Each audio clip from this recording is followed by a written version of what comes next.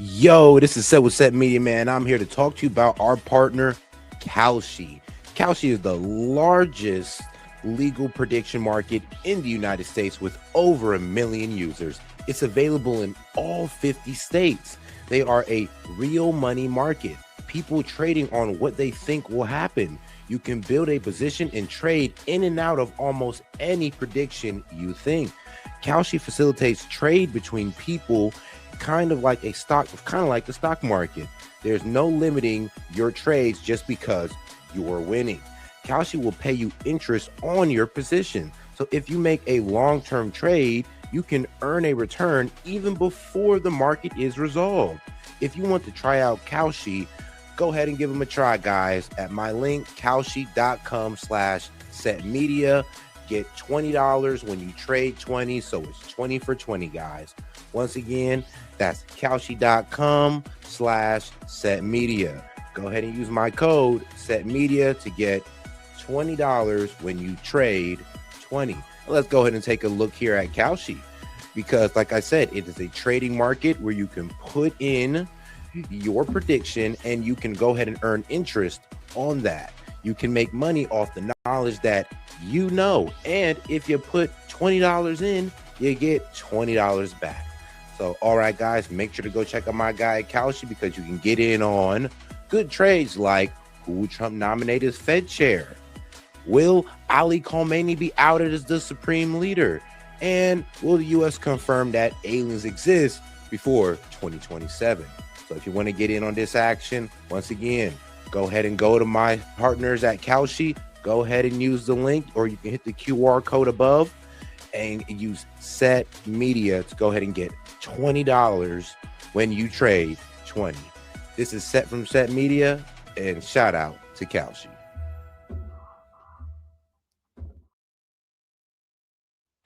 And all right, we are live. Yo, this is Set with Set Media, guys, and I'm back with another one for you. All right, guys, we're about to jump right into Trump's interview with Sean Hannity right after his trip to China, which seemed to went pretty well. It didn't really seem to leave it on a strong note like everybody was hoping, but I mean, it could have been worse. But let's get right into it, guys, with Fox News and Sean Hannity. Let's get right into it. Wow. They rolled out the red carpet.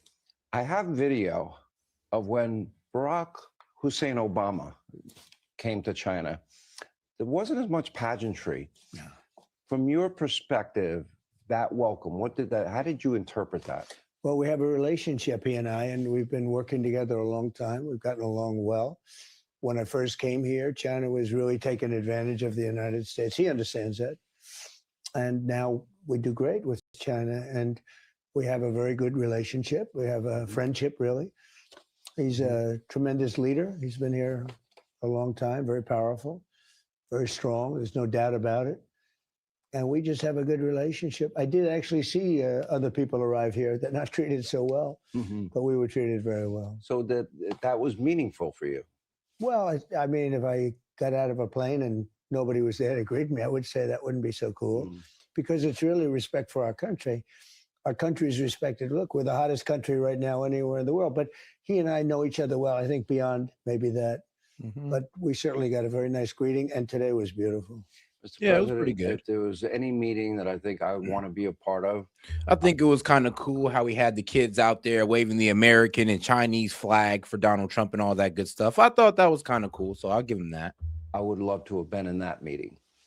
Rather than me start with a bunch of questions about this and that, and I do have specific questions, in your own words, how did this meeting go? Because I knew you were there a long time. It was a long meeting. It started off interestingly because they're very organized people.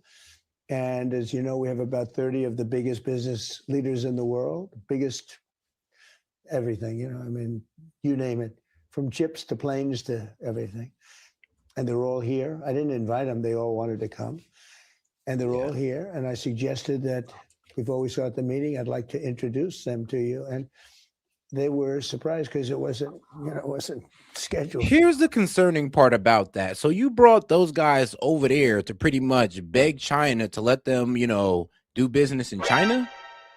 And then here's the thing, aren't we supposed to be getting these guys, you know, to bring manufacturing and or to bring more business back here to America? Like, doesn't it kind of seem like we're kind of going, you know, once again taking a detour away from putting Americans first? Another one. And they looked around, they said, well, and then, you know, we had everybody. I don't want to go into names because I'll leave some out. But there were a lot of guys, Tim Cook, Elon, a lot of people. Musk. Yeah, you know, we had everybody. The head of NVIDIA was Jensen. here. We had just everybody, and men and women, all great business, the best. And they said, okay, and they each spoke a little bit and introduced themselves. And it's interesting because they do business in China. Most of them do business here, but probably like to do more. And I'd like to see them do more. That would be good for trade and trade balance. And they were fantastic. I'll tell you, they really had a good time.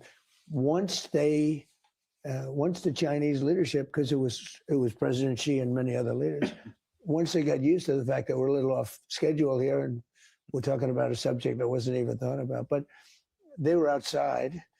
I said, I think we can get them in 5 minutes, because they were literally, you know, a few minutes away from the room where we were in the Great Hall. We were in the Great Hall. And they came in and they did fantastically well. It was really good. I think it was, he actually said, that was very good. That was a good idea. Mm-hmm. But it was very different from what the schedule had. And then we went on and we talked about a lot of different subjects, and I think it was all good. Let me ask you this. You know, you always say that you have a very good relationship with President Xi, and you say the same thing about Vladimir Putin. Yeah. You're America first. You seem to always understand he's going to be China. Honestly, we have a way better relationship with China than with, you know, Russia. And that's because, you know, we kind of hold each other, you know, economically hostage. So we can pretty much cut off China from our consumerism, and that would destroy them. And China can cut us off from their rare earth minerals, and that would screw us. So we kind of play nice with each other. Russia, we don't got that same attachment to, or else we wouldn't be putting sanctions on them like we do. First. Yeah, totally. And so he's China first. He wants to make. Oh God, do me a favor and double tap that screen, like the video, guys. Let's get more people on the conversation. Bye. Double tapping that screen. Appreciate the support. Good deals.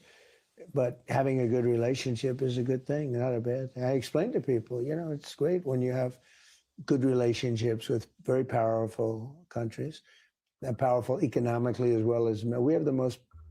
I built in my first term the greatest military in the world. We have the greatest military in the world. We proved that with Venezuela. We proved it with Iran. Iran's wiped out militarily. It's just a question of time.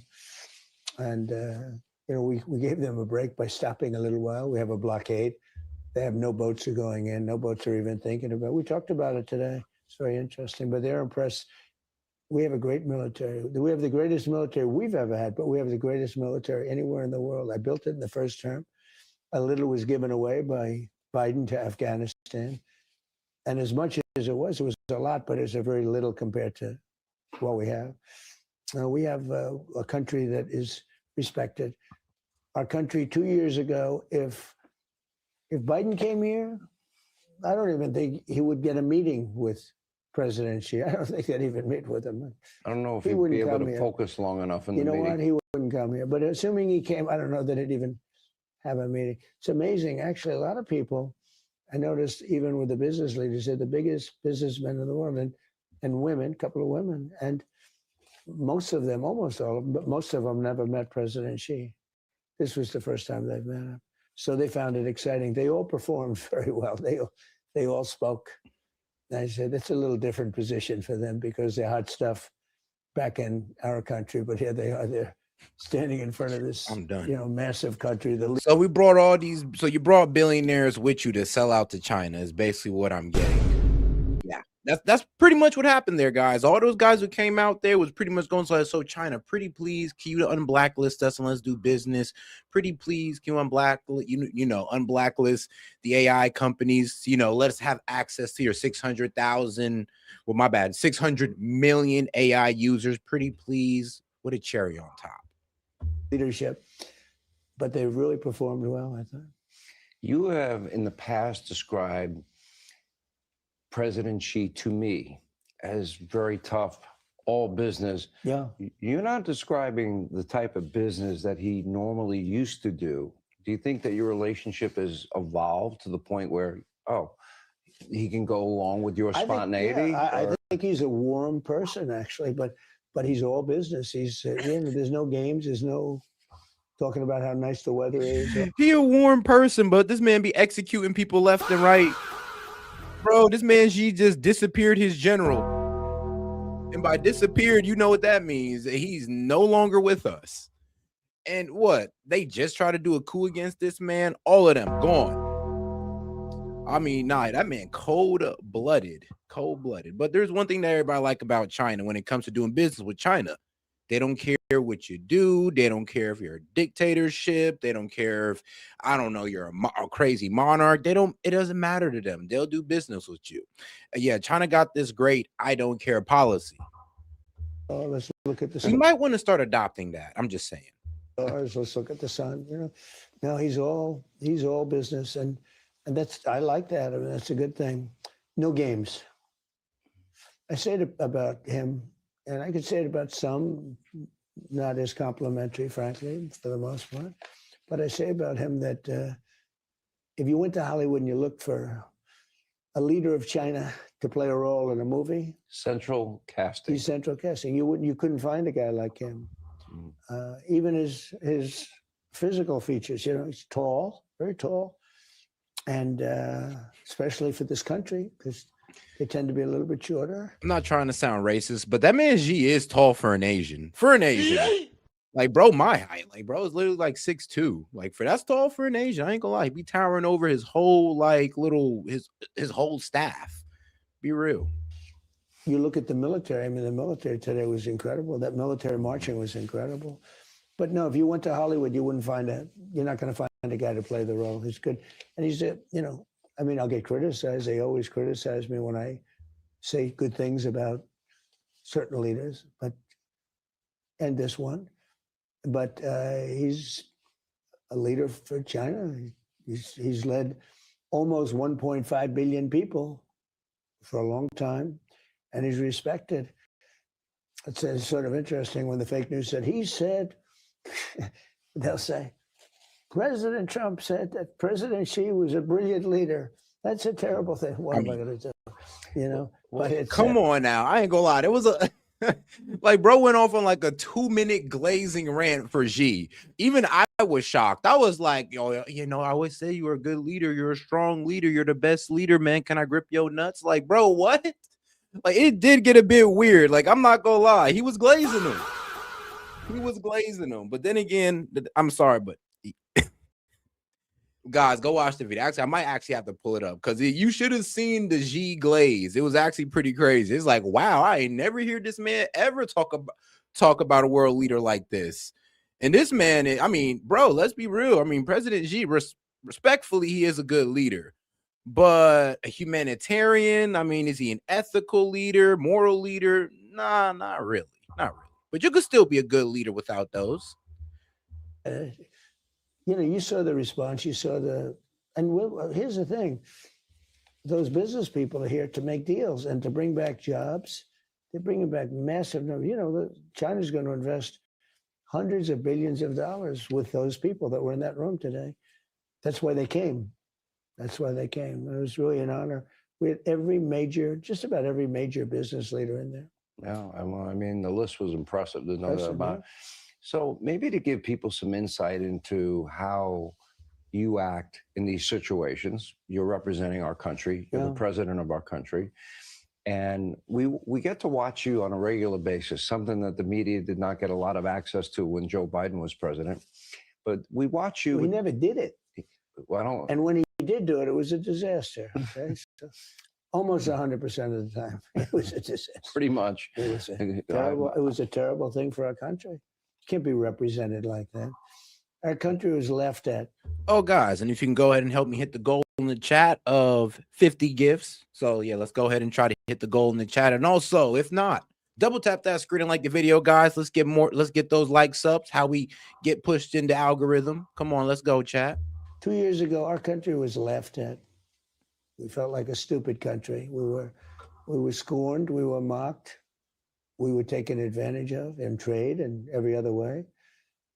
I mean, look at what happened with Afghanistan. We left all that, billions of dollars of equipment behind. Could have taken it. And I know, and here we are in the Middle East, wasting billions of dollars of military equipment. I mean, like I said, every time we get involved in the Middle East, it never really works out for us. I'm like, we're always billions of dollars out. And I mean, look, Biden left behind billions of dollars of equipment. Well, we're spending billions of dollars with this conflict/war with Iran. I mean, isn't that crazy, guys? Look at that. Look at that. He's damn near pulling the Biden on us. It was just unbelievable. There's no reason to do that. It's just all of a sudden and leave it. No, we were a country with the highest inflation in history. You know, when they talk about high prices, I inherited the high prices. I'm getting them down. I've got them down incredibly. In fact, if I didn't make the little excursion to the country of Iran, I had to do it. We just hit the highest stock market ever, which, by the way, now which is wild as hell to say. He's like, so, if I didn't make this excursion to Iran that nobody wanted but the war hawks, you guys would have still had, lower gas prices. Inflation would have still been at that like 2.4%. Yeah, we'd have still been there. But, I just had to take this excursion that, skyrocketed your gas prices and have inflation sitting at like about what, 3.8%? But you got to understand, guys, Iran can't have a nuke that they never had or that they were never going towards. But you have to understand. Highest, we're now higher than we were before the war started. And oil went up very little compared to what most people, even including me, I thought it would go up more. But that was okay for a short period of time because we cannot let Iran have a nuclear weapon. They're crazy. I'm going to get to that. You can't let them have a nuclear weapon. They would use it. There'd be no Israel. There'd be no Middle East. I promise you that response is going to get a bit annoying to me. So Trump, well, like, what's going on with affordability? Iran cannot have a nuclear weapon. So, so what are we going to do about, I don't know, like the border, building more border wall? Oh yeah, Iran cannot have a nuclear weapon. And so it's kind of just like, no matter what's going on, this man will just hit you with the Iran cannot have a nuclear weapon. That response is low-key getting annoying because here's the thing. We're not even tripping about Iran having a nuclear weapon. We're tripping about their ability to enrich uranium. We know Europe, and they come at us too because you know why? They're crazy. I'm going to get back to Iran. Let me go to the media and Donald Trump and then the person and give people insight into the guy that sits in the room across from the leader of China, 1.5 billion people. We watch you almost daily with the media, and I think you enjoy it. You bring them in, they have gaggles, you keep them there for a long period of time. Probably. It's not that I enjoy it. You don't enjoy it? No. You seem like you do. Well, every question's a kill. They're always going for the kill. Every question, you see these people with a hatred. I said, you have Come on, Trump. He enjoy it. He's lying. Come on, stop the cap. Like, let's be real. He likes sitting there and, saying some outrageous stuff when he sat there and called the lady dumb. Like, you're dumb. Well, you're dumb. I'm sorry, but when I just rethink about it, it was low-key pretty damn funny. And this man has low-key been vicious towards the press. But hey, it is what it is. It's kind of comical. And when he's gone, we'll miss it. But let's make sure we double tap that screen like the video, guys. Let's get more people inside this chat by double tapping that screen. All right, let's keep it going. Hatred when you ask the question, why? Because they have a strong border? Because they have a good military? Why do you have such hatred? The whole thing is crazy. It's not that I enjoy it. It's that I can get the word out because I don't get the word out. I mean, look, Fox is great and, we have some that are good. But overall, if you read the New York Times, you actually think we're losing or not doing well in Iran. They have no Navy. They have no Air Force. Nope, still got a Navy. And here's the problem. The Trump administration says one thing, and then our own intelligence comes out and contradict what they say. So he's going to say, oh, they have no Navy, but no, they still have 60% of their Navy. That's what they're closing down the Strait of Hormuz with right now. Hormuz, yes, that's what they're closing down the Strait of Hormuz with. So, yeah, that's not true. Their Air Force has been destroyed. Well, they still got these Chinese shoulder pad missiles. They're still able to shoot missiles at our aircrafts. Like, obviously, they've shown that to us twice. So that's not true. And then, of course, when they say, oh, well, we've killed like 3 layers of succession, that doesn't matter. The Ayatollah is still in power. The IRGC still holds control over Iran. There has been no regime change.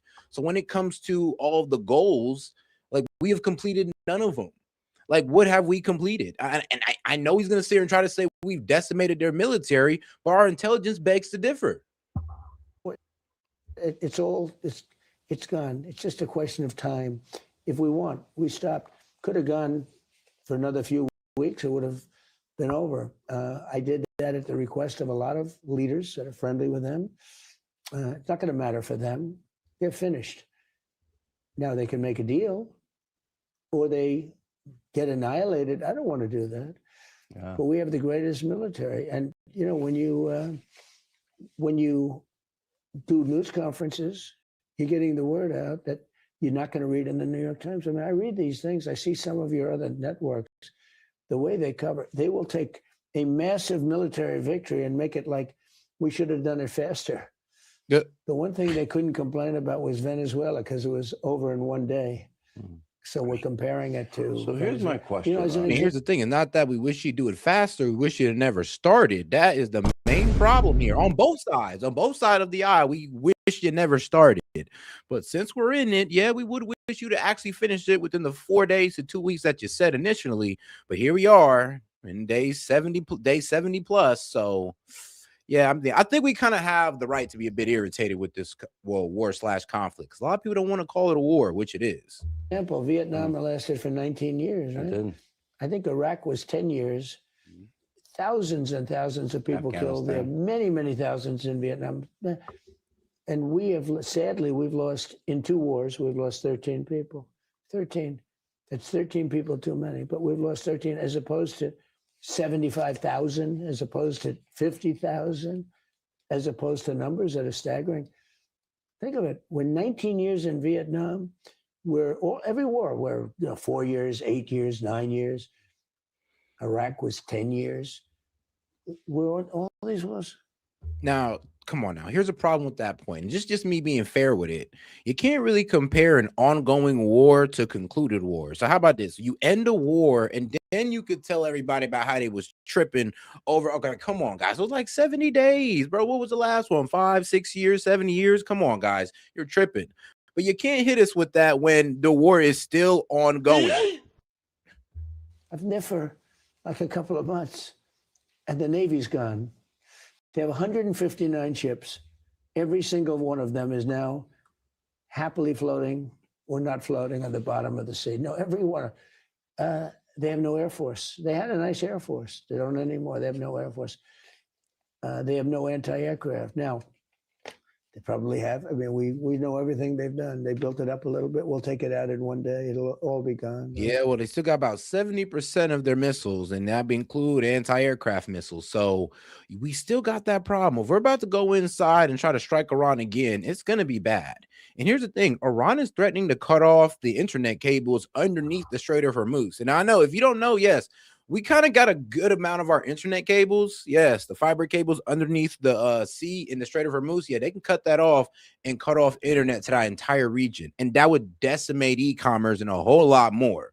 So Iran is pretty much threatening to take out the entire internet of that region. And that would be absolutely, I mean, bro, I don't even want to imagine it. Let's just say it would be like a doomsday scenario in a way. In a way. No internet. I mean, and, you know, for the people in that area that didn't already have internet, I mean, they're good. But for those who did, and, you know, rely on e-commerce and GPS and all that good stuff, yeah, they're all cooked.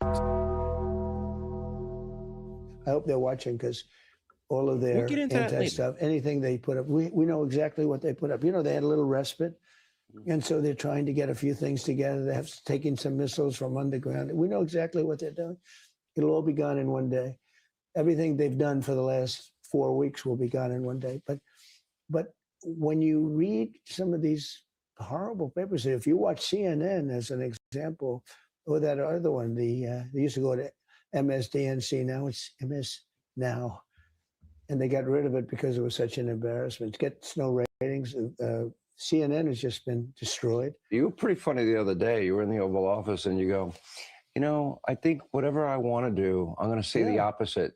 Then I'll get what I want. It took me a while, you know. But by the way, there's probably some. No, I'm going to announce what I don't want.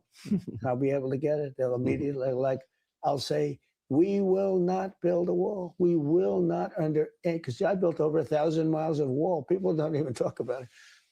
We have the safest southern border in the history of our country. We have the safest border in the world other than North Korea. I tell you, North Korea has a pretty safe border too. They've got 5 fences that are fully electrocuted. You were at that border. I saw. There's never been anyone who's. I mean, no, that's true though. He definitely did close down the border, and he is doing internal immigration, which is a very risky political move. But I ain't gonna lie, shout out to Trump for doing so. But here's the problem, though. He's kind of lax on the H-1B visas because he's actually approved to let more in. And we've hit our cap for H-1B visas last year in 2025. So it doesn't really seem like he's tackling that at all whatsoever. And then also, oh, yeah, they stopped doing mass migration, guys. And now the Republicans are now trying to come out with a Dignity Act for, the construction workers and the farmers to give them amnesty. So basically, mass amnesty for undocumented immigrants, sponsored by and being pushed by Republicans, of all people. Republicans. One person that got through, but he ended up dying about 10 feet as he got through. All right, thanks for watching. Check out my new podcast, Hanging Out With Me. But all right, go. Let's get on to the next part of the video. And guys, let's make sure we're double tapping that screen and liking the video, guys. Let's get more people in on the conversation by double tapping that screen. If you have any questions, comments, jokes, or disagreements, I'll be happy to post it on top of the screen and read it out loud. Just $2 and up. All right, let's keep it going. Oh, or you can also send a Venmo as well. All right, let's get right into it.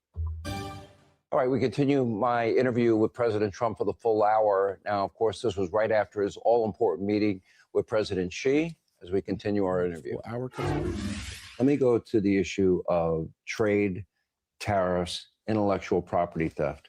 I'm sure, especially with all those big business people you brought in, those are big. Any progress you can report? Yeah, I mean, it is progress, but I also tell people that, I was on an interview with a very bad, stupid reporter. She works for CBS. You saw that 60 Minutes. Stupid person, just an average person. You could take anybody off the street and it'd be as good as she is, just very average. And she asked me a question. Yeah. She's talked about China, this and that they steal this and they steal that. And I said, yeah, we do it to them too. They spy on us. I said, we spy on them too, I guess, So some people thought that was cute. Other people said, you don't have to say that. I said, I sort of do. No, we do things and they do things, and that's the way it is. Now, with that being said, I spoke to him very strongly about that, and I'd like to see it taken care of. But they've been doing that for 50 years. Will we see a change? In other words, will there be an improvement with trade? Fentanyl is way down coming into the country for 2 reasons. The border's strong, but it's also down because they're sending less. We taxed them. I gave them a 20% tariff, and because of fentanyl, it's like a penalty. Nobody ever did that. You didn't know that probably. I gave them a 20% tariff because they're sending fentanyl. It's a huge amount of money. I actually said, the tariff is costing you $200 billion, and you make $200 million, much less, a small percentage from the sale. I think from the sale of the fentanyl. And so fentanyl is used for a lot of different reasons, but the bad reason probably outweighs the good. That fentanyl is used for a lot of, you go into fentanyl, it's used for a lot of different things, including operations, et cetera, et cetera. But it's been a disaster. But as you know, I put on a charge of 20%, a tariff of 20%. Nobody else would do that. And we do well with China, and I think we'll both do well. These people really what I'd like to see, China doesn't open the country. It's massive. It would be unbelievable for our companies if they opened it. And I think it would be good for China too. Any indication they will open? Well, they're going to open some of it. Yeah, they open it in stages. I'd like to just see. If they buy more American product, up their purchasing of American products and all that good stuff, that's great. But if you're talking about, these guys just selling out and pretty much taking more of their business over there, then you're kind of selling us out. But we'll see. But, they guard their country, and he cherishes his country. He wants to take, he wants China to be, What does he want from you? What does he MAGA want? is the greatest phrase of all time. What does he want from? Here's a problem. I don't think Xi's willing to sell anything. I mean, buy anything from us. Well, the only thing that they really buy is materials to do manufacturing, and that's pretty much it. That's mostly what they buy. It's like ethanol and all that good stuff for their plastic. Outside of that, they don't really do much with us. Have a similar. What does he want from the U.S.? A lot of things. We talked about a lot of things. Too many things to discuss, but a lot of things. We had a very good meeting, but we want things from them. One thing he agreed to today is going to order 200 jets. That's a big thing. Boeing. 200 big ones. That's a lot of jobs. It's a lot. Boeing wanted 150. He got 200. He said, I think it was a commitment. I mean, sort of like a statement, but I think it was a commitment. It's a great thing. It's a lot of jobs. Boeing's doing a good job. They're catching up. The requests were a lot, and our requests were a lot. We requested for a lot. We have Visa, which is not allowed to trade, and they were there. It was a big company, and other companies are allowed to trade. And I said, what about letting Visa? We had the head of Visa there today, by the way. Visa's a big deal. I said, what about using Visa in China? For some reason, they were blackballed. And maybe that'll come off. So we had a lot of, we were in there for a few hours, right? I don't know, man. When you're out here throwing sanctions willy-nilly, why would I want to work with Visa? I mean, I kind of understand China's unwillingness to have Visa in their country because when you throw sanctions around, Visa is going to be the main place where you're going to enforce it. Do you think you made progress? Did you feel like that the give and take? Sure, well, for example, you're not going to sign this big agreement after hours meeting, but do you feel the foundation was laid for great success? Better than last time. Last time we signed like 36 deals. This time it's much bigger than that. Oh, guys, if you got any questions, comments, jokes, or disagreements you want me to read out loud, engage with, you can please go ahead and super chat that in. Otherwise, I'll just look at the chat, and if it's something funny enough or informative enough, I'll go ahead and I'll pull it up. But other than that, I would appreciate it if you super chat in. Talked about soybeans for our farmers. They're going to do a lot of soybeans for our farmers. They're going to be buying a lot of our farm product, which is great. They have an unlimited appetite, as the expression goes. They can buy as much as when you have that many people. They need it, and we have the best product. We're the best, sort of the best of everything. And as part of the trade war, one way China kind of hit us with a gut punch was pretty much stopping their purchases of soybeans, and that kind of decimated a lot of our soybean farmers. So pretty much when we kind of start bringing down the tariffs on China, one of the stipulations was that, you guys got to start buying more soybeans more and more over time. And I'm pretty sure as Trump met up with him, he's like, so you think you can, speed that up? Be doing that. Very farmer to me is very, I must have gotten 95% of the farm vote. And by the way, we just signed the farm bill, or we just approved the farm bill in Congress, which a lot of people thought was not going to happen. The Democrats are against farmers. You believe it? I say, how can they be against? Add that to the men and women's sports center. The Democrats are against farmers. Can you believe it? That's funny. So anyway, they're defective. I came up with a new name. I don't know if I should. I know which one it is. Democrats. Because they're dumb. They're dumb. It's D-U-M. I got rid of the B. So you're only changing one letter, right? E goes and the U comes. It's a Democrat. You take up more space in people's heads than any one person on the face of this earth, right? You live rent-free. I was talking about a guy, Hakeem Jeffries. He's a very low IQ individual. And I talked about him. I said, he's a dumb guy. He's a Democrat. And I said, oh, what a great name. A Democrat. So let me ask you this. The issue, and you've been asked about. I mean, I ain't gonna lie. Hakeem Jeffries is like the worst offender of I have no policies, but F Trump. Like literally the worst offender. If you ask Hakeem Jeffries, all right, so what's the Democrats' plan for, fixing healthcare? Well, let me tell you about how Donald Trump is doing with healthcare. Okay, well, yeah, whatever. But what's your plan? Well, let me tell you about Donald Trump. That's what they do all the time. All right, well, what you going to do with the economy to help out with affordability? Well, let me tell you what Donald Trump is doing with affordability. Oh, no, bro. What's your plan? Donald Trump is actually doing the worst with the economy since yeah, he's like the worst offender of doing that bullshit. About it, and you've spoken about it, and that is China's support of Iran. How big a discussion was that today? We discussed it. I mean, when you say support, they're not fighting a war with us or anything. No. He said he's not going to give military equipment. That's a big statement. He said that today. That's a big statement. Said that strongly. But yeah, I doubt that. First off, Iran was already loading up with China before this war popped off. They was already loading up with China, so it's already too late for that. So pretty much, I guess he's telling Trump we won't sell any more further weapons to Iran. And then, of course, well, Iran was using Chinese and Russian satellites. Spy satellites to pretty much get coordinates on American military bases and, well, what was it? Not only our bases, but our radars as well. At the same time, he said, you know, they buy a lot of their oil there, and they'd like to keep doing that. He'd like to see Hormuz Strait opened.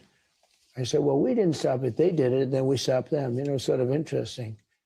He joked. He said, you know, it's sort of, they stopped it, then you stopped them. But they'd like to see it opened. But they actually closed it. He didn't like the fact that they're charging tolls. I don't know if they are or not. I don't know who would pay them. I mean, where do they put the money? The country's decimated. You know, they're charging tolls. Where's the money going? So do you think President Xi and China have the ability to influence the Iranians, considering they are one of their biggest customers? But no. Not when it comes to this war. Not at all. Like, I know everybody has this fantasy of maybe, oh no, he's gonna get their big brother. He's gonna get Iran's big brother, China, and they're gonna pull him to the side and make him stop this war and open up the strait. Yeah, that's a fantasy.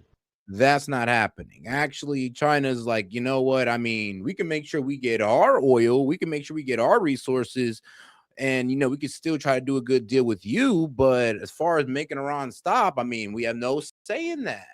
I mean, one of China's main policies is that we don't care what that government does. They don't. So if Iran wants to go to war with the U.S. and they want to keep it going, China's just going to be like, well, all right, bro, just whatever. Just don't drag us into it. And that's always how China's been. I don't care who you are. I'll do business with you. And I won't get involved in your politics. Look, he's not coming in with guns. He's not coming in with rifles and not coming in shooting. You know, influence. Somebody said he's been very good. They get a lot of their oil, 40% of their oil from that location. So what has happened, and one thing I think that we're going to make a deal on, they've agreed they want to buy oil from the United States. They're going to go to Texas. We're going to start sending Chinese ships to Texas and to Louisiana and to Alaska. And I think that was another thing that was agreed to. That's a big thing. What about liquefied natural gas? It's not that much longer. Gas too? Yeah, everything. Energy. Energy. That's the one thing. They really need energy. That's the one thing. They have an insatiable appetite for energy, and we have unlimited energy. You know, we've now under me, but we now produce more than, if you combine Saudi Arabia and before the war, if you took Saudi Arabia, Russia, put them together, we're doing twice as much oil and gas as they are. Think of that. It's amazing. Venezuela is one, we're two. Called drill, baby, drill. I mean, it's amazing for the oil execs, but it does nothing for us because, well, we sell our oil to the world. So, AKA, oil is a global commodity. So it's priced on the supply of what's going around on the globe. So when there's 20% of the oil supply being held up in the strait, that's going to drive up prices. And unless we just nationalize our oil and we just stop selling abroad and we just only sell to ourselves, or we only use our oil for ourselves, that's pretty much the only way we probably could be like, okay, well, yeah, oil prices are going to go down because we're producing more oil for ourselves. But that's not the case. We're producing oil for ourselves and to sell abroad. Oh, well, I mean, when you really think about it, if they have a problem with Iran, and they need the strait more than we need it open, we don't need it at all. We don't need it at all. We don't need it at all. Fair enough. So, I mean, you could make the case. You know, like I said, if we want to bring down oil prices, then yeah, we do kind of need it. Unless we want to deal with the fact that 20% of the oil is going to be regulated now, or just not put into the global market, and that's going to keep prices high. Oh man, and then God forbid we actually let Iran control the Strait with their $2 million a barrel fee. Oh, I mean, prices are gonna still stay up. So I would have to ask Trump, all right, what's the plan here? Because you're saying that we don't need it, but I mean, if we want to control price, if we want to like get a grip on price, then we're gonna have to do something about that Strait. We just can't produce our way out of it. Why are we even? We're doing it without shutting off abroad sales, of course. To help Israel and to help Saudi Arabia and to help Qatar and UAE and, Kuwait and other countries, Bahrain. It also helps China. And I told them today, I said, we're helping you. And we're helping you in another way because I don't think China wants Iran to have a nuclear weapon either. Bro, China don't care. I said, they're stone cold crazy. You don't need them having a nuclear weapon either. What did he say? What did he say? Well, he's not going to respond too much. He's a pretty cool guy. He's not going to say, "Oh, gee, that's a good point." I think he might. What's he going to do? Oh, say, what a wonderful point. I mean, here's the thing. One, I don't think China cares that they have a nuclear weapon. And two, if they was to choose, I think they would want Iran to have a nuclear weapon because that means one of their best assets is pretty much solidified, like it's protected all the way through. They don't got to worry about regime change or anything like that. Everybody just can leave them alone. So if anybody wants Iran to have a nuke, it would probably be China and Russia. Agreed. Well, they're not going to give it to them. Yeah, I think that was the impression. I don't think he wants them to have. No, he would like to see it end. But he's been good about it, hasn't done anything hostile. They get discounted oil from Iran. Here's a thought. Because if you're going to expand... Well, guys, make sure to double tap that screen, like the video, guys. Let's get more people in on the conversation by double tapping that screen. And make sure to support the show with a super chat or a gift. Appreciate the support, guys. Let's keep it going. Trade. And it's going to include benefits for our farmers. And it's going to include manufacturing and all those, top CEOs and executives that you brought into that meeting that they didn't expect. I would imagine that there probably is a deal to be had on the energy front, which would be great for our country. So I told him I'd love to see you buy oil from Texas and Louisiana, from the United States, Alaska. We've got so much of it. And he said he likes the idea. He'd like to talk about that. I think it'll happen. Yeah. That's a big deal. That's a big deal. I don't know. I think that would be a huge announcement. Look, they're doing it right now. They're sending Chinese ships up to buy oil. They do. So we're doing, and I don't like talking about it because then the fake news media says, like I said, it helps out the oil execs, but it doesn't help out the American people when it comes to gas prices. It doesn't whatsoever. Trump doesn't talk about the fact that somebody's paying $2.50 from, I had it down to $1.85 in Iowa a gallon. So now it's $4, and it's going to not be long. And as soon as the war ends, it's going to go down to lower than it was before. It's going to be very quick. And, when I explain it to people, all you have to do is say, do you think Iran, they're crazy, should have a nuclear weapon? Everybody says no. I said, well, then you think I'm doing the right thing. And I have no choice. The sad thing is that we had just broken every record on the stock market, as you know. I thought the market would go down 20, 25 points. It didn't. It's higher now than it was before we started. All right. If you want, well, what? But isn't that amazing? And that's the problem. Here's the problem about bragging about the stock market while people are, seeing higher prices. You're just letting everybody know that, yeah, well, guess what? It seems like kind of working for the corporate guys now, the corporate elites. Like, yeah, they're making money, but what about the Americans when it comes to affordability? What is that no longer on your mind no more? Or is it just about the corporate guys turning over a buck? That's all you're bragging about. You ain't bragging about how Americans are paying like lower gas prices no more. You ain't talking about lower inflation no more. You're talking about how the corporate elites are making a good buck out here. And I mean, God bless, but that ain't helping the average American citizen whatsoever. It is amazing. And, I know people around you told you oil prices would go up. Okay. I had a conversation with you and I asked you if I could bring this up. And I said, Mr. President, if you wanted to knock out Iran's economy, you could probably do it in under an hour. And you said to me, no, probably in 5 minutes. Yeah, very little time. That's what you said to me. And then I asked you. Well, we hit Carg Island, everything but the oil. That's we left that one little thing. I say, stay 50 yards away. And I said to General Raisin Kane, I said, General, how long will it take? He said, 4 or 5 minutes. I said, no, seriously, how long? I figured he'd say a day or 2 days, a week. He said, no, only 4 or 5 minutes. They wiped out the whole island, except they left the nozzle. You know, that's where the oil comes out, just in case. You know what? That would end this conflict. That would end this war. Well, it would, but then you said to me, then you'd lose a lot of oil. And I don't know. Look, right now, there's no oil coming out of Carg Island. None. Zero. They're going to cap those wells. People are finding other places to buy oil, like Texas. I don't know, man. Tell that to the 20 Iranian shadow fleets that made it through the blockade. Like, tell that to them. I don't know about that.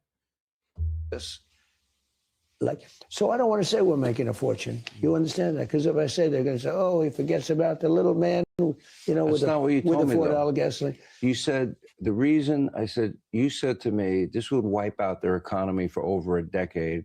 It's a population of over 90 million people that have been oppressed for 47 plus years. Yeah. And you said you didn't want to do that if you didn't have to. So if I don't have to, I don't. Oh, that's the easiest shot of all. That would be done in 1 minute. The island took 4 minutes. The only thing I said, leave 50 yards around. They wiped out everything. Taking Carg Island would take 4 minutes. Hey, yo, all right, bro. Who lying to this man? Somebody's lying. Somebody's obviously lying to this man, bro. If you take Carg Island in 4 minutes, bro, no, I'm sorry. Like, not even in our wildest dreams would that happen. To where we just take Carg Island in 4 minutes, bro. That's not happening. Like, maybe he's over exaggerating it, but I'm going to tell you this. Well, he's definitely over exaggerating. But, bro, we wouldn't be able to even take that in 40 hours. It's going to take a minute. You got to remember, this is close to their ports where they can fire off missiles and drones, and it's right there. I mean, bro, like, they can shoot over into other countries. What makes you think that they can't shoot into Carg Island?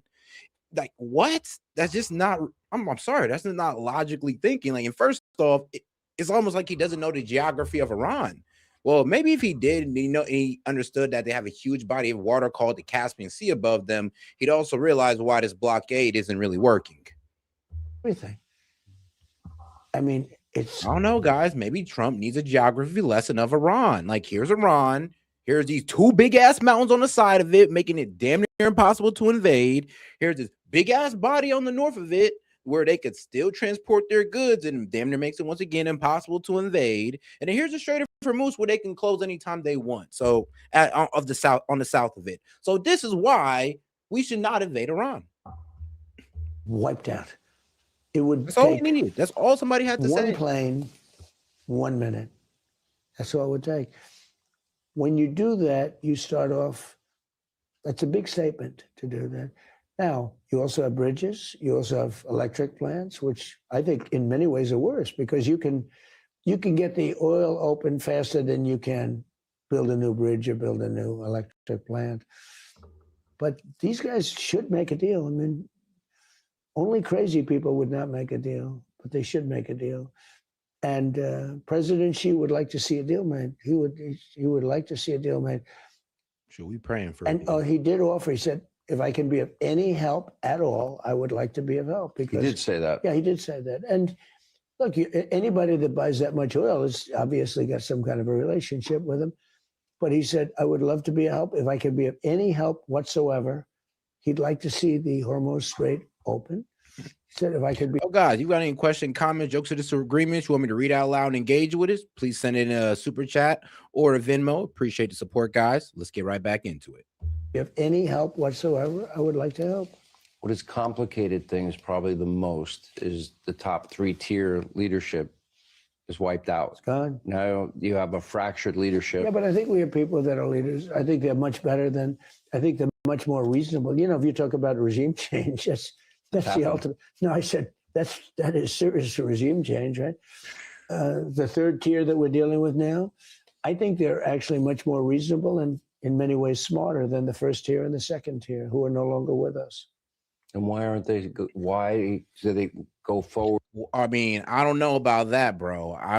Here's the problem. We replaced Khomeini's son, Ali Khomeini's son, with this Maja guy, Khomeini. And here's the problem. His son is more of a hardliner than his dad. Apparently, he felt like his dad wasn't going hard enough. And now that he's in power with his dad dead, his mother dead, and his daughter dead, all in one strike, by the way, I mean, how you think he's feeling towards America? I mean, here's the thing. You think we're dealing with a more moderate regime than we were before this war? Well, I'm sorry, but you'd be wrong. No, we're actually dealing with a more extreme regime, a way more hardline regime that really don't even really want to do the ceasefire. They would love to get back into war with us. They would love to start destroying energy infrastructures. Why? Because they want to make sure that we never do this again, and they want to make it hurt as much as possible, to the point where they're willing to threaten cable lines, or was it fiber optic lines, underneath the sea to pretty much take out the internet in the region.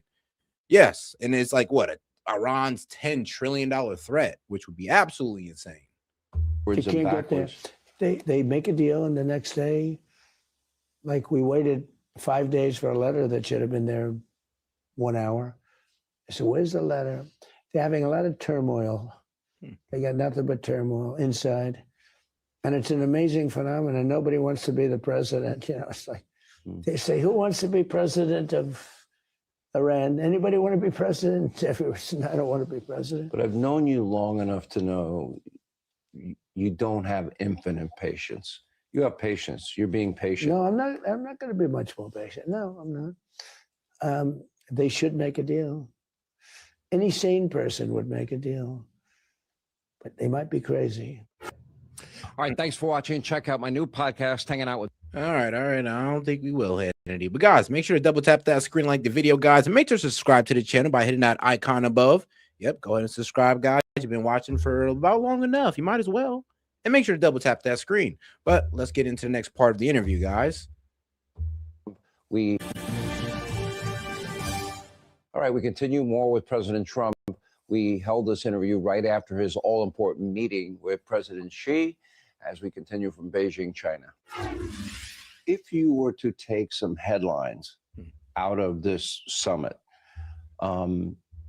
America, I'm sure, watched the reception. And I'll do a side-by-side of the reception of then President Obama. He doesn't respect Obama. Nobody does. Highly overrated, and he's a divider. Biden will go down as the worst president in history because I think what he did on the border. And how do you explain your relationship with President Xi? Because it seems as cordial as it can be. He doesn't seem like the warmest guy in the world on the outside. He is. He's warm. I mean, look, he's smart. He's a very smart person. But we have a good relationship. No, he has to respect somebody. He's no games. He's not like, let's talk about how did the Yankees do last night? Okay, you know, who cares? They don't care. He's all about China. It's but their economy is hurting. Thing. Their economy's hurting. I've been hearing that about them for 40 years, that their economy is hurting. I've been hearing about it. I'm always hearing about it. Look, we want to open it up. It's massive, and we want to get all of those companies and many more in there and make a lot of money and a lot of jobs for America. That's all. It's very simple. And I've done it better than anybody else. Our deficit's way down. I said, if we're getting China to up their sales of American-made products, I mean, yeah, that's going to create more American jobs, create more demand for our products. But if you're saying that we're going to just get more companies to go over to China, I mean, once again, you're kind of selling us out. Just like you were kind of selling us out when you were saying, oh, well, we're going to bring like 600,000 Chinese spies. I mean, Chinese students here to America to what? Keep afloat our universities. And I'm sorry, but if we need Chinese foreign students to keep our universities afloat, then I think we need to let these guys fail. Down from what it used to be, way down with China. And this could end any deficit with China. China's been very good. China treated our presidents with great disrespect. Like we have a lot of presidents, and I was a Reagan fan and am. I liked him. I thought he was great style and everything, but he was not good on trade. We lost the car industry to Japan and Germany and others. People have liabilities and whatever, but we had some presidents that were really, really bad. They allowed our country to be just absolutely decimated. And when you look at what happened with Biden, when you look at what happened, the way everybody treated him, there was zero respect. Obama too. The Iran nuclear deal. It was the worst deal, one of the worst deals ever made. If I didn't go in and terminate that deal, Iran would have a nuclear weapon, and they would have used it. We wouldn't even maybe sitting here right now. Can I They would ask have you used this, it. though? No, it's not that Iran would use a nuclear weapon.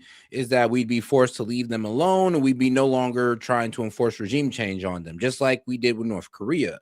Bro, if North Korea did not have a nuclear weapon, bro, we'd be trying to enforce regime change there right now.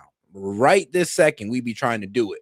And we'd be feeding you the same BS propaganda we'd be feeding you about Iran, all right? How we need to save the South Korean people. And look at the defectors in the street doing the Trump dance as we bomb South Korea. We'd be running the same bullshit propaganda. But guess what? We don't. Why? Because they got a nuke.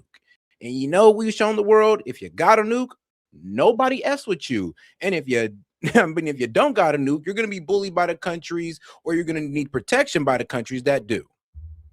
But John, they would have used it. The Iran nuclear. I agree with you. Then if I didn't go in with the B-2 bombers 9 months ago, they would have had a nuclear weapon. And by the way, the one thing they told me, because I deal with the Iranian leaders now a little bit, they said very strongly, they said, because they said, we're getting the nuclear dust. That was a term I made up because it's sort of, you know, it's a simpler term for people to understand. It's nuclear dust, sort of dusty. But I said, we get the nuclear dust. They said, you will get it. They agreed to it, right? They agreed to it. But then they take it back, then they agree, you know, it's back and forth. I don't know. I think they have a lot of problems with the leadership. But Sean, I said, we get the nuclear dust. They said, there's only 2 countries that can get it. Who? You and China. Nobody else has the technology. I said, why do you say? He said, because when you hit that thing, the whole mountain collapsed on it. I said, so you're saying we really hit it good, didn't we? He said, actually, you know, so crazy. I can argue that North Korea is way more radical than Iran, and they got a nuke. And here's the thing, you know that North Korea pretty much released today, and it's kind of funny how they kind of covering their ass with this, that if Kim Jong-un is assassinated, they will nuke the U.S. So, yeah, like that's how radical they are. So while Iran's out here talking about a fatwa and they're not going to ever make a nuke because it's a sin against God, we got our guy Kim Jong-un talking about, oh yeah, I will nuke the shit out of you guys if I end up dead. Shoot, if y'all do me like Khomeini, trust me, it's on. And that's how he's talking. So what does that tell you? We've let a way more radical regime, way more radical dictator power have a nuke, and we're not doing anything about it. Why? Because they got that nuke. Is just a sad reality of it. So when they sit there and say that Iran's, as soon as they get a nuke, they're going to start attacking people. No, actually, when they get a nuke, so if God forbid they ever get a nuke, but if they get a nuke, then we're just going to leave them alone. There's no way we don't that do any that. normal country can. The only 2 countries that can go down and get that are you and China. It's very interesting because CNN was saying, well, maybe it wasn't hit that badly. It was hit. And what they did is they took a lot of credit away from those great B-2, pilots and the Tomahawk submarines. And, we had the submarine shooting Tomahawks in there, 30 Tomahawks. We obliterated it. And before the pilots even go back, I remember CNN saying, well, maybe it wasn't hit that badly. Maybe it wasn't. They didn't even know anything. And they were saying that. The top person said to me, there's 2 countries that can get that. We can't get it even if we wanted to because we don't have the technology or the equipment. They said us and China. It's very interesting. 60% enriched uranium to be weapons grade, 90% enriched in under 12 days. Yeah. And they were bragging to your Middle East envoy, Steve Witkoff. If I didn't go in with the B-2 bombers that week, that day, that week, they would right now have a nuclear bomb. So it was that. Oh, that's a fucking lie. Oh, hell no. Bro, are you serious? That's the next lie? Is like, oh, well, we didn't commit to Midnight Hammer. Iran would have a nuke. Okay, now that's just cap. That's just cap. Like I said, we've been talking about them in 2 weeks away from a nuke for 10 years. Now that we're in this war, and like now we understand that, they only have 60%. They don't have a nuclear weapons program.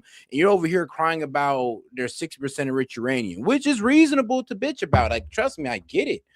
But to sit here and say that, oh, well, if we didn't do Midnight Hammer, they were going to get a nuke is ridiculous. And I'm going to tell you why. Because they've had it since, they've had 60% enriched uranium since 2021. So if they wanted a nuke, they could have been had one, guys, especially under Biden while everybody was distracted with Ukraine and Russia. So no, that's absolutely wild, and he's just trying to cover his ass at this point. Imminent. Well, I thought so. The intelligence told you so. I thought that they were. Yeah. Okay. Damn. Hannity kind of cooked him on that one on accident because he wants to give him a softball interview, but he's like, "So did your intelligence tell you that?" Yeah. No. Yeah, because Tulsi Gabbard came out and gave the intelligence assessment of 13 different departments, 13 different intelligence departments came together and gave the assessment that Iran is not going towards a nuke, nor do they possess nor do they have a nuclear weapons program.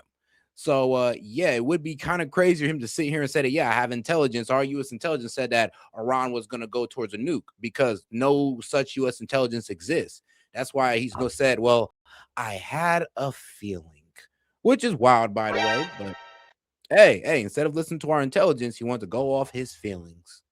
We're very close to having a nuclear weapon, and it all emanated from those 3 sites that we hit, and we hit them good. We hit them good. And when he told me that, and he wasn't saying that as a negotiation, he just said, we can't get it. We'll never be able to get it. They're not, you got to move like the weight of a mountain. And it was a granite mountain. Those bombs went right down air chutes. I guarantee they'll never build an air chute again. This is the bunker. Think of it, at 1 o'clock in the morning with no moon, we dropped bombs. Every one of those bombs went down an air chute and exploded. And the whole mountain collapsed on top of that site. And the Iranian leaders told me that they would be, and everybody else, other than, literally, he said us in China. And I don't know that China can do it. I know we can do it, but it's a big project. To get it, it's a big project. Do you feel there's been people that have, and generals that I've spoken to, that think you have to get the dust, which is the enriched uranium, or have you been told that maybe? Oh, guys, make sure to double tap that screen, like the video, guys. Let's get more people in the conversation by double tapping that screen. Like I said, guys, you have any questions, comments, jokes, or disagreements, you can go ahead and send in a super chat. If not, hey, just double tap that screen. Or if you want to be mad at me, I mean, you could just cry in the chat. Like, I honestly don't care.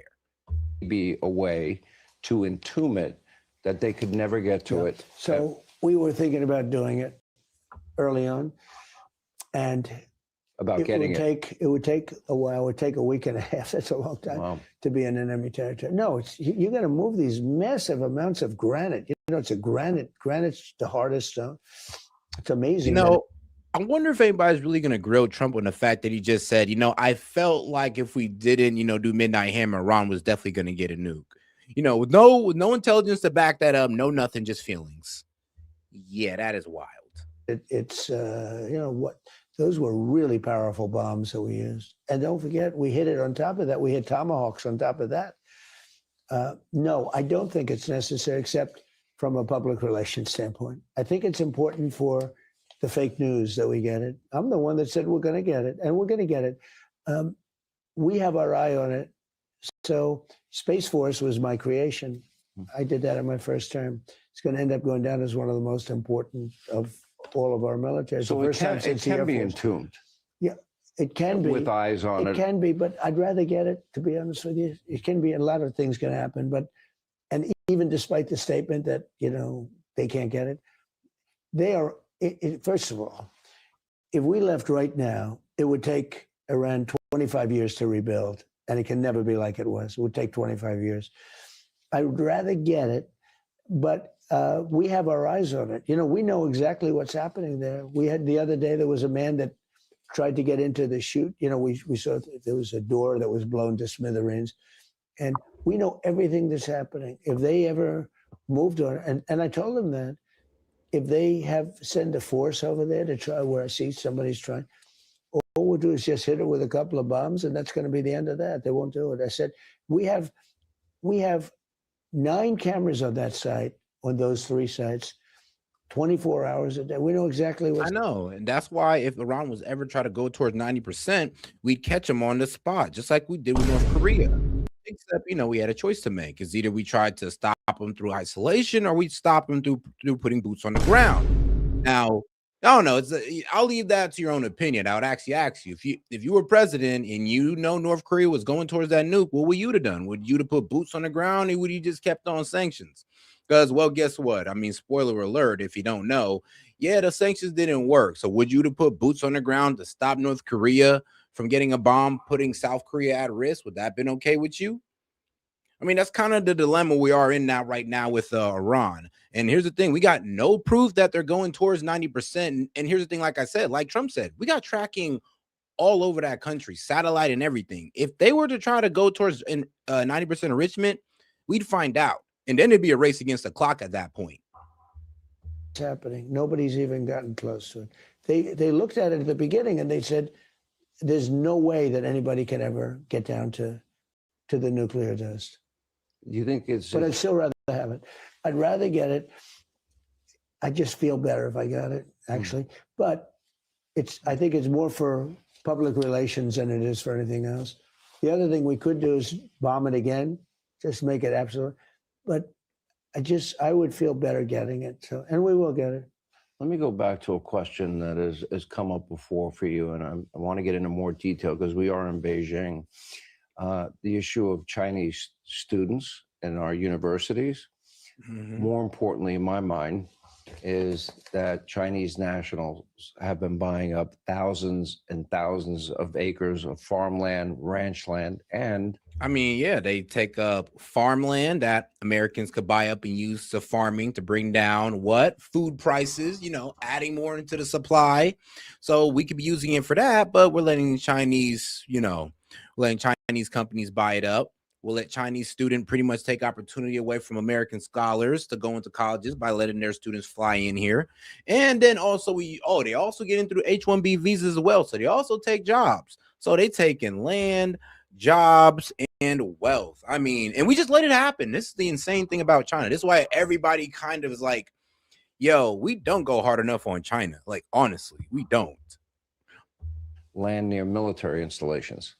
Now, I would assume I'm in Beijing. If I wanted to buy property near one of their military installations, I don't think President Xi. No, they wouldn't let you. I don't. Look, it's not that I love it.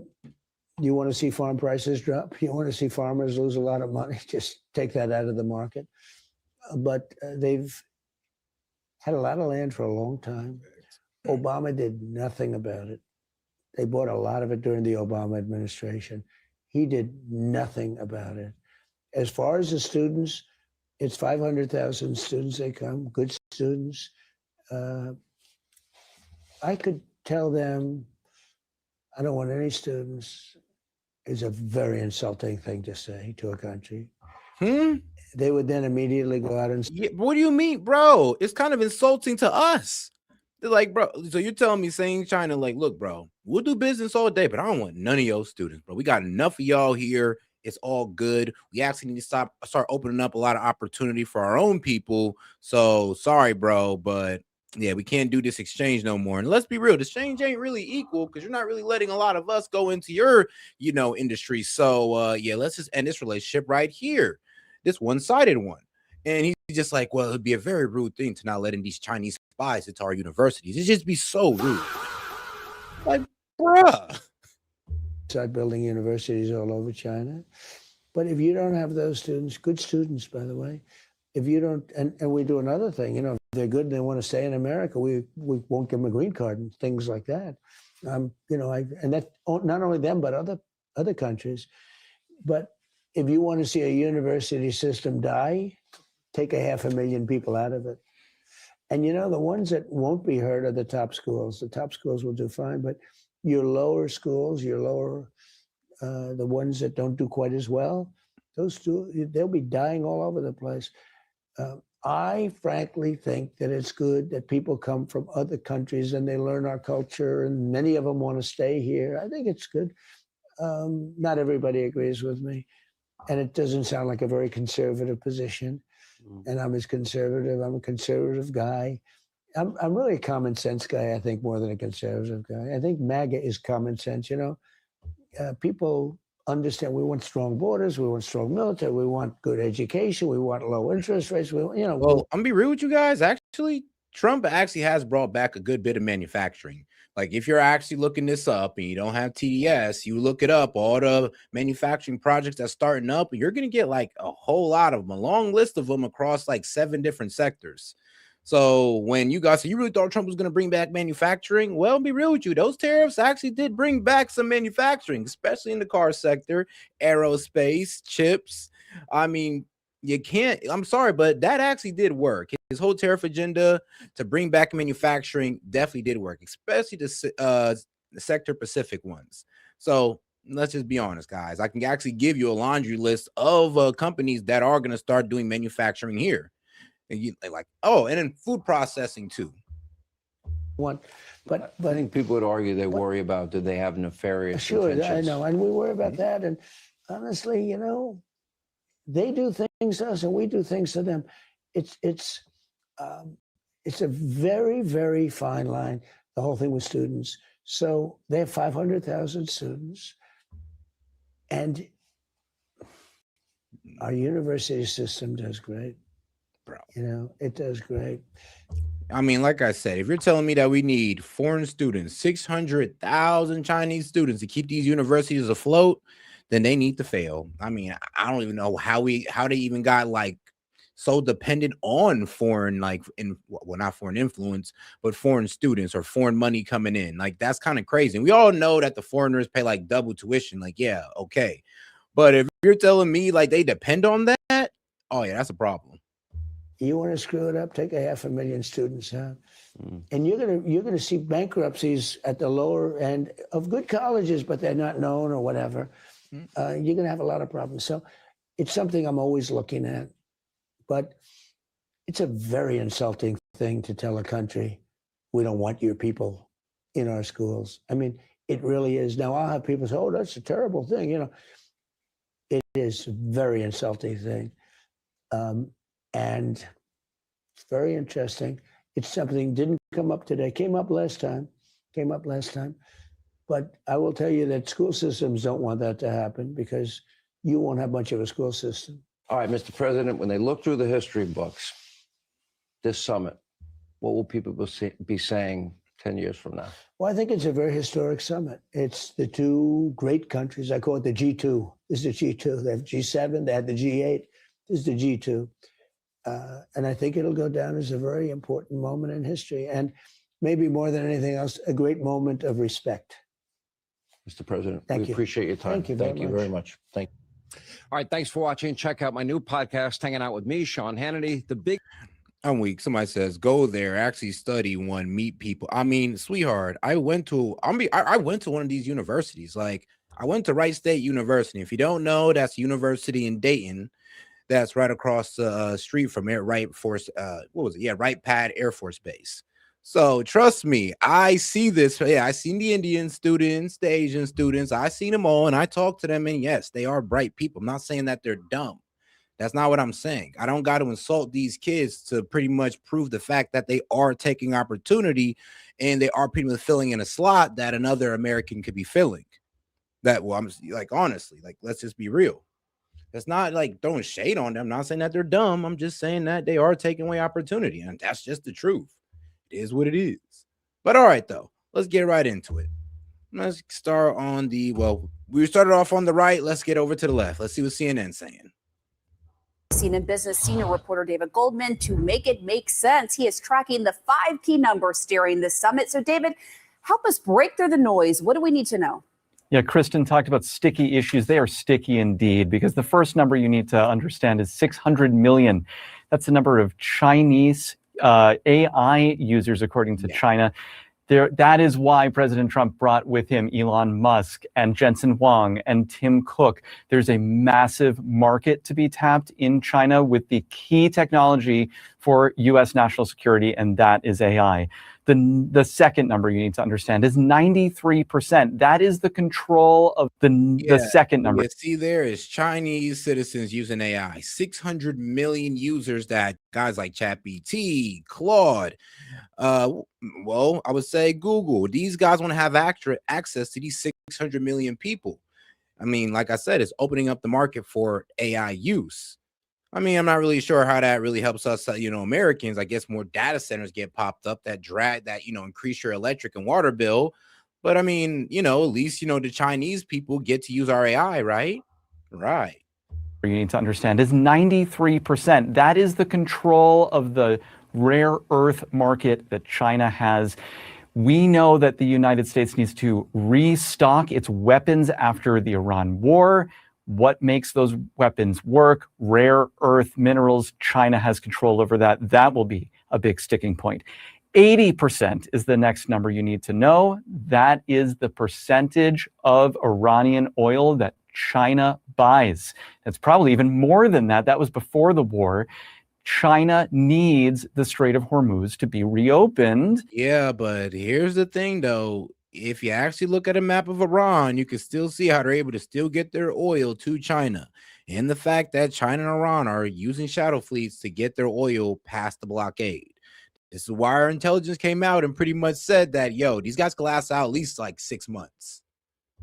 Because while Trump and Fox News was telling you, oh, just give it 48 hours, they'll be done. Actually, give it a week.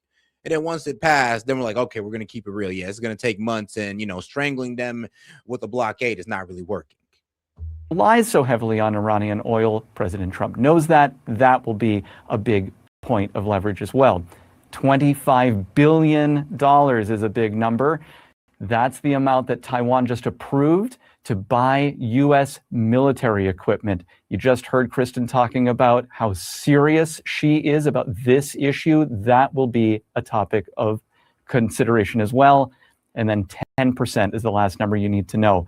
10% is the tariff that the United States has put on Chinese goods. Now, remember, a year ago it was 145%. It's come down a lot because the Supreme Court says Trump doesn't have the ability to put any tariff he wants. He's lost a little leverage there, Pam. David Goldman, thank you for. Well, he kind of misphrased that. He can't invoke tariffs to the the Emergency Economic Powers Act. Yes, he can't do tariffs through that, but he can't put a 1% tariff through that, but he's allowed to go ahead and invoke 100% embargo. They said he has to use other means, which he did. So he's using sections of the Trade Act and Trade Expansion Act, and that's why he's able to pretty much put back on the global tariffs.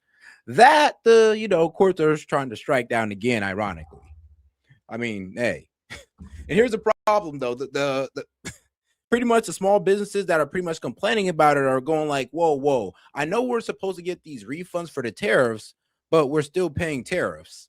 I know. It's kind of the confusion of it. Because as soon as Trump lost it, he went right back out and was able to invoke 150-day tariffs on certain countries for 150 days tariffs. Pretty much. What section was it? I'm trying to remember. Section 122. Yep, Section 122 of the Trade Act. Helping us better understand everything that's going on, as always. CNN's Fareed Zakaria is also here, the host of course, Fareed Zakaria at GPS. Fareed, what are you going to be watching for in this meeting in terms of, are we going to see Xi Jinping say something directly to the president about Iran? What are you expecting? I suspect the Chinese are very formal. They very rarely will reveal publicly what they are really talking about privately. I don't know if you remember, there was a time when Justin Trudeau let slip what he and Xi Jinping had been talking about, and she was visibly upset about it and told him that's not how this is supposed to work. So I suspect what we will see will be all formalities and that kind of thing. Tough for President Trump because he likes to actually just tell you what's going on. I suspect the issue that Trump will want to come away from is some kind of economic deal where there's a talk about the Chinese buying goods, investing in America. The Chinese will want some lowering of tariffs. The hot button, of course, is Taiwan. The Chinese have indicated that they would like to see some shift in America's position on Taiwan. I doubt that they're going to get something on it. So my guess is that this is going to be a little bit more practical and nitty-gritty and not a transformative set of meetings. But I suspect that there will be progress on most of the big economic. Guys, make sure to smash that like button if you're watching horizontally, and guys, if you're watching vertically, make sure to double tap that screen and like the video. Guys, let's get more people in the conversation by double tapping that screen. Appreciate the support. And you have any question, comments, jokes, or disagreements, I'll be happy to read it out loud and engage with it. Just go ahead and send in a super chat. Issues that both sides want. Well, when you were in China last month talking to officials ahead of this meeting, what did they tell you about what to expect? What they were hoping for was some movement on Taiwan. What they were hoping for was some movement on tariffs. They believe that China unjustly has, these very high tariffs against it. It's a little complicated now because so many of Trump's tariffs have been rolled back by the courts that it's not exactly clear what the tariffs on China are, but they are higher than other countries. And he certainly has the ways he can get them higher. But for them, the main issues were Taiwan, tariffs, and to a certain extent, a sense from the United States that there was a workable relationship going forward, not a kind of race to demonize China, decouple, etc. For Trump, I think it's, somebody said, well, what was it? The three B's, beans, there are three sets of goods beans, Boeing, and something else. He's trying to get the Chinese to buy American stuff. And agriculture is a big part of it. Aircraft is a big part of it. And if he can get them to announce some big purchases, that's what he's going to be looking for. Well, I mean, he also wants them to open up the Chinese economy to these American CEOs and a lot of the CEOs that are traveling with him. I mean, you just heard Kristen listing them out: Elon Musk, Tim Cook, Jensen Huang, from X, Apple, and Nvidia. Also, we've got reps from Meta, Boeing, those other major companies. What does that look like when they're all gathered there, when they are eventually, all in front of Xi Jinping together? Well, a lot of those companies have businesses in China. I mean, Tesla sells lots of cars in China, and it's facing stiff competition. Tesla's market share is declining, not because the Chinese government is stopping. Yeah, that, and bro, I ain't gonna lie, those Chinese EVs are pretty damn impressive. Like, they're getting cooked. Like, Tesla is getting cooked in the EV market in China. Like, they're barely able to compete in that. And, also there's some restrictions as well. Them, but it's China. I mean, they're always going to make sure their product beats everybody else's. Like, that's just the way they work. It's not a fair market. So this is the problem. Why they're trying to get into a market that's obviously controlled. It's not a free market. It's not a fair market. The Chinese companies are always going to beat ours because they're going to make it that way. Chinese have a ferociously competitive EV market at home. Most of the ones you mentioned, I think, other than Meta, actually do operate there. But you're right. Trump is looking for more market access to China. My sense, Caitlin, is if it's about this kind of stuff, the Chinese are happy to deal. They're happy to be transactional. They're happy to say, in return for you lowering tariffs this much, we'll allow the American banks to own 10% more of their joint ventures in China.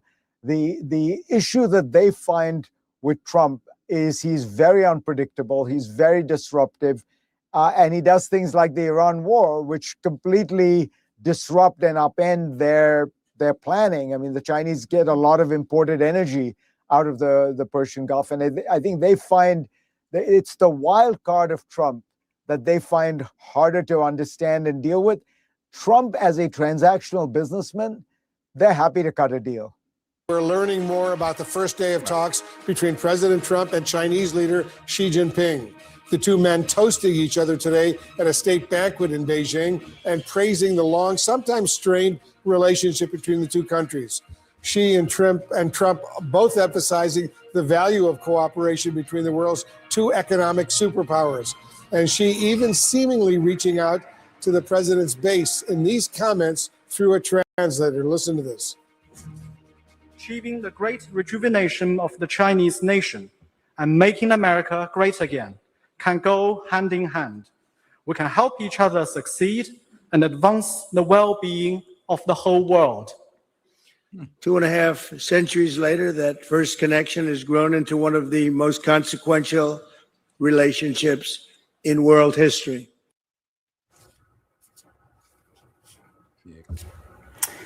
Also new today, a red line over Taiwan. China's state media was reporting that Xi... Guys, make sure to double tap that screen, like the video, guys, and hit that icon above to subscribe to the channel. All right, let's keep it going. Warned President Trump that Taiwan is the most important issue between the two countries. And she says if mishandled could create, quote, a very dangerous situation, end quote. The Chinese Communist Party has long vowed to unify the island with the mainland, even if it requires military force. CNN's Kristen Holmes has more from Beijing. This is an incredibly consequential meeting, particularly when you get to the top two topics, which are Taiwan and Iran. We heard a readout from state media saying that President Xi has issued somewhat of a... And here's the problem. Like, the thing is that because we're so busy with Iran, if China was to make a move on Taiwan right now, there'd be very little we could do. We'd be too caught up with Iran. And if they really want to be like duplicitous actors, then they would go ahead and start giving Iran weapons while they make their move on Taiwan, pretty much holding us up with them while they make their move and take over. So this is one of the main reasons why Taiwan's on the table, is because, well, we're kind of in a vulnerable position when it comes to protecting it. Veiled threat to the United States over Taiwan, saying it was the single most important issue when it comes to U.S.-China relations. And on top of that, that if it was handled poorly, it would create instability and be dangerous. We also know President Trump was expected to push President Xi to help with Iran, to pressure Iran to reopen the Strait of Hormuz. Of course, Iran and China have a close relationship, and to potentially pressure them even into signing a peace deal. Now, what we heard from the White House, from a White House official, saying essentially that President Xi agreed with President Trump that the Strait of Hormuz should be opened and that Iran shouldn't have any nuclear. But all right, guys, let's go ahead and get over to this interview with Marco Rubio. He did an NBC interview. So let's get into it. All right, guys, let's make sure we double tap that screen and like the video, guys. And like I said, any question, comments, jokes, disagreements, just go ahead and super chat that in. Let's get right into it. The war with... Welcome to Meet the Press Now. I'm Kristen Welker, and we begin with the president's high-stakes summit in China as he looks to forge a more cooperative... Actually, let's take a quick little break, guys, and I'm gonna go ahead and enjoy this quick little clip. Give y'all guys a clip from the left. F it. Shout out to Zoran Mamdani. I guess he closed that deficit. Check this out. Zoran Mamdani has just balanced the New York City budget. All he did was kick the can down the road. He faced a $12 billion 2-year budget shortfall left to him by Mayor Adams, which was the largest gap faced by a mayor since the Great Recession, and Mamdani managed to close it without drawing from the city's reserves, increasing property taxes, or cutting into service delivery. He did a stellar job. Remember during his campaign when he said he was going to pay for all this free stuff by raising the income and corporate taxes on rich people? And I told you that won't happen because it needs state approval? Well, I was right. Well, his budget does include free childcare, a government-ran grocery store pilot, and funding for his Office of Community Safety. Very watered-down versions from what he promised, thankfully so, but where are the free buses? But let's dive into piece by piece how he balanced this budget. The largest chunk, so $4 billion of the $12 billion shortfall, was aid from the state. I wouldn't call it aid. New York City is the lifeblood of New York, so Zoran did a good job negotiating for the city, and the state will benefit too. But it doesn't address the city's underlying budget issues, and it creates bad incentives, making it seem like the state is always there for a bailout when they can't be, especially as the New York City deficit is expected to climb up to $7 billion by 2029 and $9 billion in 2030. But Zoran also closed $2.3 billion of today's deficit through an accounting gimmick of extending the amortization period of unfunded pension liabilities by 5 years, which doesn't reduce any retirees' benefits or any current employees' promised benefit, but it lengthens the period which the city pays interest like carrying costs on unfunded liabilities. So he's increasing the cost on New Yorkers in the long run while decreasing it in the short term. Again, kicking the can down the road. The mayor was not in an easy situation, but he did close $500 million of the shortfall through his second home tax on places worth over $5 million, taxing the rich. That still needs to be approved by the state. He also closed $1.47 billion through efficiency gains by his chief savings officers. He closed around $1 billion through deferring state-mandated student-to-teacher ratio, so that's a cost that will return in future years. But let's summarize. So of every $10 of gap closure, about $4 is one-time state cash, $2 is deferring pension costs, 1.5 is deferring class size subsidizes cost, and another 1.5 is efficiency savings, and about $1 is the new tax. This is straight accounting kerfuffle. The efficiency gains are real, and Mamdani was faced with a tough situation as the previous mayor chronically under budgeted, so his budgets appeared balanced when they actually weren't. So Mamdani did the responsible thing to re-baseline to actual estimates and solve the problems the real way. But he failed to do what is so obviously needed, and that is cutting spending. New York City has the highest taxes in the nation on rich people who are moving out, so income tax revenues are projected to fall, but instead of cutting, Zoran is delaying the problems for future years. The mayor was able to solve an almost impossible budget deficit while doing more for New Yorkers at the same time. I trust his judgment to do the same in future years.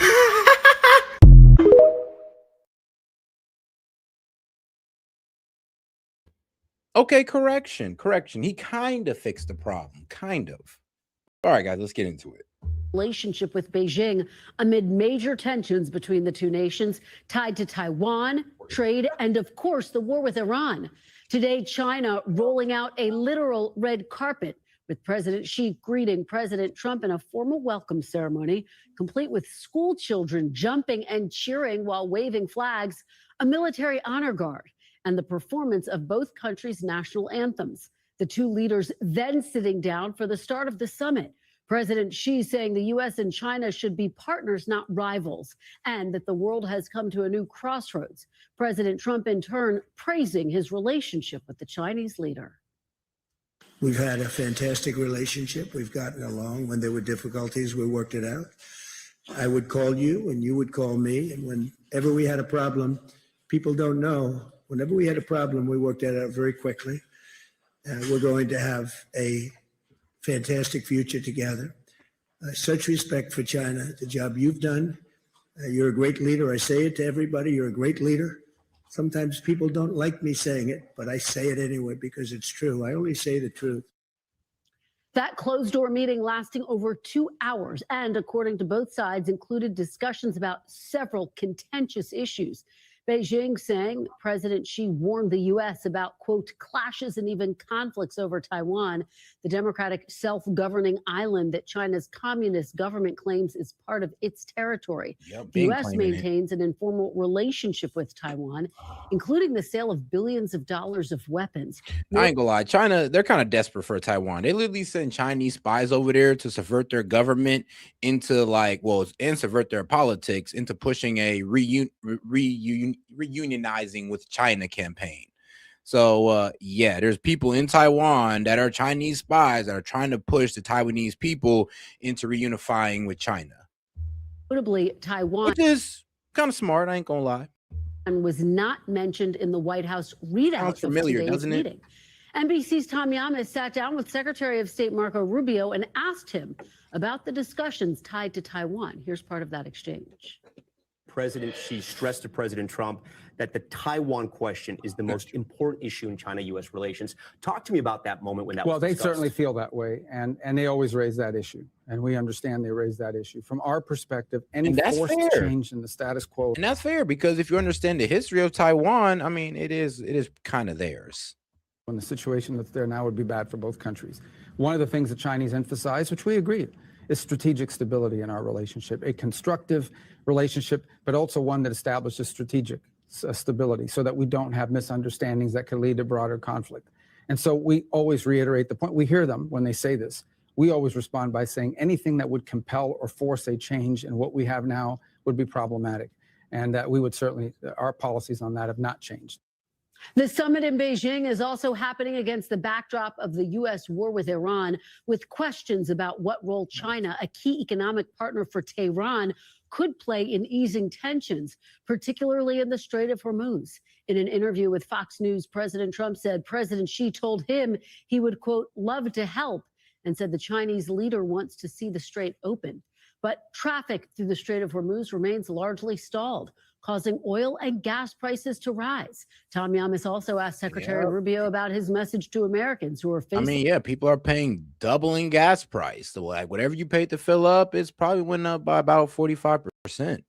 So yeah, it is tough. Oh man, especially diesel. And that's going to translate down to us. Like that's where your food's going to get more expensive, and so does your everyday products. And yeah, right now crude oil is trading at 101. Well, let's see where Brent crude is trading at right now. Last time I checked, it was at $106 per barrel, and WTI was at 101. But if I look at it now, the economic consequences. Every day, damn. Americans are spending more and more. Yeah. And All right, yeah. If we look at it now, this is where we're at here. See, we got WTI over 100 at 104. So yeah, that's not good. I'm gonna be real with you. That's not good at all. Like at all. Huh? One of my buttons not working. Crazy. But all right. So yeah, WTI crude that over 104, not good. Like I said, before the war, we were trading around that what 60, 70 range. Preferably we wanted at that 50, 60 range. Brent crude at over 109. Yeah, this is why you would not see any reduction in gas or any major reduction in gas anytime soon, because prices are still high. Yeah, I know, right? War with Iran. Like, but don't worry, guys. Don't worry. You know, Iran doesn't have a nuke, right? saving less and less. How do you explain to them why is this taking so long in Iran? Well, first of all, I would say, obviously, it may seem like a long time from the perspective of other conflicts that we've seen in the past. It's only been weeks, not months, and certainly not years. But longer than the president has told the American people. Well, we achieved the missions of Epic Fury. As the president was leaving for China, did he make a mistake when he told a reporter that America's financial situation isn't playing, quote, even a little bit of a role in his motivations to make a deal with Iran? No, I think what the president is claiming is that Iran's not going to use that as leverage against us. Doesn't that sound out of touch, though? I mean, Americans are spending so much for gas. Because I think what the president is making clear is that we're not going to let Iran use that as leverage. And I think what the president's making clear is if the Iranians think that they are going to, use our domestic politics to pressure him into a bad deal, that's not going to happen. We've taken extraordinary measures to keep gas prices lower than they are in some other parts of the world, and it will go down. Yeah. Joining me now is NBC News senior White House correspondent Gabe Gutierrez covering the president's trip in Beijing. Bonnie Lin, director of the China Power Project at the Center for Strategic and International Studies. Also with me are NBC News senior national security correspondent Courtney Cubie and NBC News chief foreign affairs and chief Washington correspondent Andrea Mitchell. Thanks to all of you for starting us off. Gabe, let me start with you traveling with the president, a lot on the agenda. All right. Well, but let's move on from this because they haven't released a full interview yet. So I guess I'm going to go ahead and react to the full Rubio interview tomorrow then, because that's when they're going to release it. But let's get into it, though. Is Iran's military as destroyed as the Trump administration suggests? And no, not at all. But let's get right into it. The New York Times citing classified assessments suggesting that... Oh, guys, and make sure to support the stream with a super chat or gift. Appreciate support, guys. And if not, make sure to double tap that screen, like the video, guys. Let's get the likes up. Iran retains substantial missile capabilities. This squares with other CNN reporting, but not with what the administration is saying publicly. Last June, Operation Midnight Hammer obliterated their nuclear program to rubble. We've degraded just about everything. They have very few missiles. Their nuclear program, such as it is, the enrichment facilities that they had before, they've been destroyed. Their military is gone. Their missiles are largely depleted. We've knocked out their missile production. Their missiles are mostly decimated. They have some. They have probably 18, 19%, but not a lot. U.S. intelligence has come to the conclusion that Iran, while having substantial missile capabilities damaged, they've regained a lot of those capabilities along the Strait of Hormuz, which of course directly contradicts what we're hearing from the White House. The assessment suggests Iran has rebuilt 30 of the 33 missile sites along the strait. How big of a setback might this be for the U.S.? I think it's a significant setback, Jake. I'm deeply surprised at this finding, if it's accurate. Obviously, this is all highly classified, but if accurate, good on the CIA for bringing bad news to the leadership. They need to hear it. I'm sorry, but the CIA been bringing bad news to the leadership before this war, and sadly, the Trump administration just been hitting the CIA with the "We do not care." Yeah, we do not care that Iran is going to close the strait. We do not care. We do not care that Iran is going to start shooting our Gulf allies. I know you're telling us this, but guess what? We do not care. Now, all right, I'm joking. But no, the thing is they were told, but they just didn't think that Iran could do it. Like our CIA said, like, yo, these guys could close the strait and they most likely going to start attacking our bases in the region. And of course, well, the Trump administration said that, hey, look, we're going to hit them so goddamn hard. They're going to be days. They won't have time to hit our Gulf neighbors, their Gulf neighbors, and they won't even have time to close the strait. And we're going to take out the Ayatollah. They'll be like thrown in dysfunction. And boy, were we wrong. Boy, were we wrong, because we found out what a mosaic defense is actually like. And that's exactly what Iran's doing. Personally, watching the campaign, the shock and awe, having been through. Boy, was the Trump administration wrong. I know when people hate when I use the word we, but I mean, come on now. If you're a U.S. citizen, we in this together. Sadly. Through this many times in the Gulf Wars, was expecting kind of maybe 30% still capable, but to hear that they have 70% of their top end weapon systems still viable, accessible, worrisome in two principal ways. One, threatens the strait, which we need to get open. And number two, really worrisome, threatens the Gulf Arab states, their oil and gas infrastructure. So this is not welcome news at 1600 Pennsylvania Avenue. And here's the thing, if Iran just starts attacking the oil and energy infrastructure of the Gulf region, that's only going to set oil production back. And that's also going to stop these guys from investing in, well, one, our military tech, and then two, I forgot, the petrodollar. Like, why? Because we can't ensure their protection. And this is the whole reason why the Middle East even let us run the game like we do with the petrodollar, is because, one, we ensure their protection. We make sure they make a lot of money. If we can't ensure their protection, well, they're going to move to people who can, or to people who's not going to drag them into a conflict, like China. Let's discuss with retired Army Major General James Spider Marks. He's now the head of geopolitical strategy for Academy Securities. General, thanks so much for being with us. So let's look at the Strait of Hormuz right now, obviously an area of intense focus. If this assessment by U.S. intelligence is correct, how has Iran been able to restore so much of its missile sites along the strait? Well, I think a couple things, Boris. First of all, the report indicated access to the sites. So that gives you some type of, at least you should question, what does that really mean? You've got access. Do you have full? AKA, we basically try to bomb these sites, but because they're basically buried under mountains, they were pretty much able to make them operational again. I mean, like I said, they got these missiles buried under mountains, underground. Like, they have underground fortresses, guys. This is the problem with Iran. This is why we'd have to literally commit to a ground invasion, boots on the ground, if we want to talk about just taking out the threat altogether. Like, you know, the IRGC and everything else. We'd have to put boots on the ground and get into those underground bases. And that's going to be a whole other problem on its own. Operational capacity and capability. Do you have the stockpiles of munitions? Do you have the guidance capabilities, et cetera? So that becomes question number one. And question number two is, how redundant are these capabilities at those locations? Look, the Iranians have learned early on that in order to survive, you're going to have to dig very deeply and you're going to have to cover your activities. Hey, shout out to my man Chad for starting us off. Appreciate the support, my man. I'll go ahead and give you a shout out real quick. You said Comrade Marco Lu. Hey, appreciate that. Wait, Comrade Marco, I'm weak. So I think through the process of targeting that Epic Fury has been able to go through, certainly that targeting package has gone after those sites, but we haven't been able to do an effective bomb damage assessment. You know, the effects-based operations that we're all about, which is to conduct an operation and then be able to pressure test what it looks like, what were the results. And I think that's what we're seeing right now, that the Iranians have indicated not only are they... You know, I just remembered Marco Lu. They had to change his name because they banned his ass. They banned Marco Rubio from China because of some wild stuff he said about how they treat their people, which is valid. They do treat their people horribly. Nah, damn it. Now I'm banned from China too. But F it. It is what it is. But yeah, they do treat their people horribly. They do have some humanitarian issues going on. But if you call it out, you get banned from China. Marco Rubio called it out. He got banned. So now we got to go under there as well.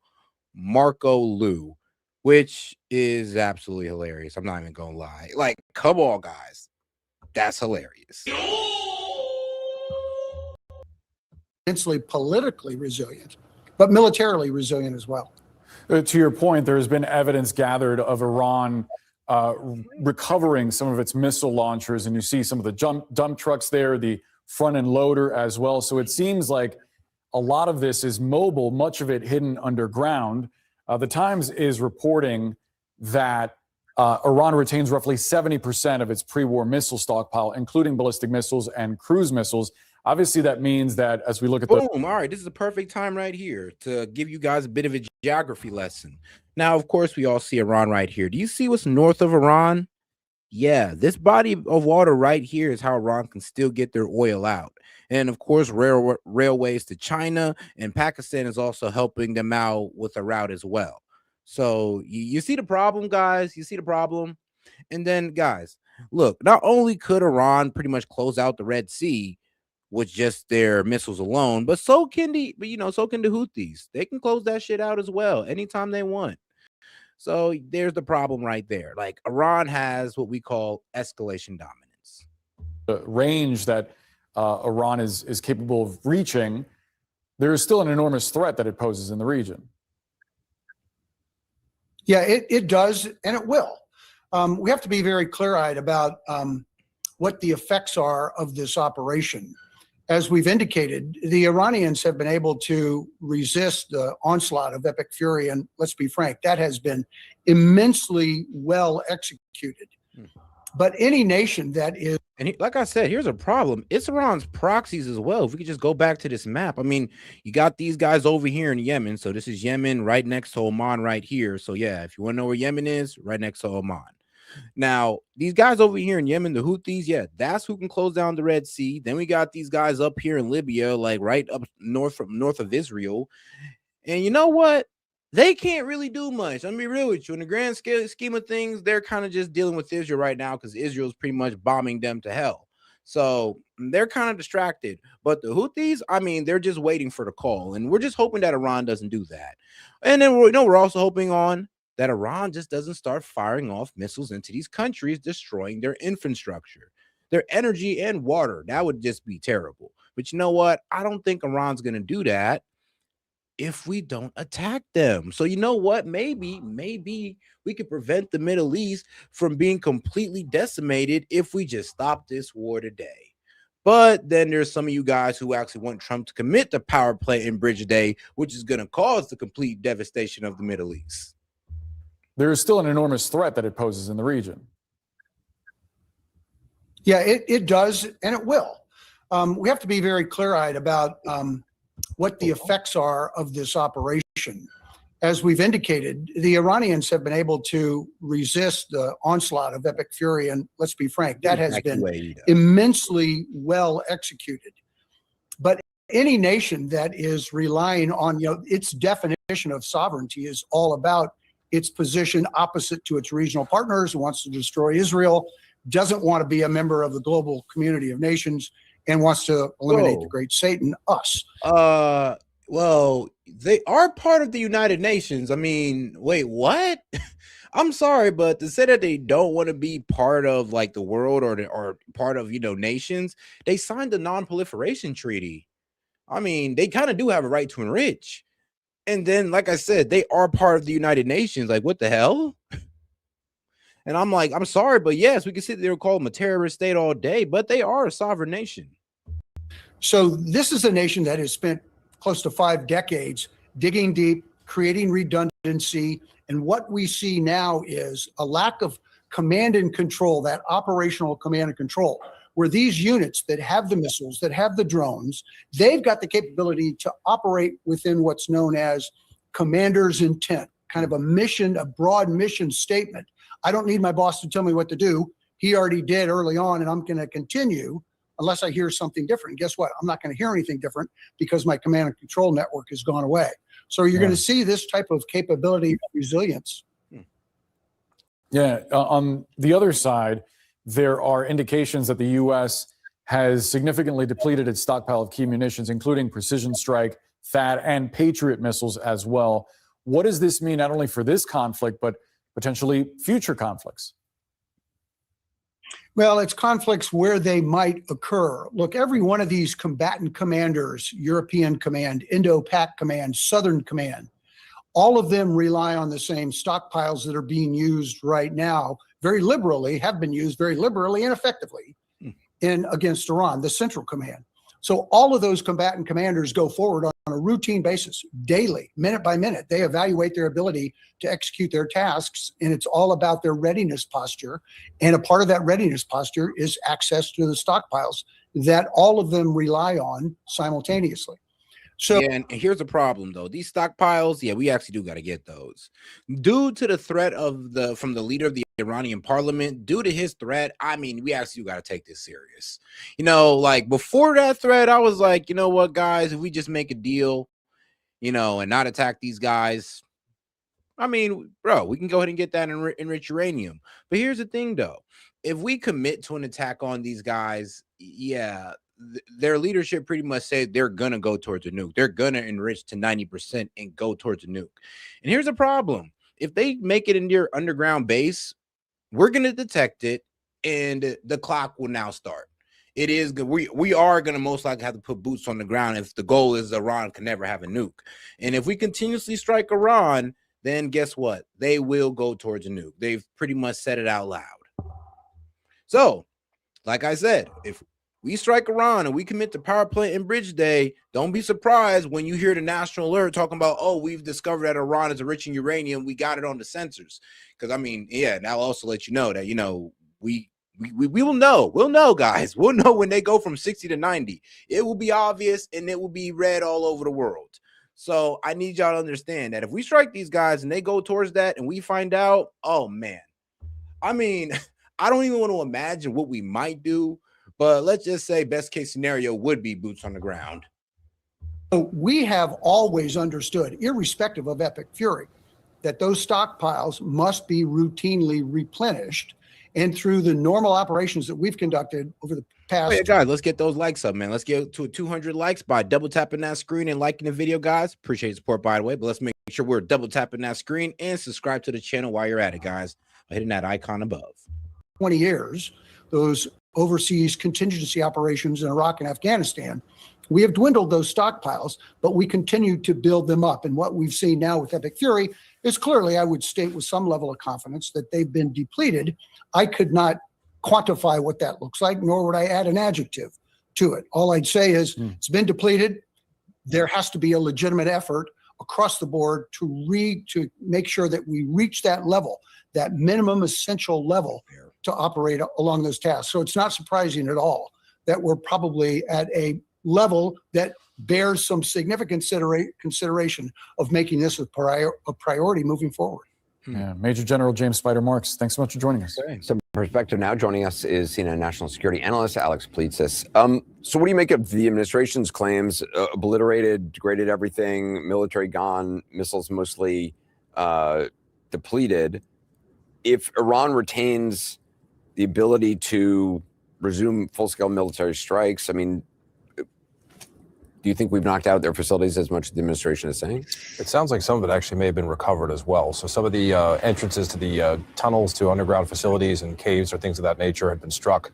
The Iranians have been able to dig some of that and get access to things that were buried. And even with the missiles, it's a question of how many launchers they have left, right? So if they've got 6,000 to 8,000 missiles, but they've only got a couple hundred launchers, that's a strategic choke point. But it's clear the Iranians have been able to recover since then. And also, I mean, when speaking to Central Command and asking about battle damage assessments, even in the beginning, they said, look, it's very difficult for us to get there. It's going to take a little time for us to figure this out. So I think there's been a little clarity after action there. I think the Iranians have recovered some, but it is quite clear that they retain substantive military capabilities at this point. So would Central Command have anticipated this? I mean, that the Iranians could dig out so relatively quickly? Well, I mean, the fact that the campaign stopped when it did was also a political decision, right? So I don't think that they anticipated, that potentially, I mean, obviously as reality it could have happened, but in terms of the timing, when it happened, what would be left, how long that would last, would the Iranians have the ability to dig out? Those are all factors that wouldn't have been really weighed into military planning, but they're a reality of the battlefield at the moment. Do you think President Trump is going to ask China for help regarding the Strait of Hormuz? I mean, actually sort of having them be the power broker over the strait, because that would be, in some ways, a great victory for China.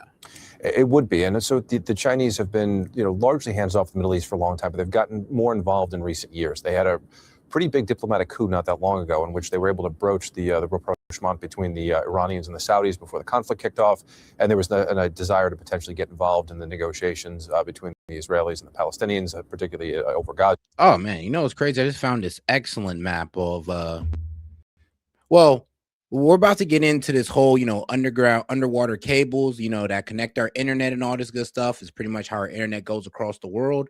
But like I said, if we do a quick little geography lesson, remember, guys, this is Iran right here. And you got, like I said, you see this Caspian Sea, this big ass body of water. Yeah, this is how they can get into Kazakhstan, right into China. There you go. Then they got a railway. If they don't want to do that, they can just go through here and get a railway that's go through Kazakhstan into China. And guess what else? They got their pals over here in Pakistan that can what? Give them a passage. Where? Right into China. Do you see why this blockade is not working at this point? Like, do you get it now? Because emotional damage. It's how I was feeling. I was like, when he said we're doing a blockade, because I'm looking at the map and I'm just going like, well, bro, how's that going to work? They can still get to China and Russia. Still. Like, what? Kazakhstan is pretty much a mini Russia, except with Arabs. But all right, though. Let's go ahead and get into the next video. And in the meantime, though, you guys can go ahead and enjoy this funny clip. Iran made a video about Charlie Kirk. I didn't even know that was in their wheelhouse. It was literally a video. You have this Iranian general just sitting in a chair with his face blurred. He's speaking in English, which means it's to me, okay? But he has an Iranian accent. I know it's an Iranian accent because I lived in LA for 10 years. Like, let me tell you about a Charlie Kirk. I was like, what do you got for me, General? And he's like, did you know Charlie Kirk was killed by your government? I was like, yes, I did know that. I did actually. He's like, well, while we were hacking Cash Patel for funsies, we got into your FBI's mainframe, no big deal. Apparently the password's Valhalla123. And we found documents that revealed that your government plotted the murder of Charlie Kirk, and it didn't go according to plan. What? Our government botched an assassination attempt? We would never. He says, well, did you know Charlie Kirk was not killed by a bullet? He was killed by an explosive device planted into his microphone that was clipped to his shirt. I know. Mind blown. Better choice of words? Sure. I'm sure a lot of people are asking, what? Who could even plant an explosive device in a small piece of technology and detonate it remotely? Who would do that? But it's a thing, and it is real. And it is real. And it is real. And it is real. And it is real. And it's Israel. They did it with pagers in Lebanon. By the way, where did we get this? Trevor? Best Buy? What is it? Tel Aviv Tech? Okay. He said the device was supposed to explode downward into Charlie's chest cavity to make it seem like a clean gunshot wound to the chest. So we would all be like, oh my God, he was shot. And they'd thumbs up the fake Tyler on the roof. Be like, good job, buddy. We'll see you in Valhalla. But it didn't go according to plan because the device misfired. Like, where have I heard that before? And a piece of shrapnel shot through Charlie's neck and it came out the place that we were supposed to see the bullet going in. Now, this was the part that he said that blew. Okay. This was the part, he said, that really opened my eyes. He said, because it misfired and because it exploded in all sorts of which ways, a bunch of pieces of shrapnel flew everywhere, and a lot of them went down and lodged themselves deep into the concrete where Charlie Kirk was speaking. And this is why, the next day, a bunch of people came to repave the entire area. So Charlie Kirk is shot, and the next morning, a bunch of random guys from God knows where in Israel come and start repaving the entire asphalt. Just like you could have chose a better time to do that. This is literally the weirdest, most eerie part of the Charlie Kirk case, aside from Erica. It is the second strangest part about the case. Like, if you were watching a crime drama like CSI Orem and somebody gets shot and then like moments later like, oh, nothing to see here, we're just repaving the whole area, that would be like a 10-part series where they're trying to figure out like, who the are these contractors? And so then the Iranian general was like, and this is how you know that it was your government who killed Charlie Kirk. Like and subscribe to my page. Hit the bell. I was like, do you have Lego content?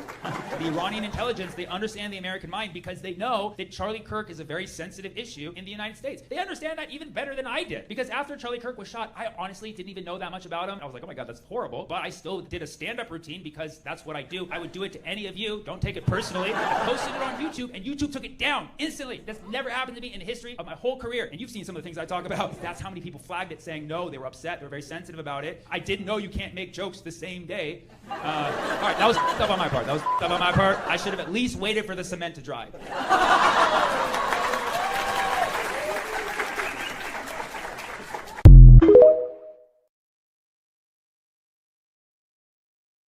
All right, guys. Hopefully you enjoyed that bit of a truth comedy. Now let's get right back to it.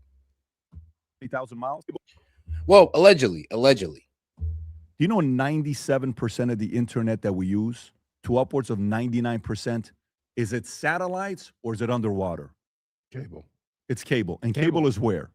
Underwater. Underwater. 97% underwater. You know how many thousand miles? There's 750,000 miles of cable underwater. Each mile to build these is between $400,000 to $1.1 million to create each mile of this. So go 750,000 miles of cable. Okay. What the hell does this have to do with anything? And like I said, it was that map. It goes into the map that I was showing you guys, to this map right here. This is these are the internet cables that my man's talking about all over the world, a shitload of them. And if we hone in right here and our guys over here in Iran, and quick correction, because thanks to my man Chad, yeah, guys, sorry, but the Caspian Sea actually connects right to Europe. My bad. Sorry, I forgot this little strip right here is Europe. Sorry, mistaked it for Kazakhstan. Oops-a daisy. But yes, so yeah, Iran could go through the Caspian Sea right into Russia. And then, of course, like I said, take railways to Kazakhstan into China. So, like I said, blockade ain't doing nothing. And look over here. Look at all these cables over here near Iran that they're threatening to cut. Do you see the problem here? And this is why I say Iran has what? Escalation dominance. Because they can go ahead and start cutting off the internet for everybody in that region. If you want to pull up these cables, Rob, on what they look like, the underwater cables for internet, and if you go to that one right there, Can you, no, the one, that's what it looks like, just so you know, but go to the fourth image right there. Can you make that bigger? Okay. This is what Iran just figured out. Huh. You see all these cables where they're going through? 60%. Go zoom in a little bit more. That's a pretty shitty quality picture, but we'll do the best with it, Rob. Zoom in a little bit more to India. Do you see that bottom left, like right in the middle of India, that zero dot right there? Go a little bit higher to show you which one it is. Go right there. Go down a little bit with that arrow, Rob. Can you put it right to the left? Right there. That one right there is Mumbai. 60% of India's internet comes from Mumbai and the cables that go through there. 2 of the connections of these cables go through where? Strait of Hormuz. So Iran has realized, wait a minute, if this collapse, by the way, $10 trillion a day is going through that cable. And they figured out, and they said, oh, you guys want to play ball, so guess what we want to do? They've not just been asking about the $2 million per ships that come through a day from Strait of Hormuz, which is 2 million times 60 ships is what? $120 million a day times 30 days. That's a lot of money for these guys to be making, right? If you think about, is it 2 million? Oh, guys, remember, if you have any question, comments, jokes, or disagreements, I'll be happy to read it out loud, engage with it. Just send in the super chat. And also, double tap that screen and like the video, guys. Let's go ahead and try to get to 200 likes. We got about 500 of y'all in here. Million times 60, $120 million, right? Yeah. They're not only asking for that because they want to say, we want to control Strait of Hormuz. But guess what now they're asking? They've made 3 requests. 1, they want to take control of the cables that goes through Strait of Hormuz. 2, the entire, if it breaks and fixes, you can't use any other company except for Iran to be able to fix the cable. So they want. Iran's like, nah, bro, we want to be an internet provider under hostile situations, under a hostile type of deal.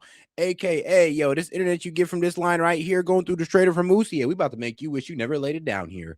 So, we now control it. You'll now be paying us to make sure that you have internet throughout the region. So, what y'all about to do? You about to bend the knee, or is y'all about to go without internet? The business to go through them. And he's now asking, do you know who has cables on Strait of Hormuz? Which companies? Microsoft, Apple, Meta has built their own cables that's going through there. India all of a sudden comes out and is like, wait a minute. We cannot, because Iran's like, hey, we found out about these cables. If you guys mess with it, because back in the days, what China knew how to do is, even Russia trained on this. China had a unit, and Russia as well, where they taught their people on how to go underwater to mess with these cables. And in many instances, they'll go and they'll drop the anchor, in areas that they know where these cables are at, and the ship gradually moves. You know what all of a sudden happens when an anchor gets stuck in the cable? Boom, cuts the cable. All of a sudden, the country loses internet. You know for how long? A long time, because it's not like you call AAA and somebody comes and fixes it. I mean, yeah, bro. You got to call a dive team who could fix cables, and Lord knows they getting paid if that's their job. But trust me, we're gonna have to get some specialists out there to go deep in the sea and fix those cables. And I'm sorry, but yeah, that's gonna take some time. They're gonna be out without the internet for a while. Within 20, 30 minutes. You know how long it takes to fix these things? Weeks to months to fix them. And if India is now being threatened by this. India is now making a phone call and saying, hey, these Iranians, we thought they were dumb. Apparently, they're not done with the IRGC. Yeah. Not only do they want to mess with this, but now they're talking about they're going to mess with the cables. If they mess with the cables, guess who's going to be impacted by this economically? Everybody. Everybody. I mean, like, bro, if they was to cut those cables, like, all right, let's just think about YouTube. Do you know how much traffic YouTube gets from that region? India is one of YouTube's biggest markets. Like a lot of views come right out of India. If YouTube was to lose that, oh my God, they'd be hurt. They would be hurt. I mean, that's just India alone. I mean, it's going to be other countries that's going to lose India. I mean, not lose India, but lose internet outside of India. So, yeah, if Iran pulls this move, bro, woo. I mean, bro, like I said, I don't even want to think about it.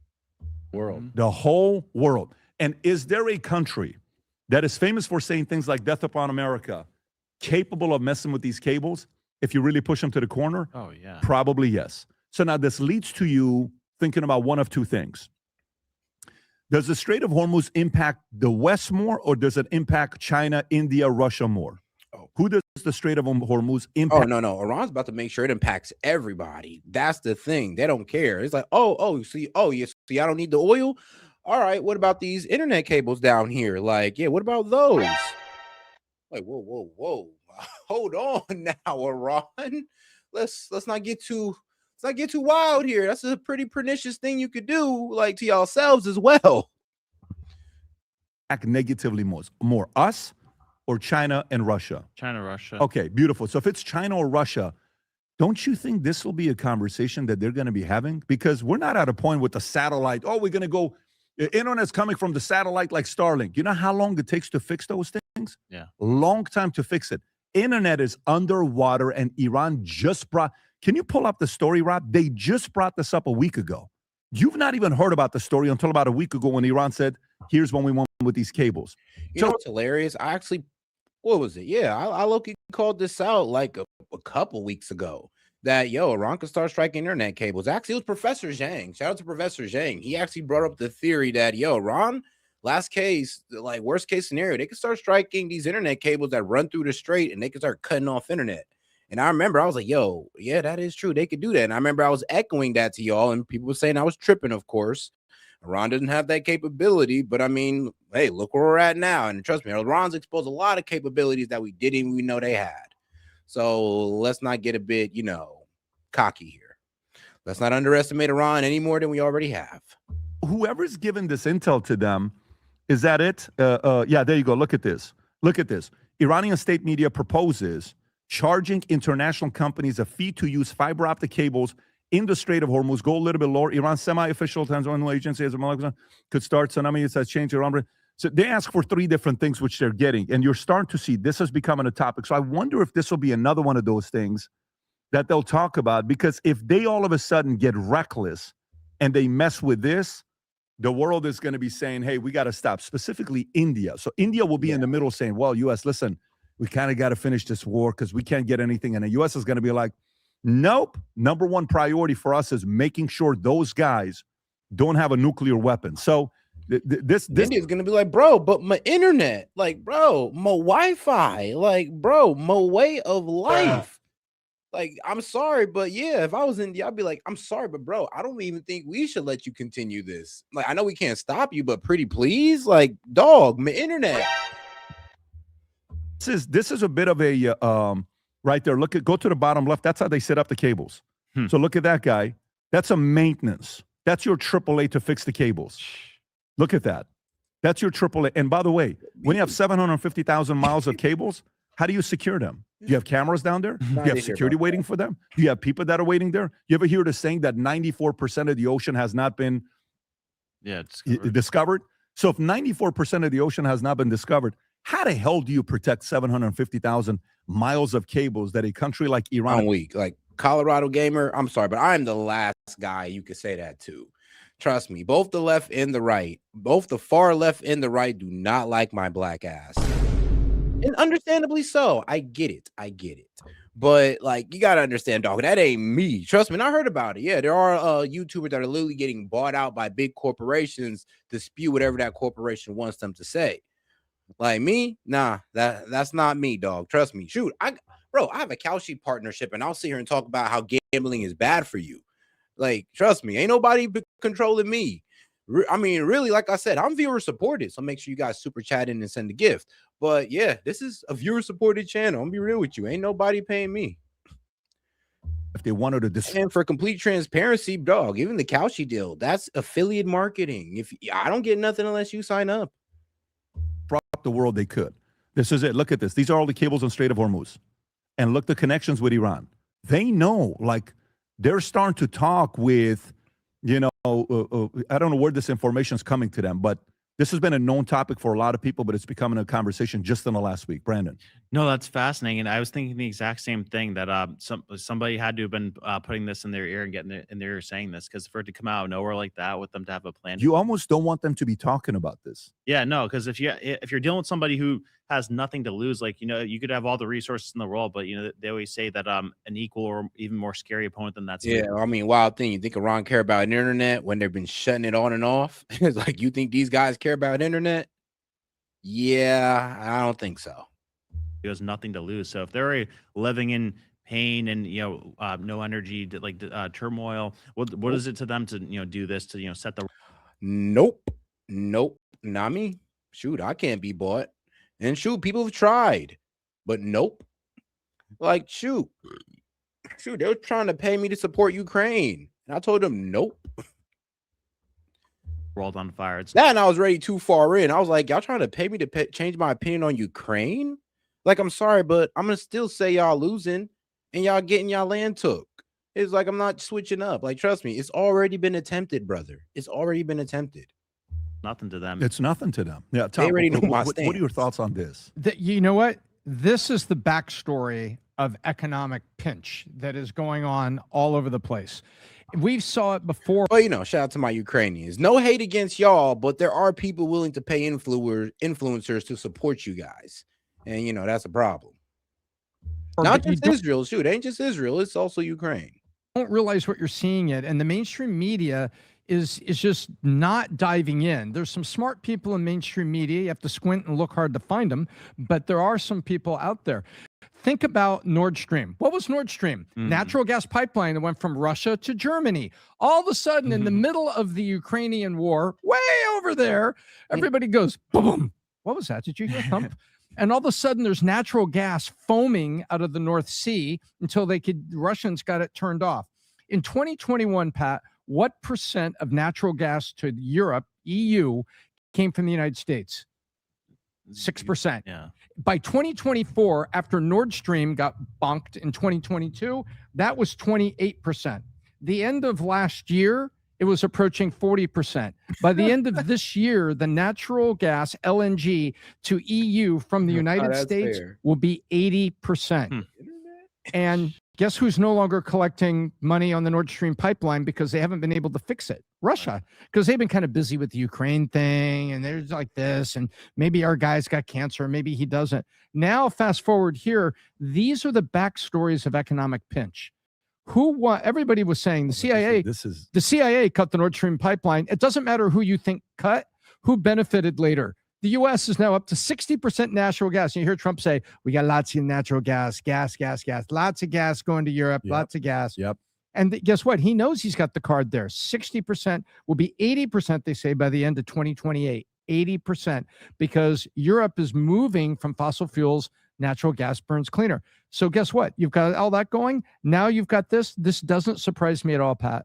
This is Nord Stream with data bits, where once you break it, who wins? Or they just want to put a toll booth on it and with a light switch. So here's the question. Okay. Basically, it's like, what, you're telling me Iran's willing to go down there and put some type of switcher on those cables where they're like, yep, congratulations, guys, we're now an internet provider. You pay us to keep the internet on in this region. Man, if we let them get that off, guys, oh my God, this world is going to be marked down as like one of the worst ideas a president has ever made. All right, listen, and now you know why other presidents didn't go to war with Iran.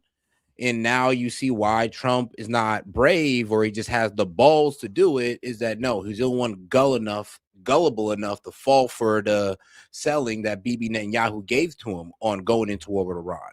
So no, it's not that he has the balls or he's just this brave guy. I mean, I'm not saying Donald Trump ain't brave or whatever. I ain't saying that, but I'm just telling you this right now. The decision to get into this war wasn't a brave decision. It was a stupid one. It was an idiotic one. It was an ill-informed one at best. Upset. No OnlyFans for Europe. Click. This is the question, though. Brad, I'm going to come to you, and then I'm going to come to you. The question becomes... subscription. Hedonism. If you're negotiating with a country like Iran, okay, they just brought this up, the cable. Okay, so then you have to ask yourself, did they figure this out? Or did Russia drop this on them and whisper to them and say, hey, like, do you think if you're sitting down with Iran and Russia in that room that they had Abbas Araghchi that went over there and met with them in Russia? I don't know if you remember that when Putin said we're teammates, we're allies. What do you think is the possibility of Abbas Araghchi saying the following to Putin? Hey, Vladimir, question for you. What is the one area of pain that we can bring to the world that nobody is thinking about? And maybe Putin's team are like, you know what's the one thing nobody is thinking about? What's that? Let me tell you, with Nord Stream pipeline, CIA was behind it. Tom, you know, if you want to scare them up, you know what you do? What's that? Why don't you go talk about all the cables that are coming through the Strait of Hormuz? They'll be shitting bricks. They won't act like it's scary, but they'll be What do you think is a likelihood of that meeting? So he goes, meets with Putin 2 weeks ago. Putin says we're allies and we have your back. And then a week later, you come out and drop cables on him. So I think. And here's the thing, though, while we're over here with this whole AI initiative, you're just going to start cutting cables? Like, bro, what? It's like, yeah, I would be composed, but in my head, I'm shitting bricks. It's like, are you serious? Like, this is the worst thing you could do at this time. This was dropped to them by Russian intel to say this is one way, because this morning I got a question from somebody that's big on news and asking me a question about Iran and all this other stuff. And I was telling this person about the concept of economic hitman, how America was known for having the biggest business of economic hitman. It used to be Britain. Britain was the best one. They did this to Iran and to other people. Confessions of an Economic Hitman. That's the guy, John Perkins. Yeah, I had him on 2 or 3 times. So I think there's something here where they're flipping it. Brad, how are you processing this information here? I'm tracking with you. I mean, that makes sense to me. How do you negotiate this? I guess if it's you now you're U.S., okay? And in U.S. right now, we have people that are not supportive of the war. 60% of them is not supportive of the war, right? They're like, this is a waste of time. Now it's hitting my pockets. Gas prices are up to $4.50. Diesel is at $5.30. Yeah, like gas prices are high. Energy prices are going up. Inflation's ticking up. And now you're talking about you guys want to cut the fucking cable? Like, wait, what? Oh, shit. Like, ain't no way, bro. Like, y'all shut the Strait of Hormuz. You held up a whole lot of gas and fertilizer. And now you're talking about cutting cables. Like... Emotional damage. Bro. You know, I'm starting to spend more money. This is not fun. But Iran, the country that wants to have nuclear weapons, they've said it publicly that they want to have it. And now they're telling you with the cable, if that's the negotiation that they're having, how do you negotiate back with Iran? Do you sit there and say, okay, you can get some revenue from the cables, you can get some revenue from the Strait of Hormuz? How do you negotiate with them? You know, I would have to get a little bit more into the details, only because, you know, what do they want? What's their end goal? And based on that, I would. If it's a nuclear weapon, that can't happen. They want the nuclear weapon. That can't happen. Bro, they don't want the nuclear weapon. They honestly just want to be left alone. And bro, it was in their proposal that we never attack them again. They want it in writing that we never attack them again. They're willing to sign a 10 to 20 year deal saying that they won't enrich past 60%. Sadly, where they won't give up their enrichment because they don't trust us not to attack them again. So they're like, how about this? 10, 20 years, you let us keep this 60% enrichment. Then, you know, if you guys are behaved and you guys don't pull out of the deal, then we'll go ahead and we'll start talking about watering it down. But if not, then, I mean, you're going to solidify why and vindicate us for why we need this 60%. And this is what Iran has proposed to us. On the 14-point deal that they're talking about, one of them is, let's open up the Strait of Hormuz, let's lift the sanctions, and then let's talk about nuclear control enrichment for us later on. But, you know, we are eventually going to have nuclear. If Pakistan can have nuclear weapons, why can't we? If North Korea can have nuclear weapons, why can't we? That's the kind of position they're taking. What is the answer? Yeah. What is the answer? What is the answer? though? I mean, Israel got weapons. Why can't we? North Korea, they're a way more radical government than Iran. Like, honestly, they are a way more radical government. They can have weapons. Like I said, North Korea literally just said today, yo, if you guys nuke us, or not nuke us, but if you guys kill our leader, we're going to nuke the U.S. Period, point blank. If Kim Jong-un dies and gets assassinated and we find out it's you guys, we're nuking you. Actually, I mean, I'm pretty sure they do it to anybody. If they find out whatever country's involved in Kim Jong-un's death, they're going to nuke that country. And it has been written now, solidified in their constitution. Yes, now it's part of North Korea's constitution that if their leader dies, the country responsible gets nuked. Bro just secured his life pretty much. Because who is not that serious? I'll be real with you. Like, trust me, I want that man out of power too. Man, I never had plans going on North Korea anyway. But I want that man out of power too. But if he's gonna nuke the world, then it ain't worth it. He got it. He got it. Answer to that. Why can't they? Okay, so that's the position you would take. Well, I mean, I need more details. Like, I don't study this news all day. No, but ask the question. That's a fair question to ask because a lot of people are asking the question. I'd like to know. It's not an innocent question. Some people are saying, why can't they have it? Now, the argument to that is these are such reckless, crazy human beings that they hate America and they hate what we stand for. And they've publicly said, how reckless? I mean, are they reckless enough to attack their neighbors? I mean, are they reckless enough to invade their neighbors? Are they reckless enough to steal land and pretty much put a group of people in open concentration camp? Are they reckless enough to pop off like 3 or 7 different wars? Like, are they that reckless? I don't think so. But you know who is that reckless? Our greatest ally, Israel. So it is kind of funny how we're talking about, they're such a reckless regime. I mean, real with you, bro. If they were so reckless, then, I mean, why didn't they just pop this off on the 12-day war? Because let's be real. They could have attacked our military bases after the 12-day war. They could have hit that Qatari military base, the U.S. Qatari military base. And guess what? We couldn't have stopped them. Want to know how I know that? Because look what they did to our bases now, dude. Bro, our bases are destroyed. They're inhabitable. Iran was able to destroy our bases throughout the region. This lets you know that, yo, they've been some pretty reasonable guys, even after we just blew up their underground base, and all they do was what? Send a missile at us, and they let us know about it. Now we pop off with this war, and they're literally able to destroy our bases, close the Strait of Hormuz, and now they got us here in basically a slight quagmire. Like, let's be honest. That who's the Mojtaba Khamenei made comments 3 or 4 days ago about what's going to happen to U.S. You know which comments I'm talking about that we just read a week ago, Rob, where he says there will be a day where U.S. will be destroyed or something like that. This is their supreme leader that is talking about wanting to destroy the West. You can find a quote on what he said on their state TV, or he said it to his people.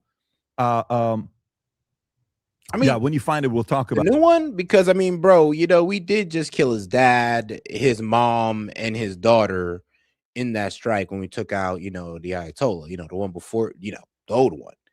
So I'm just gonna be real. I don't like that fact that he's saying it, but I get it.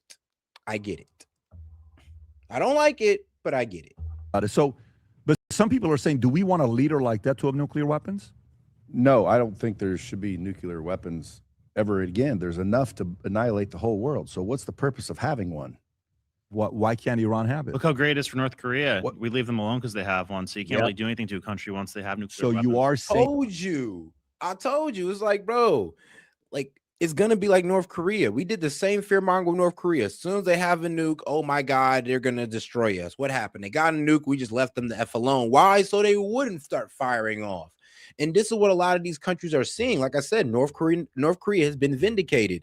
If you get a nuke, you get left alone. If you don't got a nuke, you get bullied by the countries that do.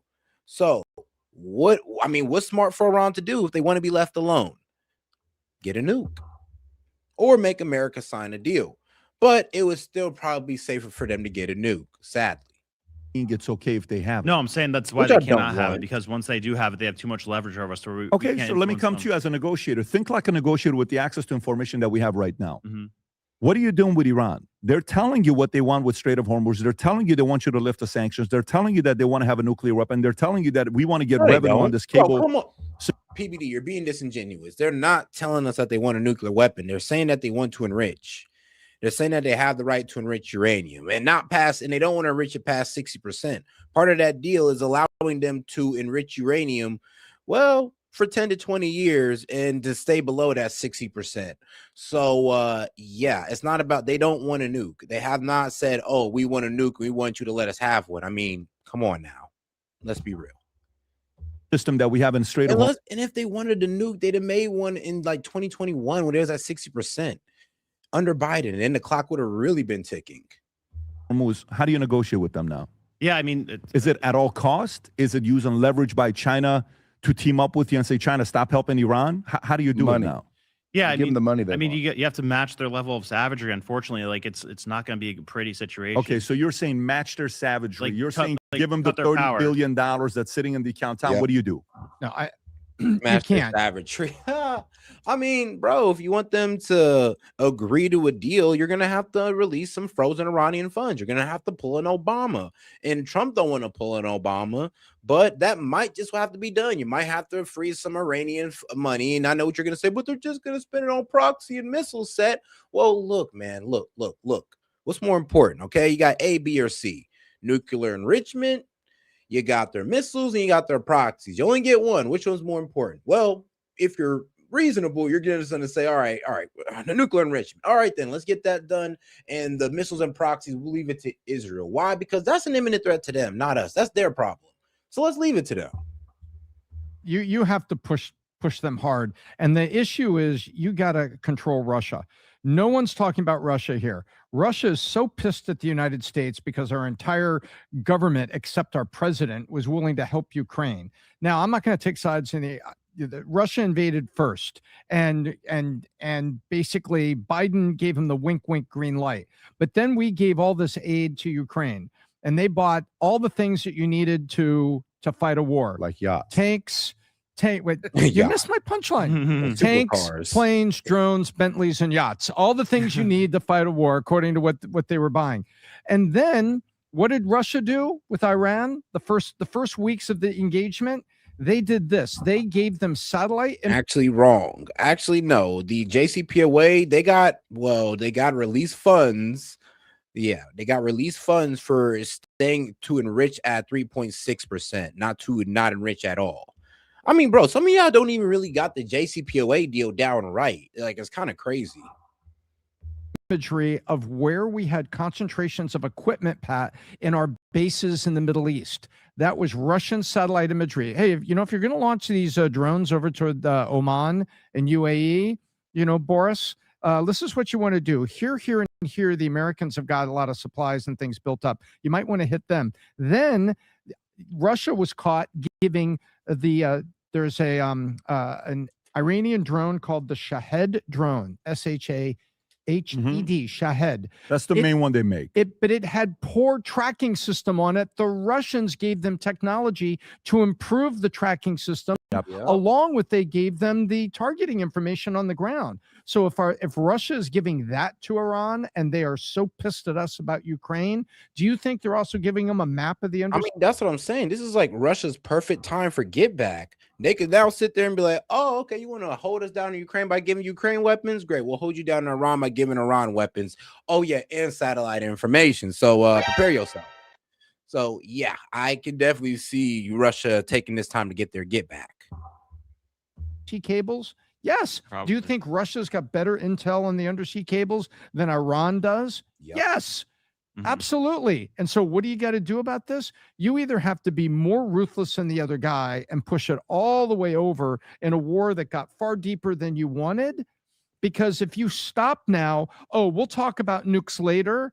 And now we have to, okay, so listen, we'll make a deal. You don't touch the cables. You get a toll booth on the ships on the water. You get a toll booth on the cables under the water. And we'll talk about nukes later. That's a W for Iran. No way. Yeah. That's a W for Iran. So this is the part. And it goes to the folks who are sitting there who are not supportive of the war.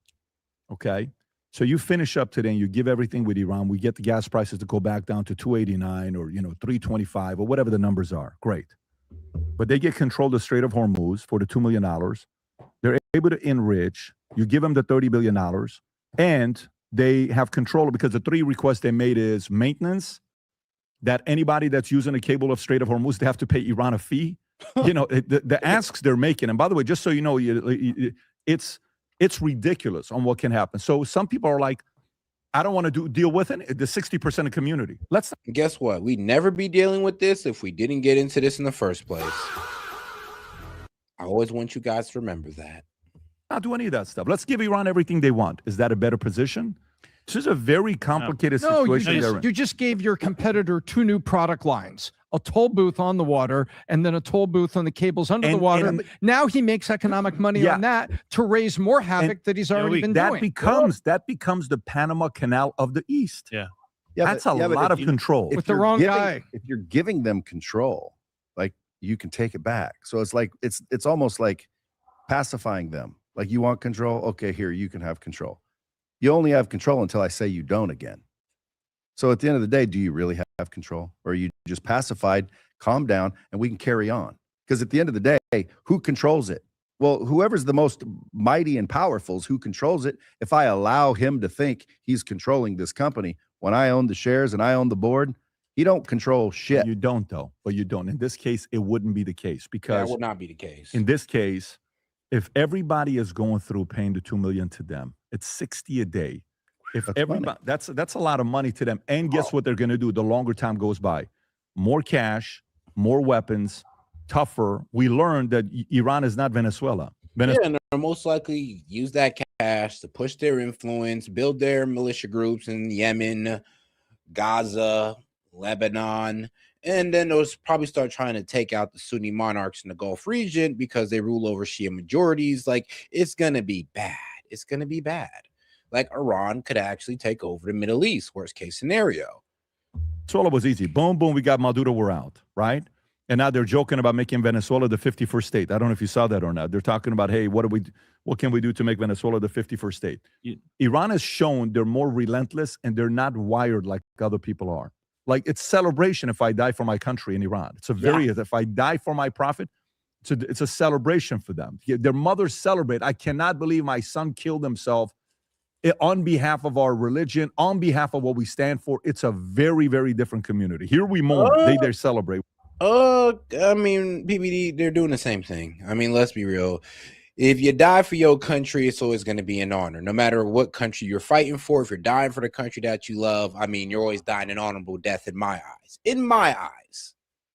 And most likely in everybody's eyes as well. I mean, we do the same thing for our soldiers. We celebrate them. I mean, we feel sad, but we do celebrate the fact that they fought for this great country. When somebody dies, it could be done. I mean, and since we're saying that they're not rational actors there, but China and Russia are rational actors, even though we have our differences with them. Like, we could say, all right, screw Ukraine, let's make Russia happy temporarily and have them help us bleed Iran out, because Iran wouldn't be nearly as strong and in a position of strength if Russia and China weren't supporting it economically and from an intel standpoint. Yeah, you notice with everything that's going on with these guys visiting China and who the president is picking up to take with them. Look at the way he thinks on the amount of power he wants to bring to China to sit down in the negotiating table. Why would you bring Musk? Why would you bring Tim Cook? Why would you bring Jensen Huang?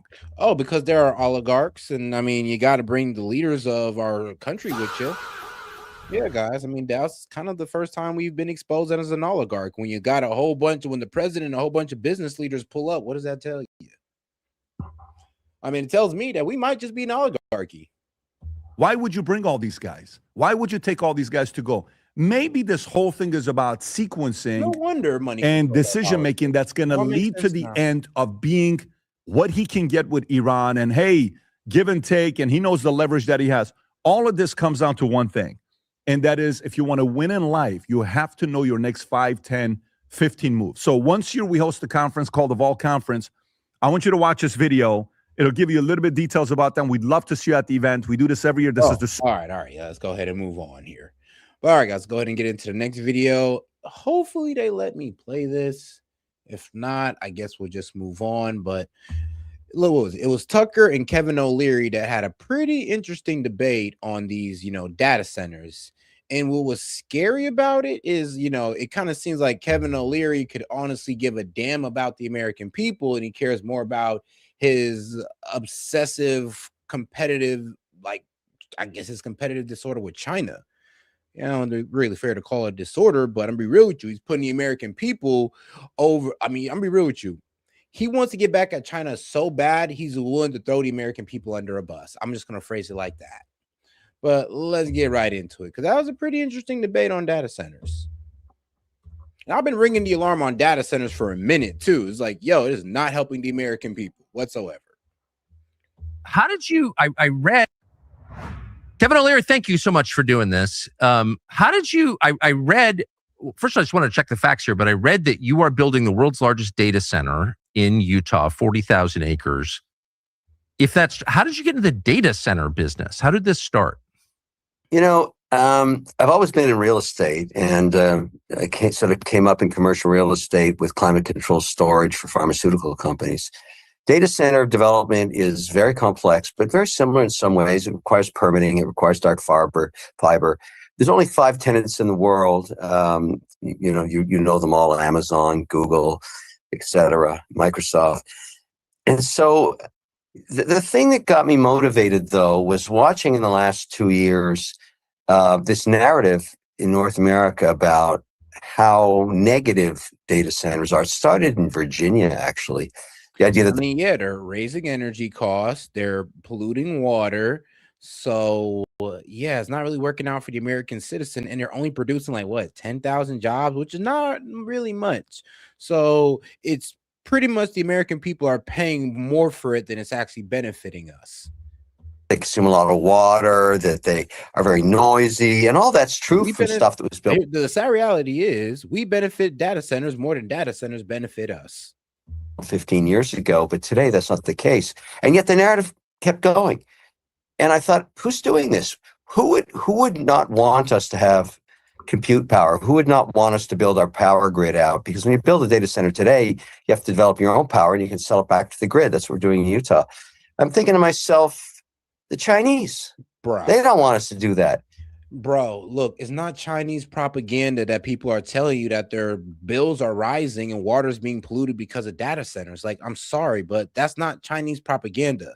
This is just American people's concern that you're just passing off as Chinese propaganda because you don't like being told that you're wrong for what you're pursuing right now, and how you say, oh, you care so much about the American people, but you're throwing us under a bus for data centers. And I went through that whole thing with TikTok, as you may recall, and I actually saw the evidence of how the Chinese were manipulating the algorithm. Now they're doing it a different way. And that just kind of pisses me off. So I'm happy to add compute. Guys, you got any questions, comments, jokes, or disagreements? Feel free to super chat that in, or you can send it in a Venmo. But otherwise, double tap that screen and like the video, guys. Appreciate the support. Dude, I'm like, I don't want my kids in 20 years who live in New York being told what to eat for breakfast by the Chinese. So, I'm kind of on a mission here to compete. Damn. Okay, so the point, so you're doing this. Week, he says the AI race that real. If we don't win the AI race, we are not more AI technology advanced than China. Well, China's just going to take over. You know what? There is a bit of truth to that, honestly, especially when it comes to AI and military tech. Because it's a business opportunity, but also because China doesn't want you to do it. Why would China not want data centers built in the United States?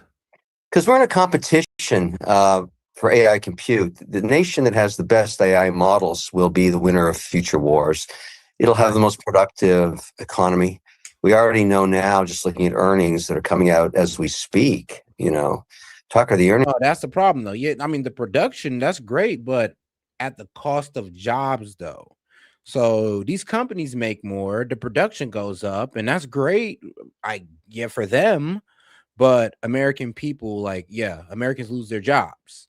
So how does that really help them? I mean, they're getting their products faster at what they can't afford because they don't have a job. I mean, who gives a damn if you're able to get your products faster if you can't afford them? Things this quarter are unprecedented in terms of how good they are, because somehow, very quickly, and this is probably just serendipitous luck for this administration, AI compute is now being implemented in all 11 sectors of our economy, and it's enhancing both productivity and margin. So these companies are making a lot more money than they were anticipated to because AI is very productive. And people debate about the job shift and everything else, but the fact is the economy is on fire, even at a time when we have conflict. So if I were the Chinese, the last thing I want in America is the 5 or 6 tech companies that are competing with me on DeepSeek having more compute capacity. I want to shut down every single proposal for every single data center in every single state. And I want agitators.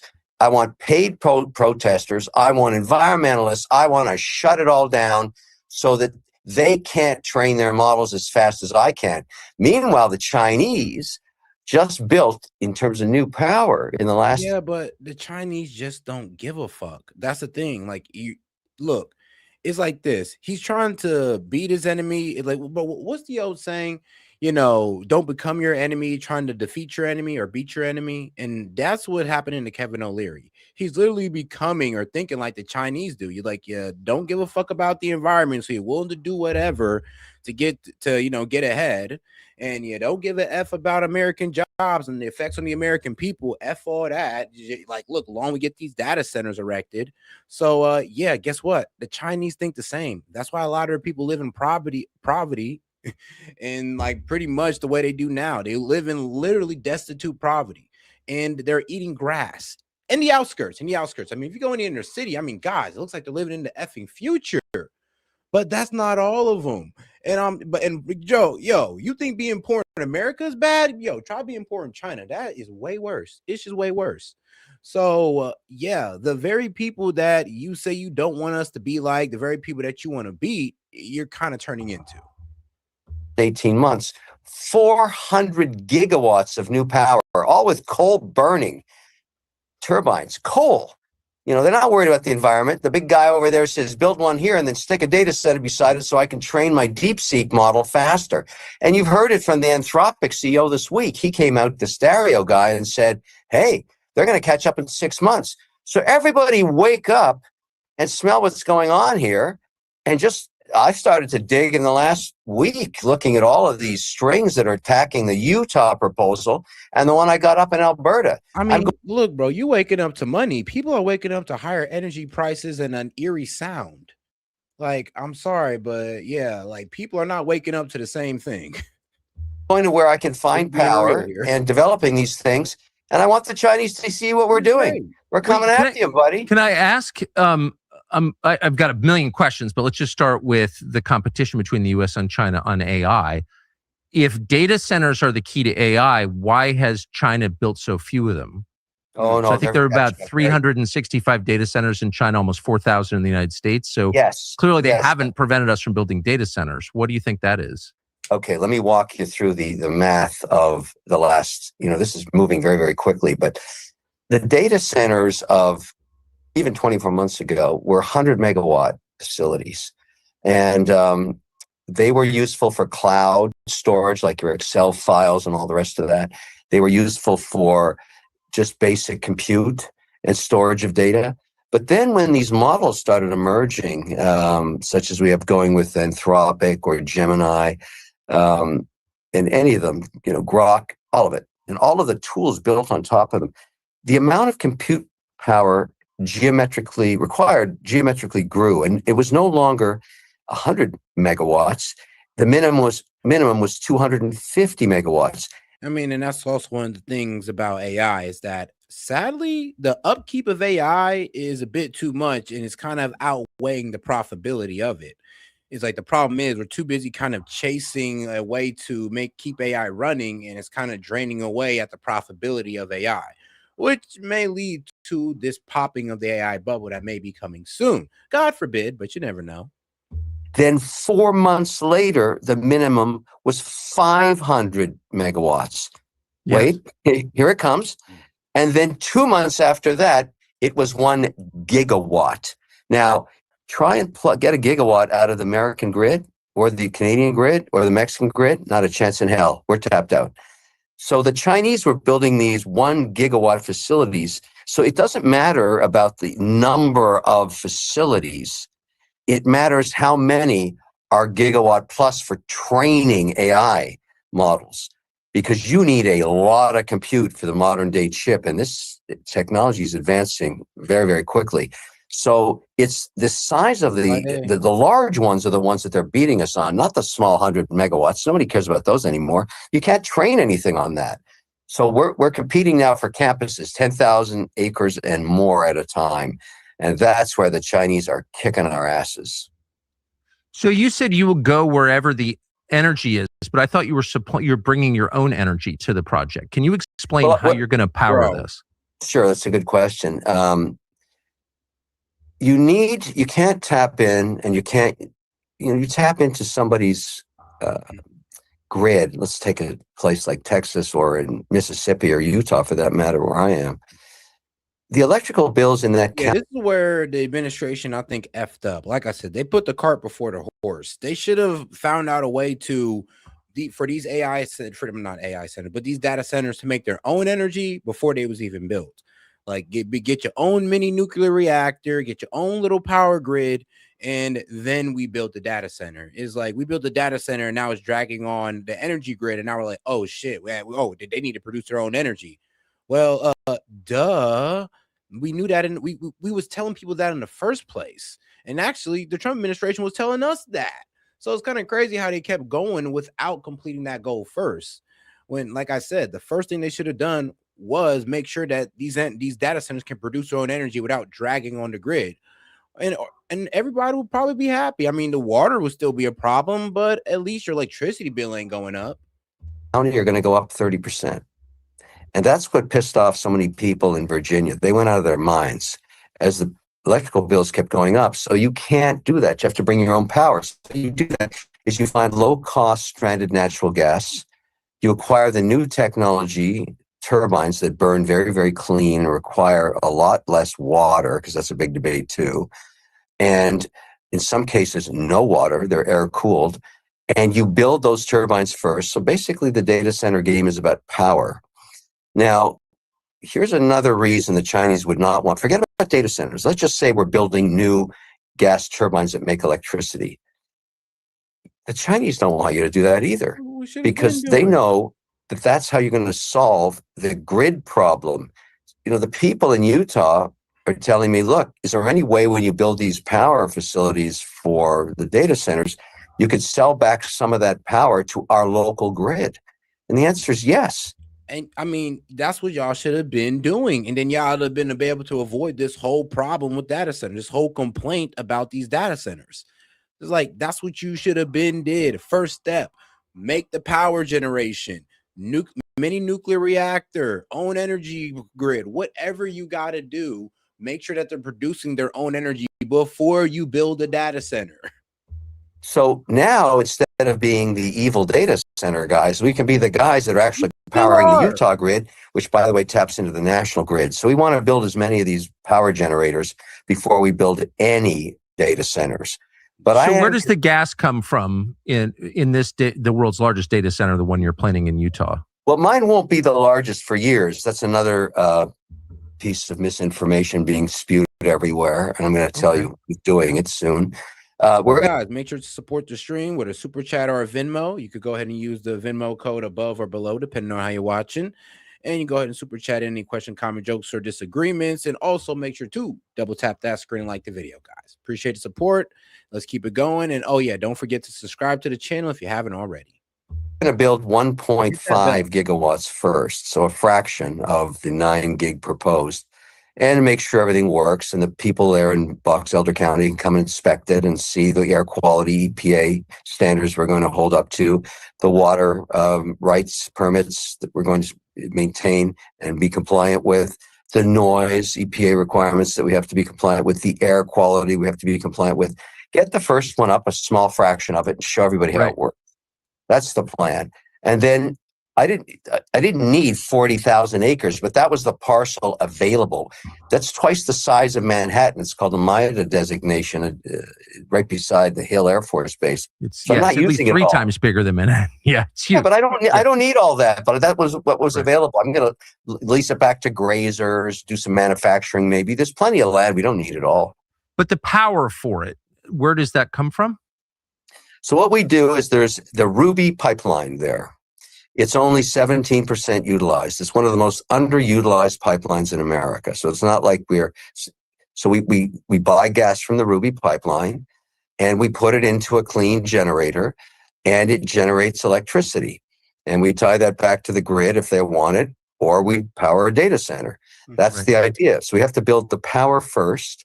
And the power itself, I think we have a big challenge in every state. Everybody's got to build more power in the American grid right now, and the North American grid for that matter, Mexico too, and Canada.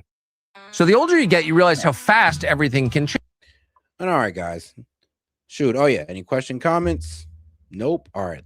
Cool. Let's get right back into it. Did I miss anything? All right, good. We're good.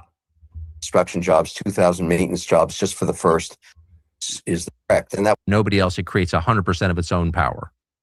Yes, that's 100% correct. And that was always the proposal. And that is in the contract that we actually developed and got unanimously passed by the 3 commissioners in Box Elder, where this is the benefit.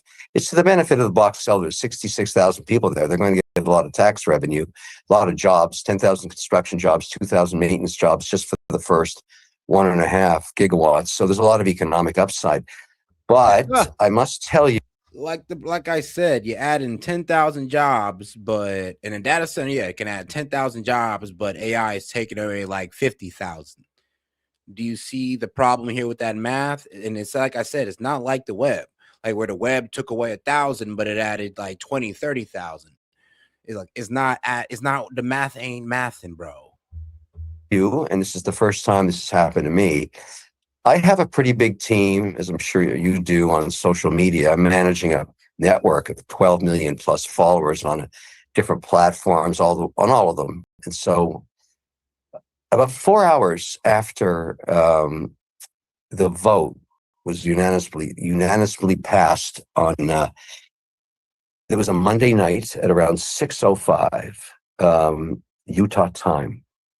I got a phone call from one of the people that watches our network, looks for abnormalities. And he said, there's something going on here, something very unusual on Instagram and on Twitter, which is now X. And I said, what do you mean? He said, the spiking of a bunch of IP addresses that we don't know. And it's spewing out a tremendous amount of information. I said, okay, guys, let's get our team on, because I'm very fortunate. I have a bunch of very good data scientists, investigative data scientists, if you want to call them that.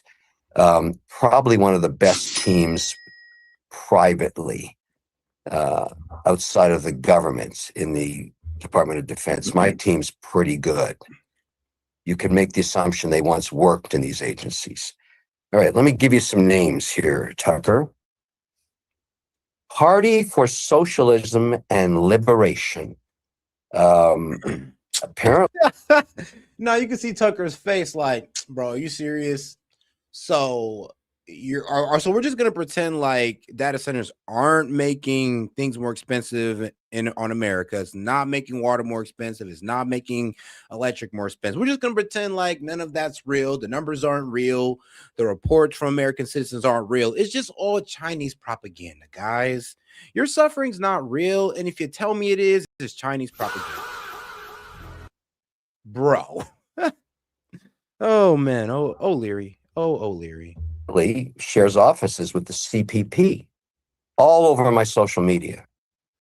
Okay, wait, let me just stop you there. So if you're saying that you're being criticized by agents of a foreign government, let me just add my empathy, in fact, having been the subject of that, quite a bit over many years. I'm well aware. Right. I'm well aware. But that doesn't, you make the case the Chinese don't like it.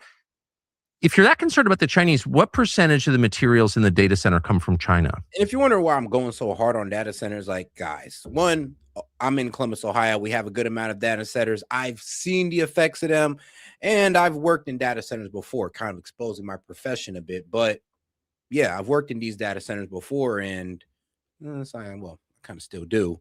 But yeah, what you guys got to understand is that, everything they're saying is right. This is dragging on the American people. And I mean, bro, we did the most shystiest shit, and we put our data center in New Albany in one of the richest cities outside of Columbus. So, well, they're not going to bitch about higher gas prices. I mean, higher electric prices. Well, they are, but I mean, who cares? They're rich. I mean, those boys in New Albany got money, and that's where they're stationing up all the data centers instead of doing it where the poor people are at. And that's why they were getting all these complaints. And they try to put it where the poor people are at, got complaint. Middle class got complaints. You put it over there towards the rich people, you don't really hear too much. Less and less all the time. That's one of the things the administration is trying to do. The turbines are European made or American made. Which, that's fair. I mean, if we could put all the data centers in all the rich people's, neighborhoods and make them pay the higher prices, then I mean, okay. I mean, they're the ones who want it. They're the ones making the most money off it. Why not let them pay for it as well? The pipelines are obviously American made. The chips are certainly American made. The actual build out of the facilities mostly American made. I don't think there's a whole lot of we're not mining Bitcoin here. So right. No, I mean, I think I read it's about 40 or 41%. So it's just, I mean, China is benefiting from, most purchases that most of us make because it's the world's largest manufacturer. And that would also include the construction of data centers. But my point is, I'm sure there are lots of people trying to influence this outcome to their own benefit. And that would include foreign countries, maybe even China. But it doesn't change the facts about the project. So I just want to make sure I have these clear. Would you be paying market rate for the gas? Yes, I don't have a choice on that. Right. They have to negotiate a gas deal. I'm pretty well paying market rate for everything. There's a competition between states for these jobs. I know there's a lot of bad press. I wanted to just finish with the list because I don't think, Tucker, you get the enormity of what's going on here. Oh, I do. I do get. I mean, these data centers got a couple technicians, a good amount of technicians, and some office workers, and maybe a couple dock workers, and that's it. It's not that much jobs, not that much departments. I'm be real with you. And then, like I said, these data centers are here to build up AI that are taking away more jobs than they're adding. I'm going to keep saying this. The math is not mathing when it comes to the jobs. Shit, the math ain't even mathing when it comes to the profitability of these data centers. The enormity. Well, and no, I have no doubt that, I mean, well, I want to mention two that are cells inside of Utah, which really stunned me. This I'd never seen before. Alliance for a Better Utah. Elevate strategies, taking the content from the CPP, repurposing it, and jamming it down the throats of people in Utah on my social media feed and lots of other feeds. I have no doubt that's true, but I'm asking questions that I think are relevant to the country. I'm not an agent of the Chinese. I'm not a socialist. So I just want to know, where's the water coming from? Because water, as you know, is one of the most contested resources in the Yeah, low key. It's not a socialist argument when you sit there and be like, all right, look, man, I'm all about, advancement and making profits and all that good stuff. Trust me, I'm a capitalist. But, you're kind of going to destroy capitalism if you create a whole bunch of jobless people. I mean, I'll be real with you. You're going to make people hate capitalism. You're going to push them towards socialism. And they're going to start demanding things like, universal income. And Lord knows you guys ain't trying to do that. And you guys, here's a problem. They're not really talking about the jobs that this can create, at all. We're seeing the jobs that it's taking before we're seeing the jobs that it's creating. And all people can really say, well, if you could sit back, do other things. Yeah, without a job, or will we be getting paid? How does that work? The West. Oh, no, that's. I mean, let's be real. The people who support this AI stuff are turning into socialists. And we ask them how that works, just like socialists, they really can't explain how the money works every single time. Shout out to my man Lunatic Libertarian. He says all centralized systems are failed in data centers. And you know what, dog? I'm gonna have to give you that. I mean, until we could find a way for AI to work with man and not replace man, I think we should go ahead and pump the brakes on this because it's not going in the right direction. And these tech oligarchs, I mean, let's be real. They don't have our best intentions in hand, obviously, at hand, obviously. And if they did, I mean, like I said, they'd have been pushing Trump to say, look, we're not going to build these data centers until we get our own energy production, or else it's just going to drag on the American people. And we're not going to go too far with these models, or we're just going to have to make everybody work with an AI assistant, which at least they get to keep their jobs. But that also might lead to an AI surveillance state. But I mean, at least you got a job. I mean, imagine AI surveillance state with no job, with a universal income where you could never make any money. And I mean, like I said, straight up socialism. Do we really want that? Of course not. Right. That's right. When you buy land in Utah, there are water rights that were granted that land sometimes over 100 years ago. You have to apply for a permit, a usage permit for that water. Land. So if it was once used for one purpose and you want to change the purpose to industrial, let's say in the case of a data center or power generation, you have to apply for the permit. Usually what happens, if it was grazing and it was 100% you could use, they may change that and knock it down by 40% to 60%. But there's water already on that property, already being used right now. We're just repurposing that water for a different purpose. It's not like we're going to draw water from somewhere else. We couldn't use the land if it had no water. We couldn't even have a toilet in the men's room if we didn't have any water. So would you be using more water than, say, a sugar beet farmer would? No, actually, probably not. It depends. Here's, Tucker, the way it works is, let's say your prime tenant is Google. They come along and they say, okay, we want to be the tenant for the Utah site. But we have a whole bunch of requirements because they're under pressure too to be a lot more efficient, productive, and more sustainable. They may say, well, let's not use water to cool our turbines. Our spec is going to be air-cooled turbines. So you're going to build out, you're the owner, you're the master developer. Here's our spec. And so I expect whether it ends up being Amazon or Microsoft or Tesla or Google, they're going to build in a whole bunch of things.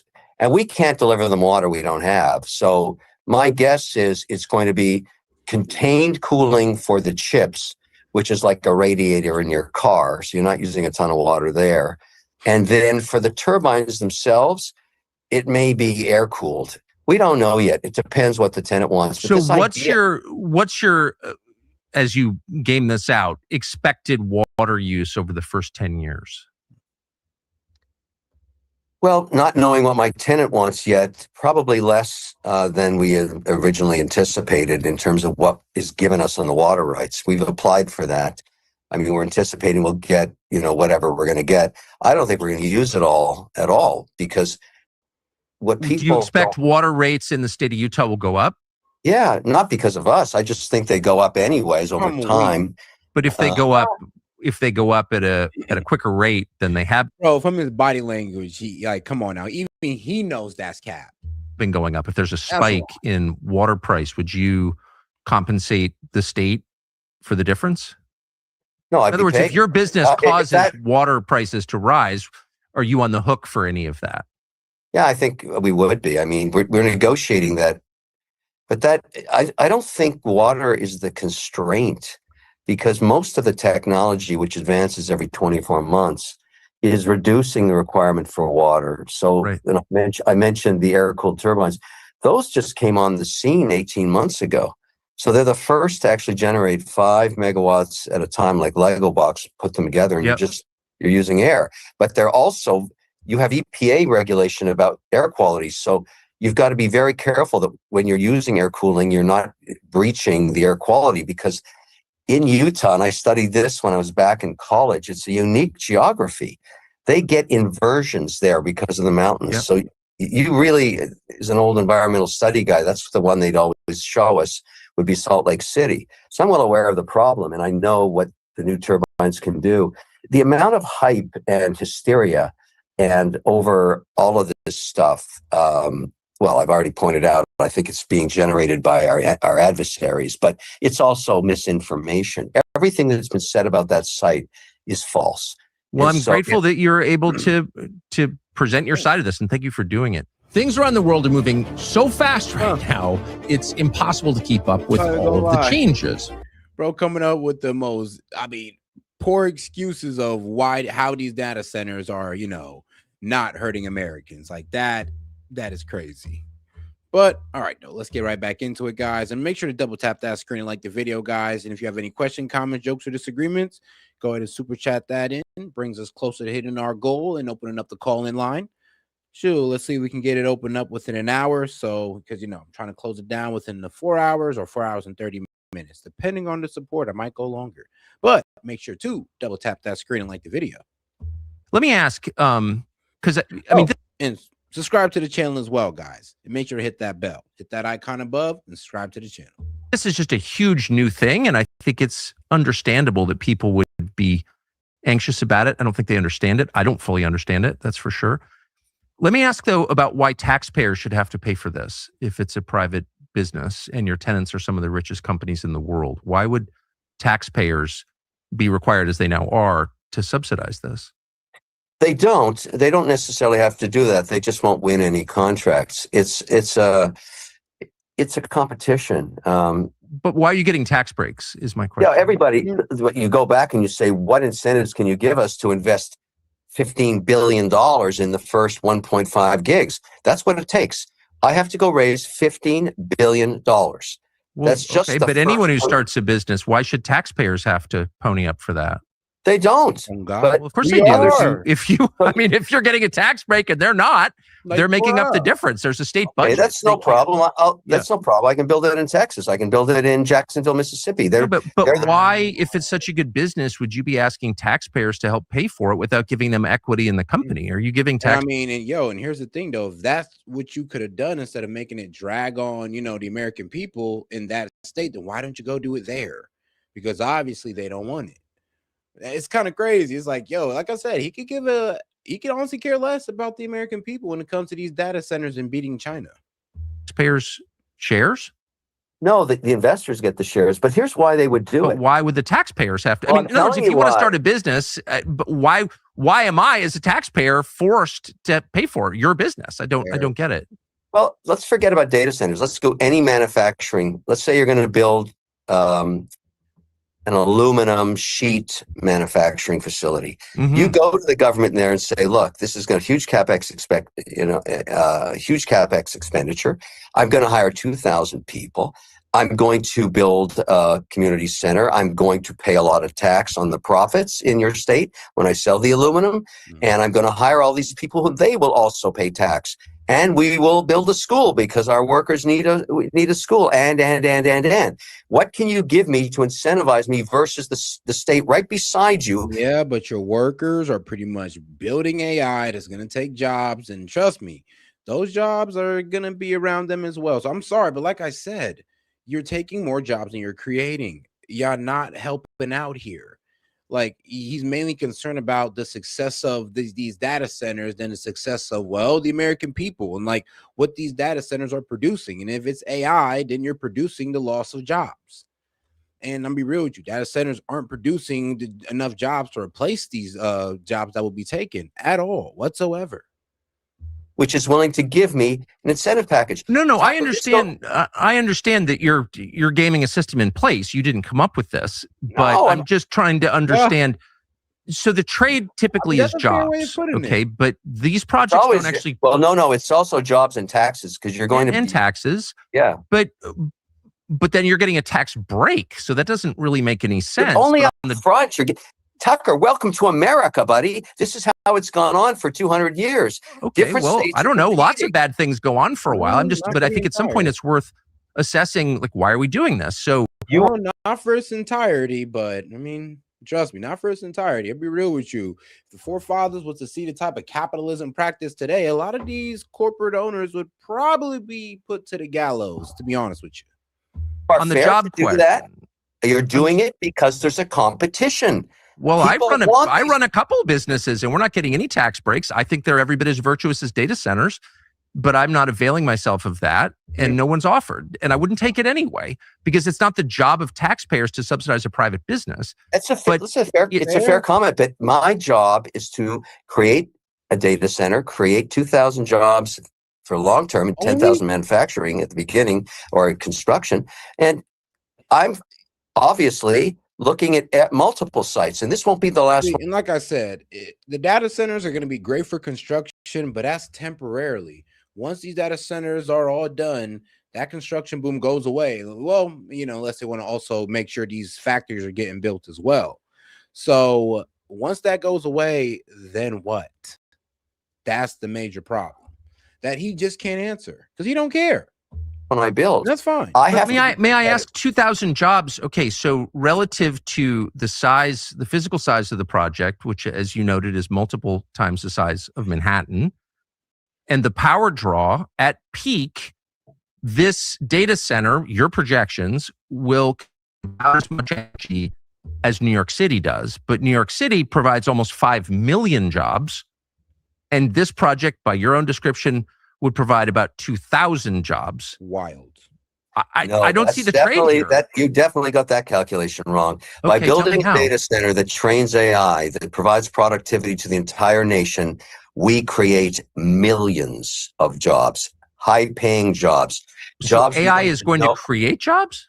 Yes. I thought it was going to eliminate jobs. Net. Just think about the new technologies we don't even know yet that are going to be built off AI. Everybody thinks when television came, everybody would lose their job in radio. That was complete BS. And the same thing is going to happen here. Everybody's hysteria about losing jobs, making hamburgers or flipping them, being replaced by a robot. That's probably true. But all kinds of new technology. All right, yeah, we do kind of see that, but it's being true. But that's also a problem as well. And AI can do accounting, so they're taking over in the finance. They can do coding, so they're taking over in tech. So AI can do a lot of things that these white collar jobs can do, and that's going to decimate them. And then once you put the AI into robotics, now they're doing manual labor, and that's going to take out the rest of us. Like, it's crazy how he don't see this. And I see why Tucker Carlson's face looks so lost and surprised. It's like, dog, do you not see where this is leading? Because it's kind of obvious.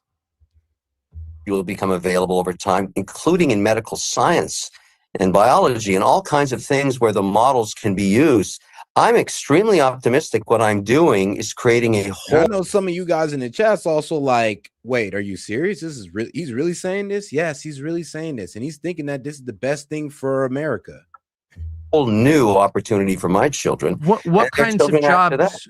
Well, I mean, again, some of this, of course, is unknowable, and I want to be as fair as I can be because I'm grateful that you're willing to talk about it so openly. But you just said this will create AI will create millions of new jobs. You're how? Yes, part of the basis of AI. You can't have AI without data centers, at least right now. So what are those millions of jobs? Because we can go through the list that the creators, the people who actually are making AI right now, developing it, we can go through the list of jobs they say it's going to eliminate, which would be like lawyers and financial planners and like the basis of upper middle class America. That's going away. They've said this. What will it be replaced by? That's what I'm saying. It's like, it's going to take out the white collar jobs first. Actually, it already can. And then once y'all put it into robotics, then it's coming for the blue collar guys. And after that, now we're riding in the streets looking for tech CEOs to put on a stick. Heads on stick, guys. Heads on stick. And if you think Luigi Mangione was bad, well, wait till you take all of our jobs. And I'm not saying that we're going to go ahead and commit violence. I'm just saying that things might get violent. Just being real here. And if you're a tech CEO, please hear me out. I'm just saying this is the future. If you guys keep this going, I'm not going to participate in it, but I'm just going to be sitting back on the sideline. Like, see, I told you with popcorn, watching the mob with the flames go towards the buildings of Tesla, Apple, and Google, ready to pull you guys out of there and put your heads on sticks. I would not be participating, but I'll be real with you. I'm not going to feel that bad. My heart will hurt a little bit, though. It'll be replaced by new science opportunities, new exploration into space, new manufacturing for robotics, for defense as well. Wars in the future probably aren't going to be fought with people getting shot in the flesh. It'll be one set of robots against another. I think the drone technology will advance, the manufacturing of surveillance, all that stuff against our enemies, which notably is basically China.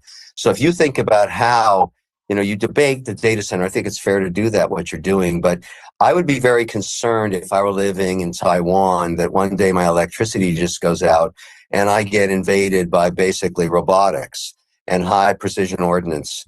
And that's what China wants, and they want to get there first. Now, if we don't get there first, if we don't develop... So give up our jobs, give up our sovereignty for what? For beating China in AI? Like, you know what, bro? You're going to have to sell that a little bit better. You're going to have to sell that a little bit better for me. I'm sorry, but I'm not feeling it. I'm not feeling it. Like, I hear the argument. I get it. I understand it. But it still hasn't convinced me. What about you guys? Did that convince you guys? Because it didn't convince me. I'm not any closer into supporting these data centers. Oh, and shout out to my man. Let me see here. Somebody sent a gift. Boom. Oh, shout out my man Jay. He sent the high five for 100 joules. Appreciate the support, my man. Something better than their AI, and our ability to be predictive on where these conflicts are going to happen, I think we'll be in a bad place in 20 years. And so, okay, but I think it's very revealing that I asked you about jobs in the United States and you went immediately to defending Taiwan in the well, South China we Sea. manufacture the equipment here, Tucker. That's Okay, where it's made. But I'm okay. Well, actually, a lot of this is made in China, as I know you know. So but that's my whole point. I don't want to do that anymore. I want to start making it here. I want to do advanced robotics. I totally agree. But the promise of AI and robotics is that the robots will make the products of the future. So how exactly does that result in American jobs? If you're in the more camp specifically, that what are says those? What are every you job talking is about when you replaced by a machine? I don't buy that. I just don't agree with you because it's never happened. I'm not saying I don't want that to. There ain't nothing to debate about. It's already happening. People are being replaced with AI learning models. Like, what are you talking about? It's already happening. Like on the white collar level, at least. So to sit there and say that you can't see how it would take other jobs, bro, you're being dishonest. He has to be being dishonest at this point. He can't truly believe that. To happen, trust me. Like, damn, bro, it's literally 1 + 1 = 2. It's that simple. I'm really worried about it, almost panicked. But I'm trying to feel better. Okay, then please make me feel better. Where are these millions of new jobs? What specifically are you talking about? Well, every time technology advances, it creates new opportunities that were not foreseen prior because you don't know the direction of new tech. Think about if you and I, because we were actually around in the late 80s contemplating what new jobs would be created by the internet. And look at what's happened. It's created millions of jobs and advanced all kinds of technologies. Yeah, because let's be real. The internet, I'm be honest with you, the internet couldn't take accounting jobs. The internet couldn't take, coding jobs. Actually, we still needed coding to make the internet work. So the internet's a little bit different than AI. Why? Because, well, AI has the ability to take jobs and it has the ability to self-learn. The internet was something that we had to build brick by brick. AI is building itself. Like, that's a problem. It changed the way we live to the better. And I would say to you, the same angst we had, the same narrative that was going on in 1992. I'm sorry, but building the internet created a lot of jobs. Here's the thing, building internet still creates jobs. The problem is once AI can reach a level where it can work without us. Internet, it really could never reach a level where it couldn't work without us. The internet's never just going to create new websites out of nowhere. That's what we do. Like, that's the thing. That's the beautiful thing about the internet. It's all the internet, it depends on us. But AI, once we get it to a certain level, actually it's already at that level, it starts doing its own thing. About how the internet is going to wipe out the economy and it's a bad thing and it's dangerous. Of course, people loathe change. That's the nature of how it is. Do you think that the United States is a happier country than it was in 1992? What? Define happy. What does that mean? I don't know. How about the suicide rate or the addiction rate or the life expectancy? Shoot, dog. Like, what about the early 2000s? We didn't even got to go back that far. The early 2000s thing was just a little bit more affordable before the crash, of course, of 2008. Like, come on, man. Back when people were still seeing like 99-cent gas. Yes, I'm that old. Those are all upside down. Look, there's lots of social issues, and there always has been. I would remind you, though, but they've gotten worse at exactly the period in history that the internet was formed, and then seemed to infuse every part of our lives. So, if you were worried about the effect of the internet in 1992 on America, looking back from the vantage of 2026, you could say, yeah, I had good reason to be worried, couldn't you? Or am I imagining this? You could say that it would have some effect on society, but let me remind you something. And I'm probably the right guy to make this comment because I spend a lot of time all around the world, investing all around the world. I don't care where you go, and I feel this way, and and I've really learned this over the last 20 years. What is the number one export of America? It's not energy and it's not technology. It's actually the American dream. For all its faults that America has, Oh, I'm sorry. everybody I meet in every country. Bro, nigga, what? I'm sorry, that was too funny. He said, we sell the American dream. Okay, bro, please tell me I could go to the another country and sell them the American dream. Because I'm sure if I go to another country and try to sell them the American dream, I might end up with my head chopped off. Please tell me how that works, bro. Oh, because what type of philosophical bullshit is that? That was a word salad like Kamala level. Kamala level word salad right there. Pretty well every single one would like to figure out how they can get to America, start a business, and be part of the American dream. And I go to some pretty gnarly places where people are willing to risk their lives to go under a river with barbed wire to get in here. So until that changes, which I don't see ever happening, my only concern is China. They're the ones. If you could just be more precise. I mean, born here, I love this country. I'm not leaving, so I'm vested in the idea of the American dream. But I'd love to just define it more precisely before we discuss it. What is it? Okay, let's make it really basic. Let's go to Shark Tank. Those people that trot out in front of me and have done for almost 20 years with an idea to solve someone's problem, they'll get paid for. And 80% fail, but 20% make it. And it creates Oh, guys, make sure to double tap that screen and like the video and subscribe to the channel while you're at it. Go ahead and hit that icon above. And also make sure to support the channel with a gift or a super chat. Let's keep it going. Personal freedom for them. I can't lie, this dude Kevin O'Leary low-key pissing me off. I'm not even gonna lie to you, because it's like, bro, you could tell it's like, dog, you really don't care. You're framing it as if you care, but the words coming out your mouth lets me know that you do not care about the consequences that this will bring. It's all about how much money you're gonna make in your family, and that's great. I get that, but at the sacrifice of the American people, yeah, like I said, dog, when the angry mob goes towards your house, I mean, don't complain. Just say that. Just remember that we warned you. Because it was just an idea. I mean, I think of some of these things, wicked good cupcakes, set two women free for the rest of their lives, base paws, cat DNA testing, Anaskaya, a researcher that came up with this idea, walked away with 105 million. Guys, this was actually like predicted that if AI ever came around and it got too advanced to the point where it was just taking, jobs, there would only be a select few people who would actually make money off AI, and it would literally be them held at the top, and it would turn into a complete oligarchy, and the people would pretty much rise up against that oligarchy and, like I said, start putting heads on sticks. And this would possibly lead them to push out a hardcore socialism to pretty much, quell the mass. And it might push us into a different age of prosperity or into further destruction. Who knows? But we'll see when we get there, right? Cash 36 months later. That's the American dream, and I'm an ambassador for it. So it's freedom and opportunity, I think you just said. Is it fair to summarize? It's not about the greed of money. Freedom What I've and learned. opportunity. AI, which is going to take some freedom. Yeah, when it comes to the surveillance that they're using it for right now, that's going to start taking freedom. And when it starts snatching jobs, that's going to start taking opportunity. It's crazy how he does not see that. Opportunity. It's opportunity. And I see it over and over again, and I'm an ambassador for it all around the world because of the fact that somehow magically this show, and you understand television better than anybody, this thing is on in 54 countries around the world. I can go anywhere and call up the leadership of any place and have a meeting with them because I'm just an ambassador of the American dream. That's pretty interesting. Guys, here's the thing though. Like, look, I'm not no supporter of socialism, trust me.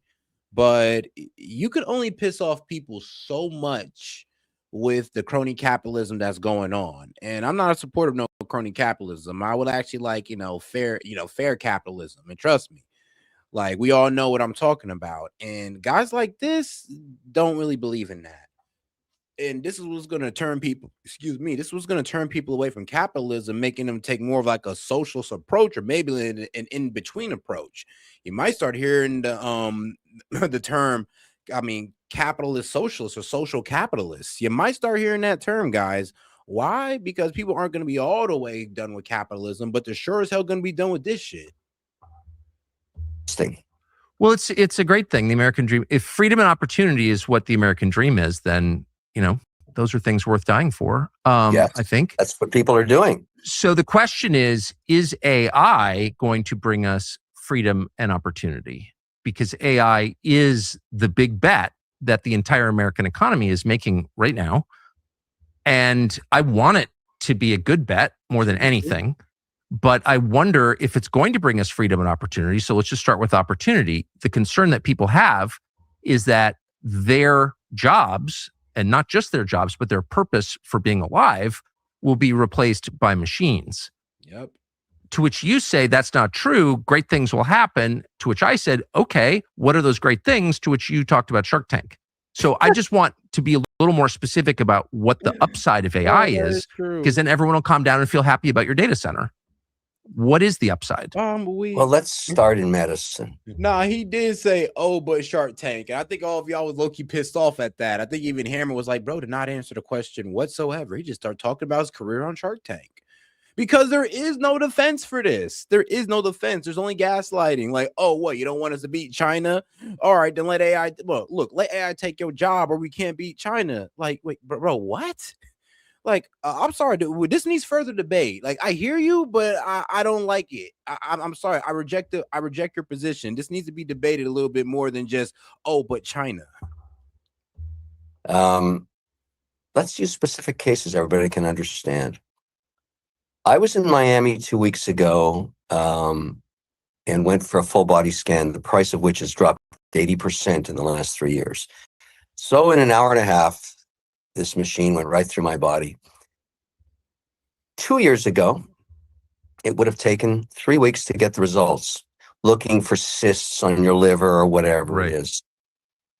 With AI, with the agent they had there right at the scan facility, 18 minutes later, it delivered me a report, told me I had an infection in my sinus, that I had a cyst on my kidney that hasn't grown since the last body scan 4 years ago. That was stunning and remarkable. Yeah, it's great. It is great. So that's one use case of something very, very important. And that's just medicine. And so if you think about all the things that this can do, including the arts and in music and film and everything, I think the use cases are going to be created by humans who find ways to use the tool. I view it, and maybe you don't agree, as simply a tool. Another example, because it's great to tell people just examples. I've been a photographer my whole life, including a period when I was a professional commercial photographer and a cinematographer of the networks. I've amassed 590,000 images during my career, half of which are on film, not shot with a phone where you get all the data on it and it knows where it was shot, when it was shot, and everything else, which is easy to index and look for. So call it 250,000 negatives. How could I possibly catalog that as a human? I couldn't. I don't have enough time left before I'm dead. So I used AI last week with a tool to actually, after scanning all the images, to go look at them for 2 weeks. And now I'm able to just go to this computer and say, find a picture of my wife the day I met her in the gym. Boom. There it is. Now, it's amazing. No, you're kind of making my point, though, because the two examples you gave are examples of a machine replacing human labor and doing a better job than any person could do. Oh, Tucker, that's horrible. Which is great. Well, but hold on. That's my point. Well, I know it's your point. And I can see the marvel of it. Yeah, I know. But it raises the question, which won't go away, which is, okay, now that machines do what people do better than people did, what do people do? Okay. And what is the answer to that? Let me ask you, let me pose a question against that. Would you prefer I'm giving you one of two options with the uncertainty of both, okay? But I want you to pick one. This will tell me a lot about how you think. Would you prefer in the next 5 years that China have more compute power than we do, even though the use and the outcome and jobs and everything else we're talking about is unknown? Or would you prefer the United States of America and their allies in North America had more compute power to develop AI? It depends. Whichever makes the United States happier, freer, and more prosperous, I guess, is the answer. Well, do you know what to the every answer to question. that is? What do you think it is? I'm not sure that we know. Yeah, I'm not sure. Like I said, I'm here with Tucker on that one. I'm not sure we know the answer to that. Even you're saying that, well, I'm not sure if it'll create jobs or take jobs. You're not willing to, concede that argument, and that's fine. But most of us are seeing it for what it is, and it's going to take jobs. Actually, it's already taking jobs. That's what a lot of these companies were making cuts over last year. It wasn't because the economy was doing bad. It wasn't because they had to take in tariffs. It was because, we made advancements with AI, and we don't need these people no more. So it's already happening. And here's the problem. You can't really show us where AI is adding jobs. We can show you where it's taking it. No, I know that reducing this question to a competition between the United States and China is a very quick way to derail people from the core questions, which revolve around whether or not it's a good idea. So that's always kind of a red flag for me. China has more economic power now than the United States, probably has more military power. I didn't want either of those things to happen. I'm a little bitter at the American business community, which allowed them to happen, but they happened. So here we are. There's not much I can do about it. My focus remains, however, on, is it good for the United States? Is it good for us? Does it make people happy?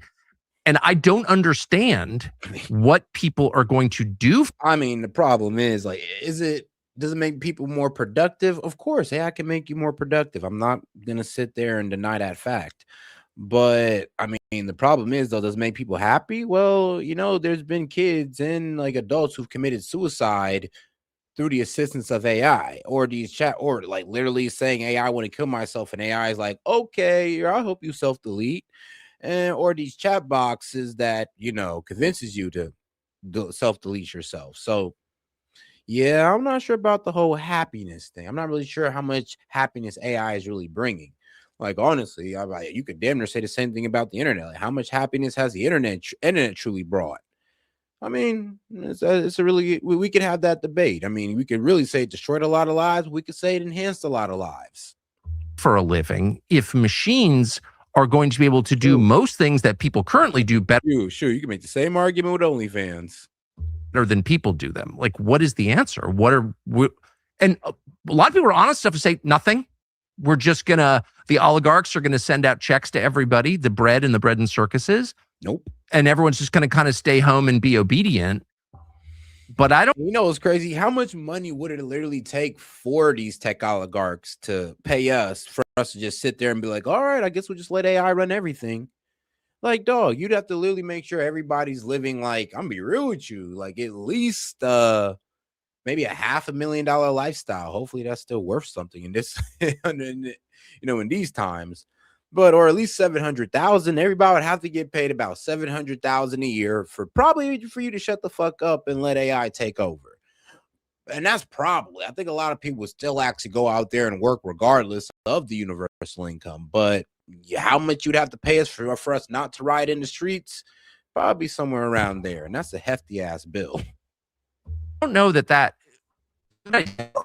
No, I think you're raising a great point. It's a wonderful debate, and it's certainly going on, but it's analogous to the narrative that must have been happening back when the Model T Ford rolled off the assembly line, and everybody that had a buggy looked at it and said, "Oh no, this is going to wipe me out, and there'll be no work for me."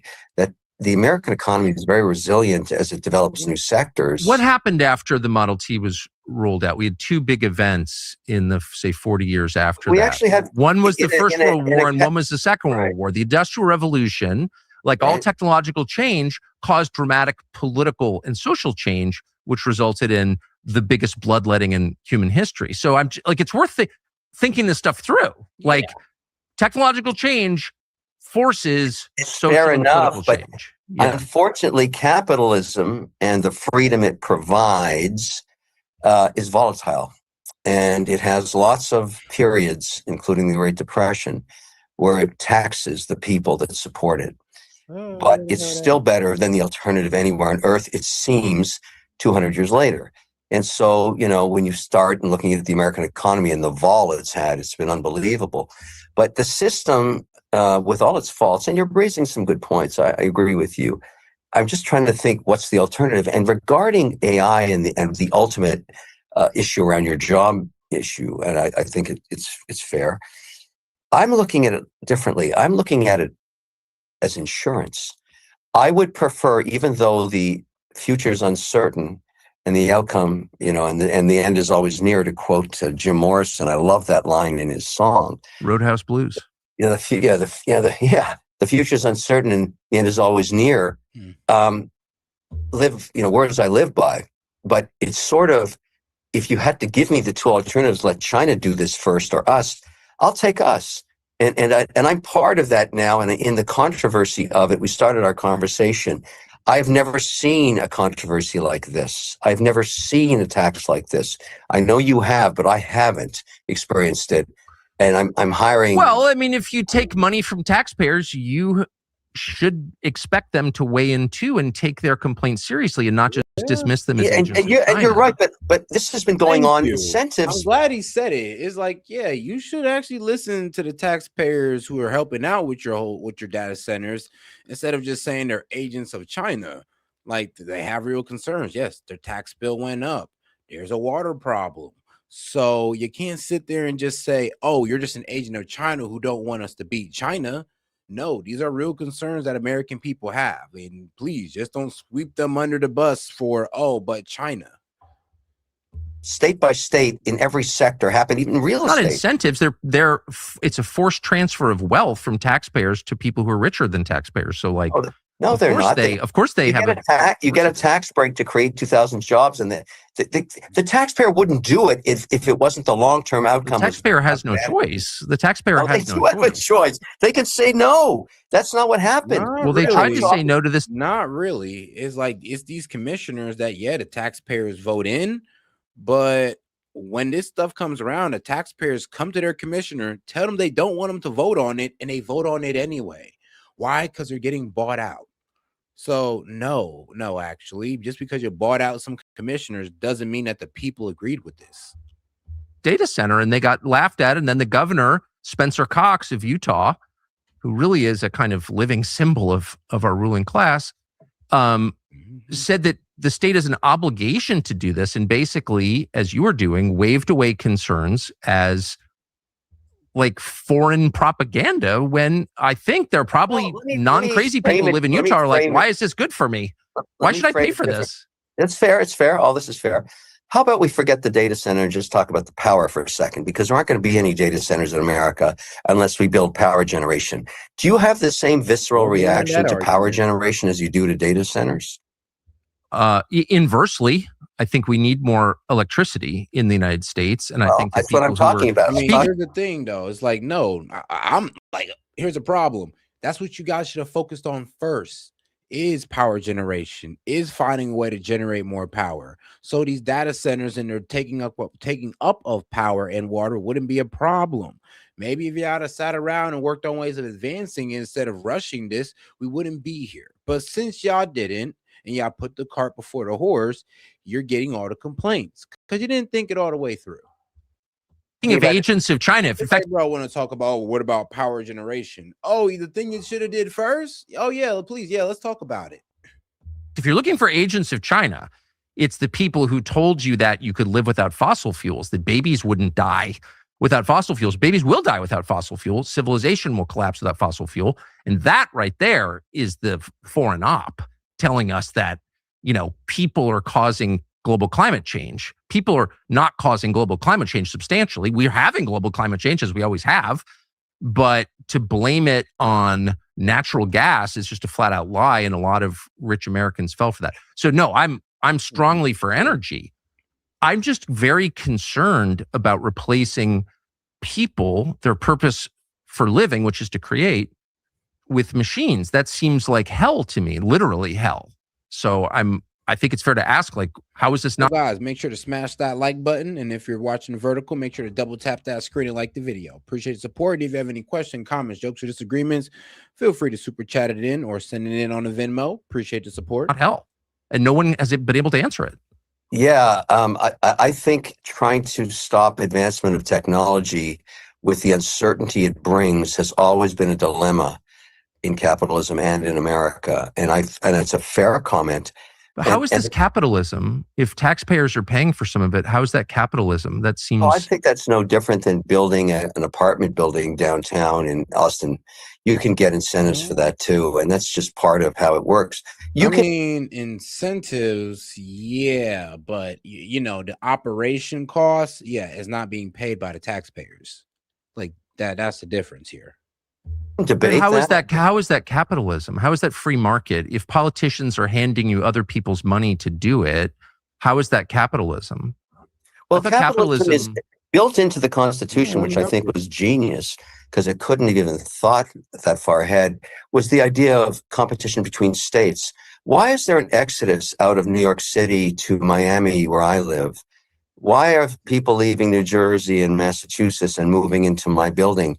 Nobody in my building is from Florida. They're all from other states. I understand. Hey, yo, the chat is not effing with AI. Like, for real? Dang. No, 85%. Yes, 15. Well, damn. All right, then. The chat has spoken. Well, these people moving, why? Because they're reaching retirement age, and the environment in these other states is not conducive to their lifestyle when they're being But I think you're making my point for me. You just listed states that use a higher percentage of taxpayer dollars for private industry, and people are leaving those states. Illinois. Wait a second. California, New York. New York is an inefficiently run. It may be inefficient, but the principle that politicians can take the public's money and hand it to their friends in business, that's a longstanding practice in New York, California, and Illinois, and relatively uncommon in Florida. So people are moving to the free market state, but you're now saying that actually the beauty of capitalism is that politicians hand other people's money to their friends? That doesn't. No, that's I'm not the saying opposite that. of capitalism. I'm saying that you're. I mean, it sounds like it's good for you, but not, like I said, that's that crony capitalism I'm talking about. And the thing is, these guys are so deep into it. He's so deep in it, he don't even realize that what he's saying is like, you could tell he's lost in the sauce. Like, bro, what you support isn't the capitalism that's supposed to bring the poor up to the wealthy or the poor to the middle class. The capitalism you support just maintains all wealth at the top. That's that crony capitalism bullshit that we're talking about that creates an oligarchy that we want to take down. And Kevin O'Leary don't even know that he's low-key a huge supporter of it. He low-key idolizes it, and he low-key wants it. Well, I would say one at a higher degree. That is incorrect. I didn't say that. I said what makes capitalism work is competition. And it does work. And it has worked for hundreds of years. And so the concept, you may not like the policy of giving incentives for manufacturers and real estate. You may not like it, and I understand you don't. But you don't have to do it. A state can stop doing it. And then for a while, maybe they'll be less competitive in terms of getting new projects. I didn't make those rules up. I'm a football player on the field of capitalism. I have to play by the rules. I get it. No, I get it. And I'm not attacking you for it. I'm just wondering, again, occasionally it's worth pausing and asking, are we doing the right thing, even if we've been doing it the same way for a long time? I'll ask just one final question. I'll stop torturing you. But do you see how other people find it unfair that one of the richest people in America, you, in league with the biggest companies in America, Amazon, Microsoft, et cetera, the ones you listed, that the richest people in our society would be taking money from people much poorer than them? That seems very unfair. You know, Tucker, I'll speak for myself on this. I'm not motivated by money anymore. That is not why I get up and work 18 hours a day. I want to build something incredible. I want my legacy from my children's. I'm sorry, but like, let's be real. But then again, you know what? I halfway believe him. A lot of people do it on the stance of legacy, But let's be real though, you're in it for the money, and you know this is profitable, and you know AI is highly profitable, or you wouldn't be in it. You'd have just stuck to your multiple other businesses. Be something that they're honored by. Right. I want to compete against the Chinese. I don't like the Chinese government, in case anybody has noticed that over the last 5 years. I don't like how they treat their people. I don't like how they treat me in business. I simply don't like them. What's motivating me now with all of this barrage, this firestorm, which I understand you've experienced in the past, is I want to beat them in AI. I don't want them controlling the most advanced models, wherever that's taking us, because you bring up. Yeah, that's the problem though. You want to beat them so bad that you're gonna become them. Like, that's the problem. Bro, this man want to beat China so bad that you're gonna make it China. There's the problem. This man is going to make the United States like China, trying to beat China. Great points about the unknown and jobs and everything else. But I want to be part of the team that makes sure our way of life in North America remains the same for my children. I don't give a shit about money anymore. I don't need any more money. I've already been very successful. I'm very lucky, but I'm not finished. I'm very motivated. Then get into an industry that actually produces like jobs then. I mean, if you actually want to help the American people, and if you're motivated by legacy, I mean, you don't want to have a legacy of the AI tech oligarch that one day the people will rise up against. Like, you don't want that legacy, do you? Well, no, maybe they do. To win. And if people want to compete with me, I want that. If they don't think my motivation is to beat the Chinese, they're wrong. I am going to beat them. I am going to show them these data centers. They're going to be this shining example of how you do this sustainably, because I'm the only guy that is graduated out of environmental studies and builds data centers. No one else on earth has done that. Do you think, I love the idea. I'm for America above all. Do you think that Microsoft and Amazon and Google will do a good job preserving the American way of life? Are they substantially superior morally to the Chinese government? Do you think that? Those are your tenets? Yes, I do. And in fact, I deal with Tell me how. Tell me how is Google? I'll tell you why. I was talking with the guy yesterday that is doing the build outs all around the world for Google's data centers. They are on incredible sustainable mission. They are looking at every technology to reduce their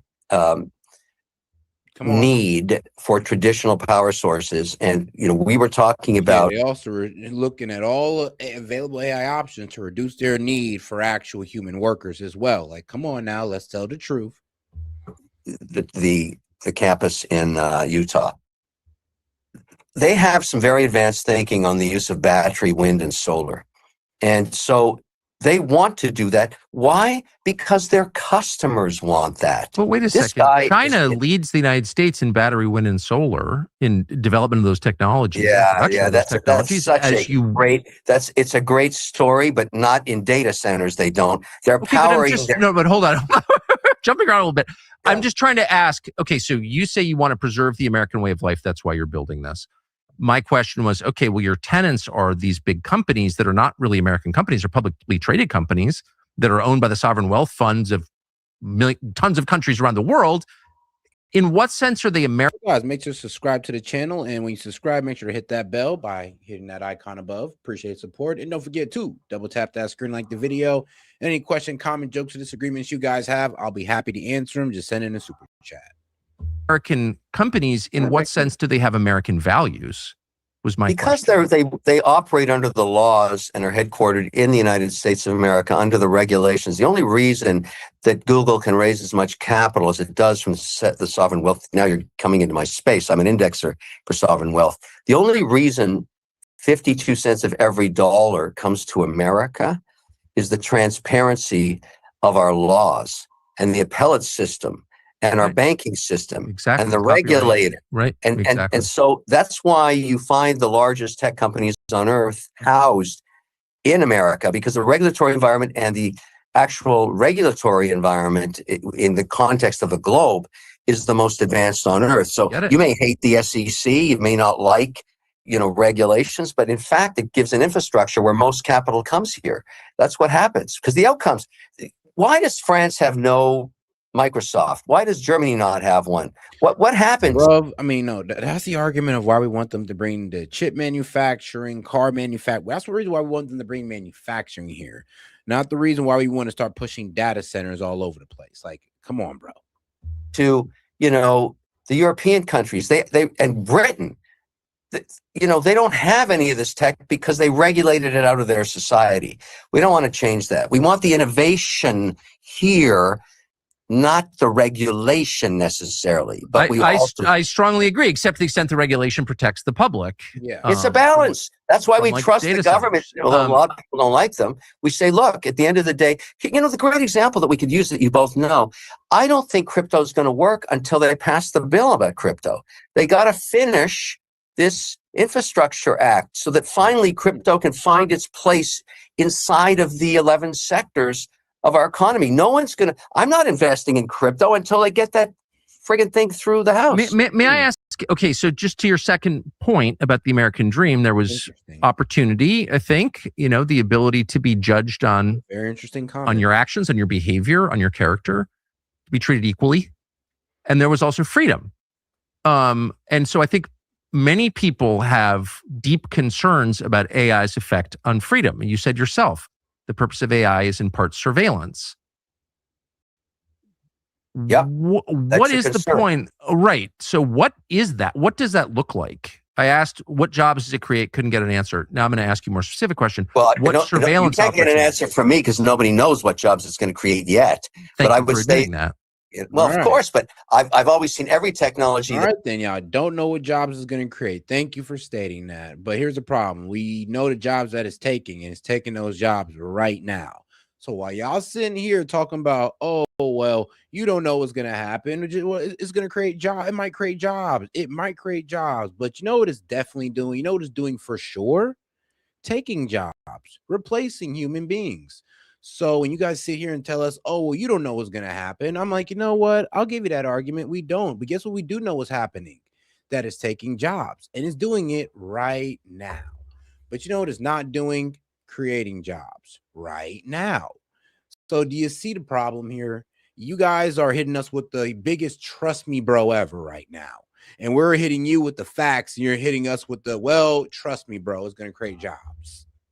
It has been loathed as it's come in, always creates new jobs. And I assume the same for this tool. It's just a tool. So, the surveillance is a great point. We have laws regarding surveillance, and we have laws that restrict the government, and they're built into the Constitution. And we have free speech. All of these things remain the same. They don't change with AI. Well, they did until last week when the president led the charge to change the law and allow warrantless spying on Americans. Yeah. Okay. Well, wait a second. In direct violation of the U.S. Constitution. So obviously the Constitution doesn't matter to the people in charge. No, it does. Every administration is kept in check by the Supreme Court, including this one. And so that's why the founding fathers created this structure. And I think it works, and I trust it for one, and I'm willing to, have my kids who are Americans grow up here, and I want to protect them. Okay, so what kind of surveillance? I mean, it seems like AI will make it possible to know what every American is doing at all times. Correct me if I'm wrong. I would say that's not AI that's going to do that. I would say now with the amount of high resolution video and surveillance that is built into every street corner. With the use of AI. So quit playing with us. So we all know that you're going to do it with the use of AI. You already have a company out selling it to police stations. That's how they solve a lot of crimes. Now, if you don't like do they solve a lot of crimes? Has the they do. They do. Has the closure rate for murders in our big cities, like what percentage of murders are in New York City or Chicago or now? Like, let me show you how on top of it they are. And I mean, shout out to my man Guest Dude because he showed me this here. So this is what they're already on top of, and I'm rejecting the cookies. But all right, see here, safety is something we create together. But how? It's like, bro, do you see this? Like, it's literally able to track your, people who commit crimes. And I know what you're saying, like, S.E.T. Well, how could this be a bad thing? And you know what? It's not. but you gotta understand what this could lead to. It's just the surveillance of it all around. And wow, all right, yeah, they're really trying to sell this to me. But anyway, though, like, look, see, as a member of an organized retail crime ring arrives at a Shopmore superstore on site, loss prevention officers are immediately alerted to the suspect's present. Threat alert is gonna start catching you. Boom. Like what? At street light? So this is like they say law enforcement, but yo, this is like a citywide thing. I mean, and they're integrating this as an AI system. They're going to integrate it all over the city, so it's going to be able to pick up all types of feed or all types of video feed throughout the city to start tracking crime. And I know what you're saying. In terms of safety, this is excellence. But I mean, let's be real. On the terms of violating, your privacy. Yeah, this is pretty it's stretching it. This is stretching it. But I'm be real with you, it's pretty cool. It's badass, but it is quite concerning. And your city might be using it today because it's trusted by 5,000 plus law enforcement agencies in 49 states. Well, damn, who's the real nigga state that's not allowing it? 52 reduction in robbery in 1 year. I mean, and this was what Colb County, PA, in Georgia. So it's doing its thing. It's doing its thing. Okay. But like I said, I mean, this is like a crazy type of surveillance. Detroit are solved. I don't track the pretty murder low rate. Actually. It's lower in this country the than point is surveillance is a great issue, but the enhancement of surveillance with AI tools is how you now walk through the Dubai airport, and you also walk through some airports here in the U.S. Facial recognition technology has finally got to the resolution using AI's tools. Well, I know. It's going to run through your data center. There'll be pictures of all of us in your data center. Every data center. But, right. So you don't. But how does it make it free? You don't have to opt into that program. By the way, I do it for convenience. I'm not hiding anything. Well, it's on street corners, as you said. So it's anytime you're in public, your face is being surveilled by the US government. It is, but I'm not doing nefarious things. I'm not a criminal, and I'm not stealing any money from anybody. So the definition of nefarious changes, as you know. I mean, hundreds of thousands of American citizens were sent to concentration camps by Franklin Roosevelt because they were Japanese. Correct. So in 1940, it was not a crime to be Japanese. In 1941, it was. So the definition does change, as you know. It's true. So you could have those concerns, but I ask you again, Tucker. I do. And I know you do, but I ask you again, and you haven't answered my question. Do you want the insurance policy or not? Would you, with all of the nefarious concerns about AI, which outcome do you prefer as an American for your family? Would you prefer all of us that are developing these data centers put down our shovels and stop while the Chinese accelerate theirs?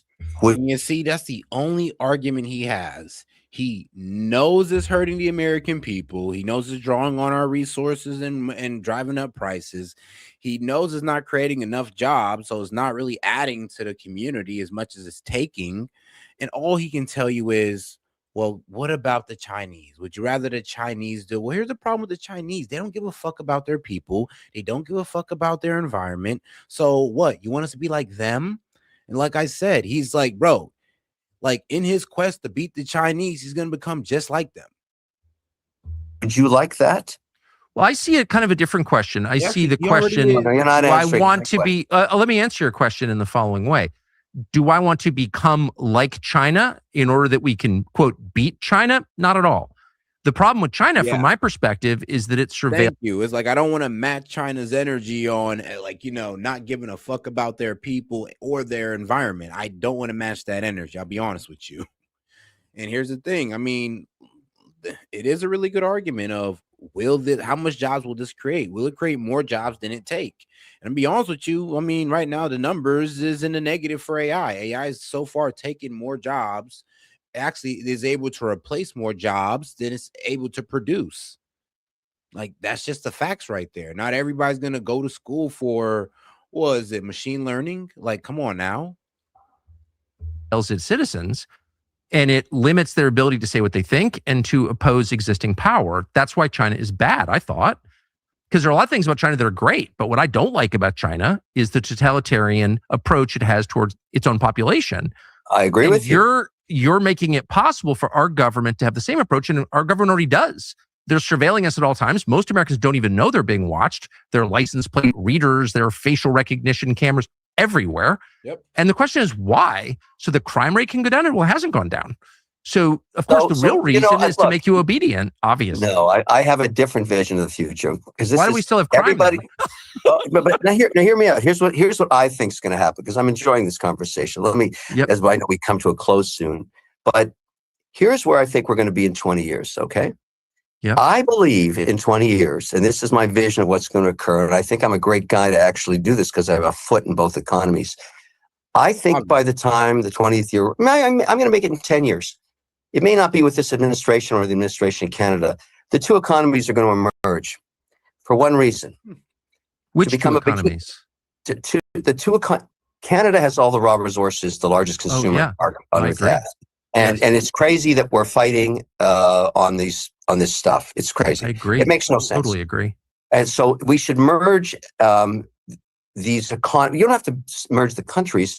You merge the economies, you get an EU type situation where you allow freedom of movement across the border and you allow no tariffs on all the stuff we need, the rare earth Canada has, the water, the paper, all that stuff. And the only reason we're going to do that is so we can take 5% of our GDP, which will be the largest on earth, by around 25%. No one will be close to us if we merge those two together, and the benefits that accrue. For one reason, to tell the Chinese, don't. I just want to know, has anybody been convinced that data centers are a good idea, or that this whole AI, this whole push for AI is a good idea? Has anybody been convinced? Because I sure as hell haven't. I mean, what about you? Maybe I'm just being dense. I don't know. I'm open to that idea. Don't fuck with us. That's basically what's going to happen, because they want to fuck with us big time. And that's my belief. And I think I'm right. I think that's what's going to happen. And AI and compute and all this stuff, that's a side story. We have to keep all of our tech ahead of theirs, including data centers and everything else. But ultimately, they are our adversary on our way of life. Then can I ask, our way of life, right? So I would think, since you disagree with the Chinese way of life, which is pretty civilized in a lot of ways, but the one way in which it's barbaric is that it grants its citizens no real rights. Yep. And so I would think that you would be very worried about aping their system, which we are now doing. Like, they have total surveillance. It's a panopticon in China. We should create our own. Let's take 40,000 acres in Utah and make it possible for the government to know where you are at all times and what you're thinking, listening to you on your phone. Like, we have that. But I think you'd be upset about you that. You have to choose the less of two evils in your scenario. And I'm telling you, what you should do is say, I want Kevin O'Leary to succeed. I want him to beat the Chinese in compute power. And then use the laws of the United States to make sure that you keep that compute power in check whichever way you want. But to not have it available, to put down my shovel, I don't think people want me to do that. Even the people in Box Elder, the majority of them want me to hold my shovel. All right, hold on now. Trump just had a press engagement, came out about an hour ago on Air Force One. So let's go ahead and tune into that real quick. I know, right? Just came out. I think another interview. What else just came out as well? Oh yeah, and the Iranian foreign minister. Yeah, he also held a press conference as well an hour ago. Hello, everybody. How are you? So we had a great stay. It was an amazing period of time. Oh, guys, make sure to super chat any question, comments, jokes, or disagreements you want read out loud and want me to engage with. About $2 and up, or you can send it in a Venmo. Appreciate the support, guys. Let's keep it going. And let's not forget to double tap that screen, guys. We're almost at 300 likes. And don't forget to subscribe to the channel while you're at it. President Xi's an incredible guy. Got along, made a lot of great trade deals, including over 200 planes for Boeing with a promise of 750 planes, which will be by far the largest order ever if they do a good job with the 200, which I'm sure they will. And that's General Electric also, the engines. So they're buying General Electric. So it's approximately 450 engines, 200 planes, and a promise of up to 750 if they do a good job. We had an amazing time. It was a very historic. Oh, look who we have. Hello, David. It was a very historic couple of days, I think. Million days. Sir, I know there'll be a lot of questions around the China trip, but just first on Iran, have you rejected the latest proposal from Iran, or where does that stand? Well, I looked at it, and if I don't like the first sentence, I just throw it away. What was the first sentence? An unacceptable sentence. Because they fully agreed, no nuclear, and if they have any nuclear of any form. Nah, the problem is they said, look, man, we're going to keep our 60% enrichment, and we're going to give you a 10, 20-year agreement. Yeah, and, well, what was it? A memorandum, a 10, 20-year memorandum of understanding of that. We're not going to progress past this 60%, and if you don't attack us within this 10 to 20 years, we'll talk about, downgrading the enrichment. But what Iran is pretty much saying is that, yeah, we're going to keep our 60% enrichment. And they're also saying if you attack us again, we're going to enrich to that 90%. So there is that problem as well. Oh, and they also want control of the Strait of Hormuz and start to be able to charge taxes through there, or, oil tank taxes of about $2 million per ship, I believe. And then also they're going to start charging internet fees as well because, they can start cutting wires underneath there and start cutting off internet for the entire region. I don't read the rest of it. So 20 years is not enough for you. It's got to be a permanent. No, 20 years is enough. But the level of guarantee from them is damn, Iran done stole the Wi-Fi. In other words, it's got to be a real 20 years, not a big one. You got to get all the fuel out and no more production. We have to get everything, but yeah, like. Thanks, Galactic. Yeah, it's like, what was it? Like, $2 million a barrel, something like $2 a barrel, but it comes out to be like $2 million per tanker, or per vessel. Yeah, $2 per barrel, but it comes out to be like $2 million per ship, and that's a lot of money they'd be making. And then also they're going to become that region's internet provider. Well, hostile internet provider. We're not even talking about. I call it the nuclear dust. Came up with a term which seems to have gone on. But talking about they would not remove the. Yeah, they said that they can't remove it because they don't have the technology to remove it. They don't have the type of tractors. They say the only one. They told me directly. They said the only one that can remove it is China or the U.S. We're the only ones with the equipment. They said you were right. It is a complete obliteration. With that being said, I want to get it. And they agreed to it, but then they took it back. But they'll agree to it eventually. Can I ask you about Taiwan? What did President Xi say to you about Taiwan? And what did President Xi say to you about Taiwan? And are you still going to approve the arms sale? So President Xi and I talked a lot about Taiwan. He thinks they cannot have anything to do with what they're doing. I mean, he's against very much what they're doing. We talked about Taiwan. We talked about Iran a lot. And I think we have a very good understanding with both. On Taiwan, he does not want to see a fight for independence because that would be a very strong confrontation. And Yeah, but here's the problem, though. Is like, how are we going to stop them? That's the problem. Is like, how we're going to stop China to make a move for Taiwan when we're wasting munitions and we can barely give anything out to Taiwan while we're over here busy with Iran. And like I said, we sacrificed protecting Taiwan one day for this conflict with Iran. So, I mean, I'm pretty sure that's pretty much what Trump was coming to, or trying to, work out with Xi, is like, yo, can you not take, Taiwan while we're dealing with Iran right now? Because, it'd be kind of easy for you guys. And I know it'd be easy for you guys. Well, because look, we wouldn't be able to support them. So can you not attack them? And what deal are you willing to work out so you don't attack them? I heard him out. Are you going to change your wording? No, I didn't make a comment on it. I heard him out. I have a lot of respect for him. On Iran, it's very interesting. He feels strongly they can't have a nuclear weapon. He said that very strongly. They cannot have a nuclear weapon, and he wants them to open up the strait. But as he said, they closed it, and then you closed them with a smile.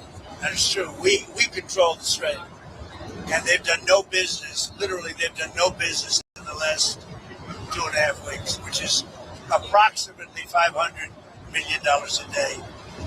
So we have, we're doing very well on all fronts. But sir, just before we leave this, Taiwan, Mr. President, President Xi said that there was a risk of conflict with the U.S. over Taiwan. What's your response to that? I don't think there's a conflict, other than we don't need their strait. We don't need the So Hormuz. on Taiwan, Mr. President Xi said there was a risk of conflict with the U.S. over. I mean, when it comes to going towards a fuel shortage, no, we don't need them. But when it comes to stabilizing prices and bringing them down, we do need the strait. So no, we don't need it when it comes to, us having, oil. Trust me, we got enough for ourselves.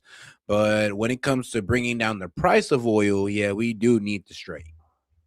Taiwan. No, I don't think so. I think I think we'll be fine. He doesn't want to see a war. And you have two things. You have the Iranian situation, and that I think we agree almost entirely, other than he's a buyer and we're not. We don't need it. And on Taiwan, he doesn't want to see a movement for independence. He says, look, we've had it for thousands of years, and then at a certain period of time it left, then we were going to get it back. They had the Korean War. A lot of things happened. And all this. But on Taiwan, he feels very strongly. I made no commitment either way. We'll see what happens. What about the arms sales to Taiwan?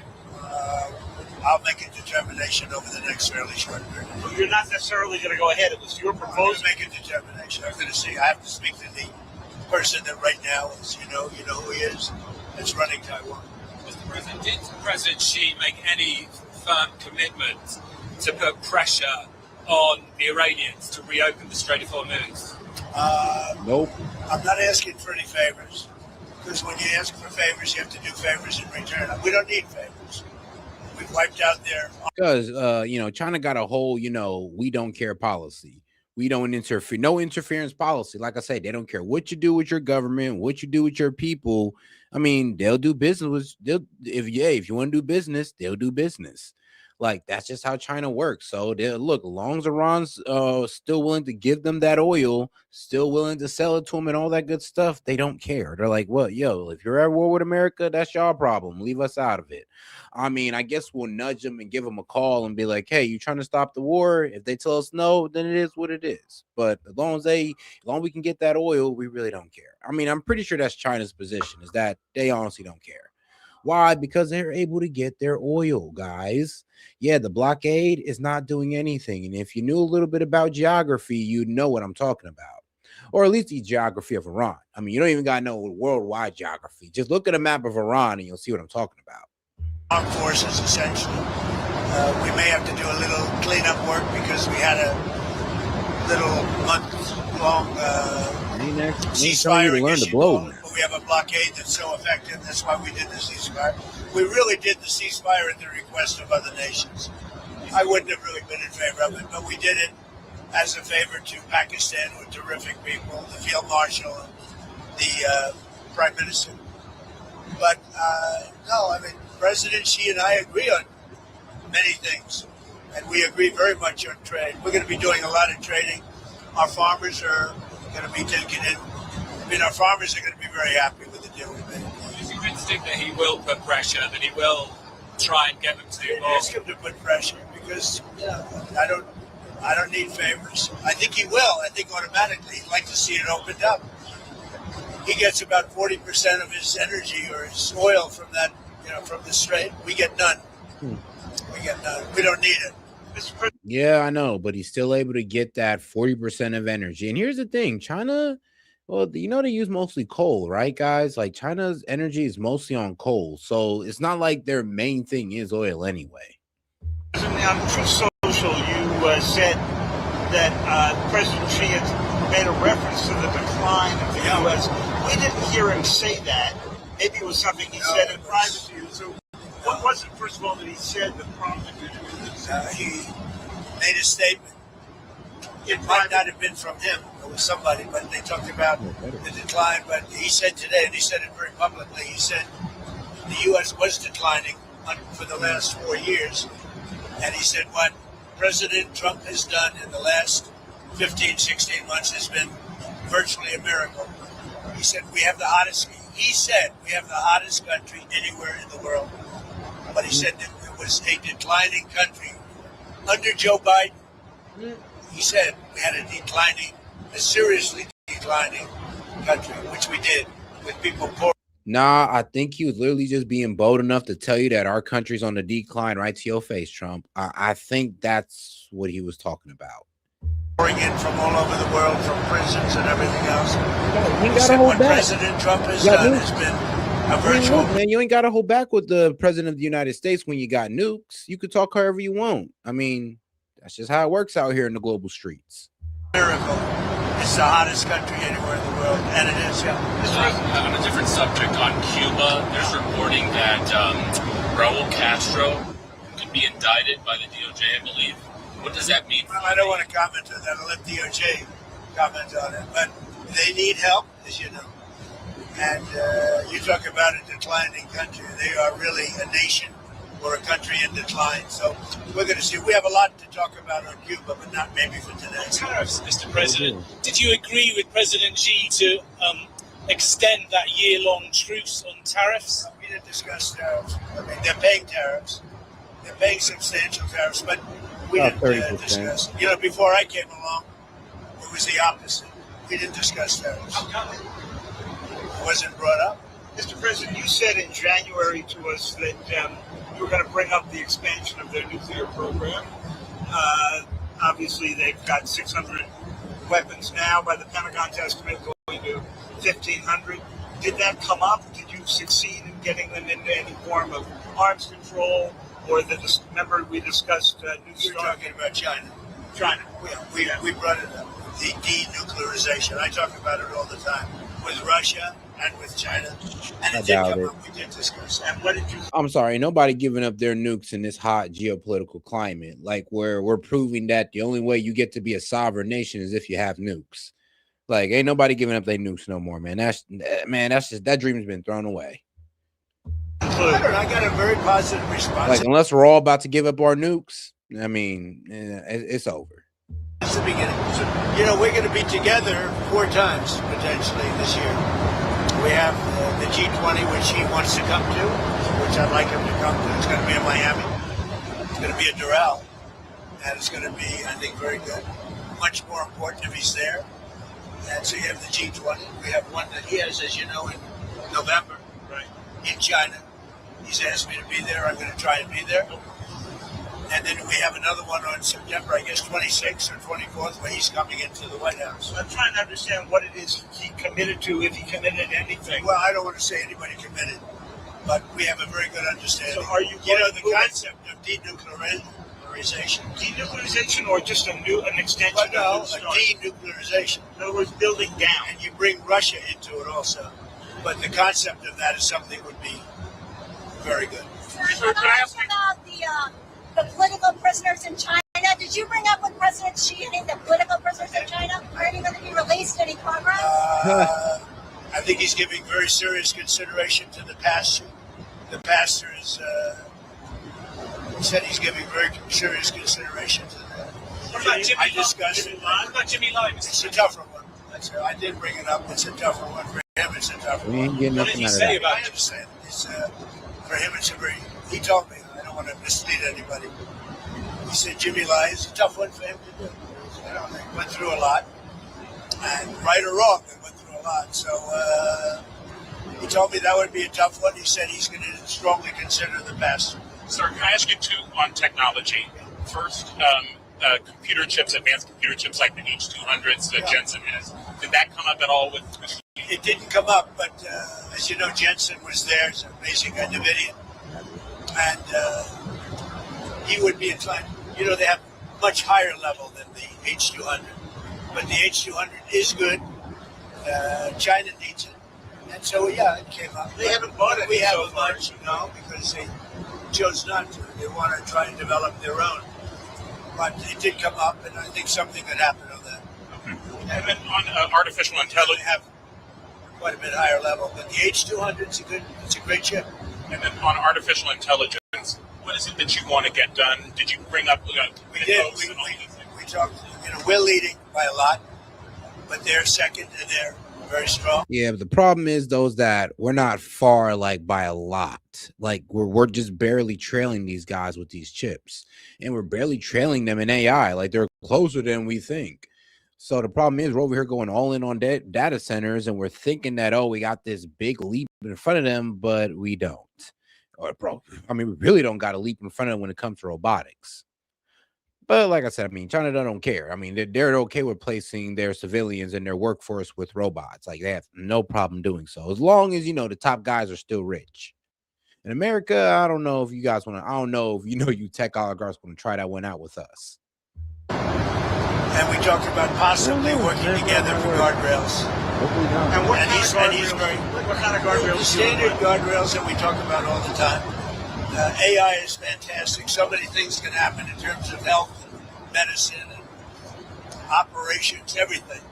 The military, and so many things can happen, but it's also got some drawbacks, and we're talking about, we probably will, we're going to work together. We had a very good conversation about a lot of stuff. So biological, nuclear, cyber, did you specifically discuss those risks? We discussed, I would say, almost everything you could discuss except for a reduction of tariffs. On Iran, Mr. President, just to be clear, I mean, what's next? Is the threat of the bombing starting again? How realistic is that? I don't want to say that. I mean, I'd like to tell you. I'd like to say on a certain hour, a certain day, the bombing is going to start. I don't want to say that. I can only say that Iran, I can say this with very, very strong conviction, Iran will never have a nuclear weapon. Not going to happen. Never one. What would the use be of repeating the bombing? You did it for 38 days. Well, no, we did. And you did not get the political changes in Iran. No, I had a total military victory. But the fake news, guys like you write incorrectly. You're a fake guy, and guys like you write about it incorrectly. We had a total military victory. We knocked out their entire Navy. We knocked out their entire Air Force. We knocked out... I mean, if we knocked out their entire Navy, then they wouldn't be closing the Strait of Hormuz right now. If we knocked out most of their missile launchers, like you said, then, like I said, they wouldn't be closing the Strait of Hormuz. And, bro, I mean, like I said, their Air Force, well, that was never a threat because their aircrafts are from what? The 60s, 70s? So that was never really a threat. The threat that Iran holds is their ballistic missiles and their drones that they're using to threaten the Gulf countries and close the Strait of Hormuz. All of their anti-aircraft weaponry. We knocked out all of their radar. We knocked out all of their leaders, number one, and then we knocked out all of their leaders in the 2nd Division, and we knocked out numerous of their leaders in the 3rd Division, and they're very confused. We've had a total victory, except by people like you that don't write the truth. You know, you should write. I actually think it's sort of treasonous what you write, but you and the New York Times and CNN, I would say, are the worst. On another war. You should know better. You're you know better. Your editors tell you what to write. I mean, this is coming from like our intelligence, CIA. Is coming from, yes, the CIA and the DIA, which is the Defense Intelligence Agency. So this is coming from the Pentagon as well, that Iran maintains most of its missile capability, and apparently that the Trump administration has over-exaggerated the damage done on Iran through operations, what was it, Epic Fury, or as the jokesters like to say, Epstein Fury. You're right, and you should be ashamed of this. There's another war. Is there any I actually think it's treason. When you write like they're doing well militarily and they have no Navy, no Air Force, no... I mean, bro, what do you expect people to say? When the regime is still in power, when they still got the Strait of Hormuz closed, they're rejecting all of our maximalist demands, which lets us know that they still have leverage because we can't remove that regime. We can't get the Strait of Hormuz open, and we can't get their enriched uranium, and we're asking for them to give it up. So please tell me how we're just winning this war, how we're just sweeping them. Please inform me. Anything. By the way, we knocked out 85% of the manufacturing for the missiles. We knocked out everything. We haven't knocked out other than one bridge, and we did because they misbehaved. But we have bridges we could knock out. We could knock out their bridges and their electrical capacity within 2 days. We could knock out the whole thing. And then I read the New York Times, and they act like they're doing well. And everybody knows that. That's why your subscribers are way down. You know, the Times subscribers are way down because it's fake news. Did you discuss Ukraine? Way down. Did you discuss Ukraine at all with President Xi? And is there any movement on that? And here's the thing: it's like the Trump administration versus our own intelligence agency. Our own intelligence agency is coming out and making Trump look like an idiot. And here's the problem: I think the intelligence agency is kind of going rogue right now against Trump because of, him pretty much believing the Mossad or the Israelis over them. Remember, the CIA and the intelligence agencies came to Trump and said, yo, Iran doesn't have a nuclear weapon. They're not going towards a nuclear weapon. And they're holding true to this whole religious fatwa. And they've stayed at this 60% enrichment since 2021. So if you're trying to go in there and get this uranium, trust me, it's not going to be done. It's best you just do it through diplomatic means. And of course, Bibi comes in there and says, nah, F all that. We can get the uranium. We could overthrow the regime. And we could do it all in 2 weeks or less. And sadly, Trump went with the 2 weeks or less lie. And now we're here. We discussed, it's one that we'd like to see settled. Until last night, it was looking good, but they took a big hit last night. So it's going to happen, but it's a shame. 25,000 people died last month.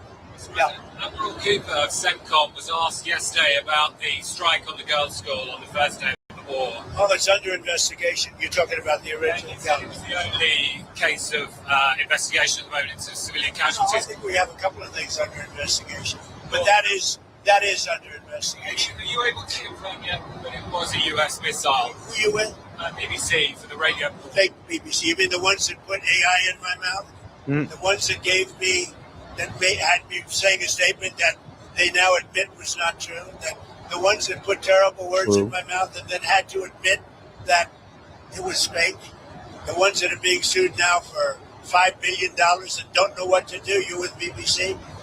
They're another fake outfit. Yeah. About the deals in China? Did you get a deal on soybeans? You know, the farmers. Yeah, the farmers are going to be very happy. Now, what BBC did to Trump is low-key egregious. That's absolutely fair.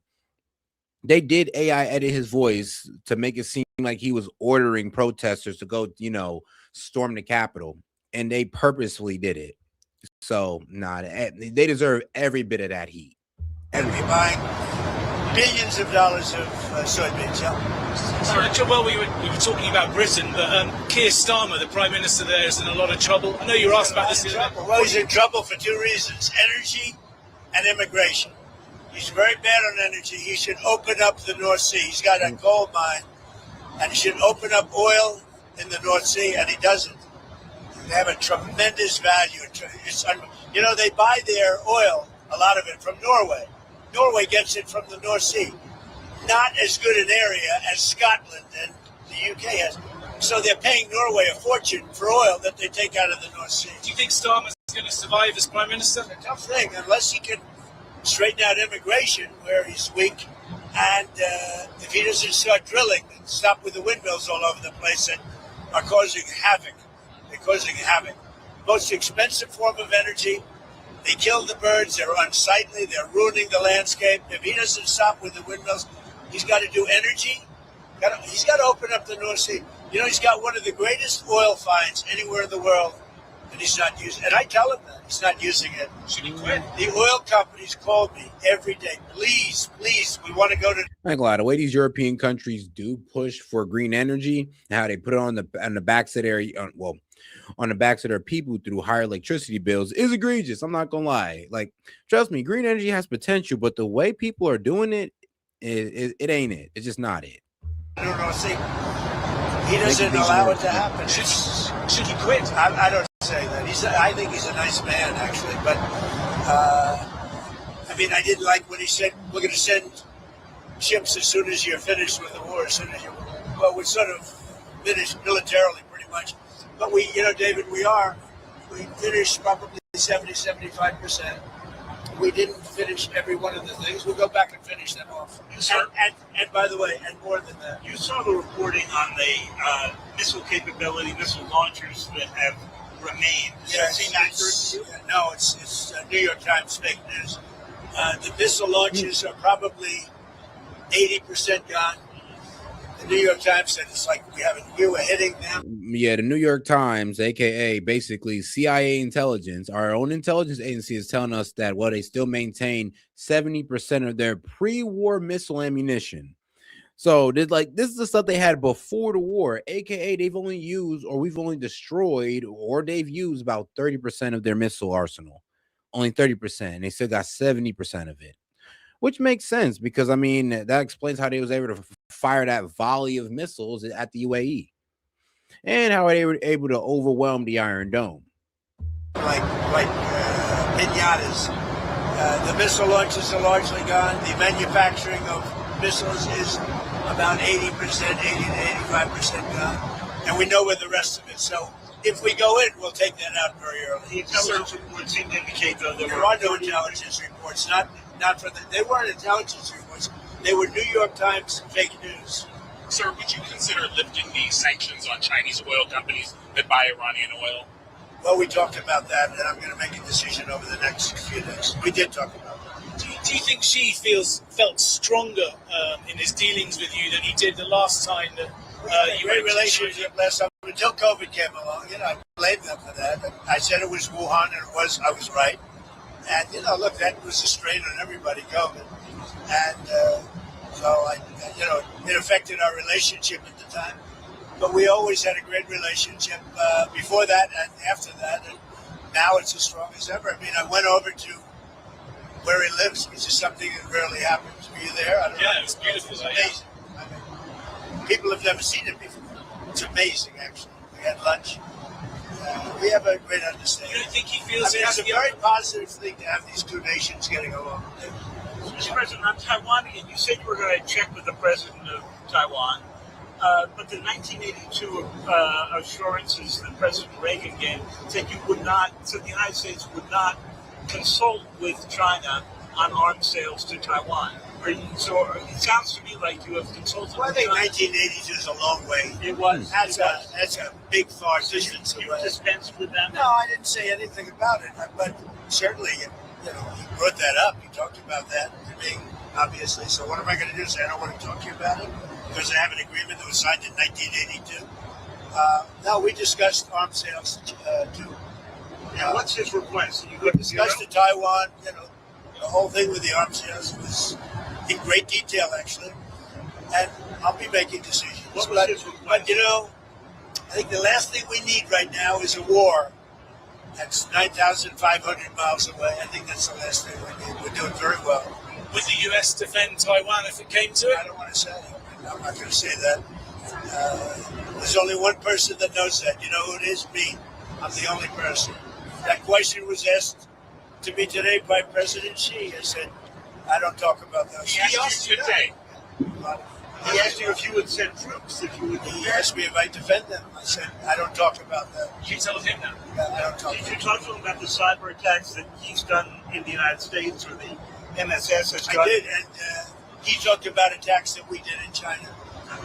What they do, we do too. It's like the spying. They're talking about, the spying. I said, well, the spying. We do it too. The infrastructure. Look, no, I'm talking about spying.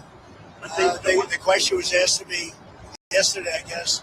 What about the fact that China's spying in the United States? I said, well, it's one of those things because we spy like hell on them too. So, what about the fact that China is putting in the U.S. interest? Yeah, that's true, but it doesn't mean you let in like 600,000 Chinese spies into our universities, though. I'm just saying, it doesn't mean we just let them continuously spy on us. I mean, that's ridiculous. Code that they could use if you ever decided to come to the Well, you don't know that. I mean, I'd like to see it, but it's very possible that they do. And we're doing things to them. I told them we do a lot of stuff to you that you don't know about, and you're doing things to us that we probably do know about. But we do plenty. It's a double-edged sword. So again, on President Xi, a couple of years ago when President Biden met him in San Francisco, he was asked if he thought President Xi was... All right. I got to go ahead and close it down, guys. We're at that 4 hours and 30 minutes. I do appreciate you guys for tuning in. So make sure you guys double tap that screen on your way out. And also, make sure to subscribe to the channel, guys, and hit that bell while you're at it so you actually get notifications for when I drop a video shorter next time I go live, which will be tomorrow around this same time. And most likely concluding around this same time. So, all right, guys, I'm gonna go ahead and head out on a funny clip. I'm gonna go ahead and play this clip. If you have any question, comments that you want to get in, you want to ask me, you can go ahead and send it in a super chat. By the time these clips are done, I will go ahead and read them. I'm gonna go ahead and do this as a new segment. All right. So enjoy the short little videos. Send in your super chats with any question or comments. If none, I'll just go ahead and conclude the stream.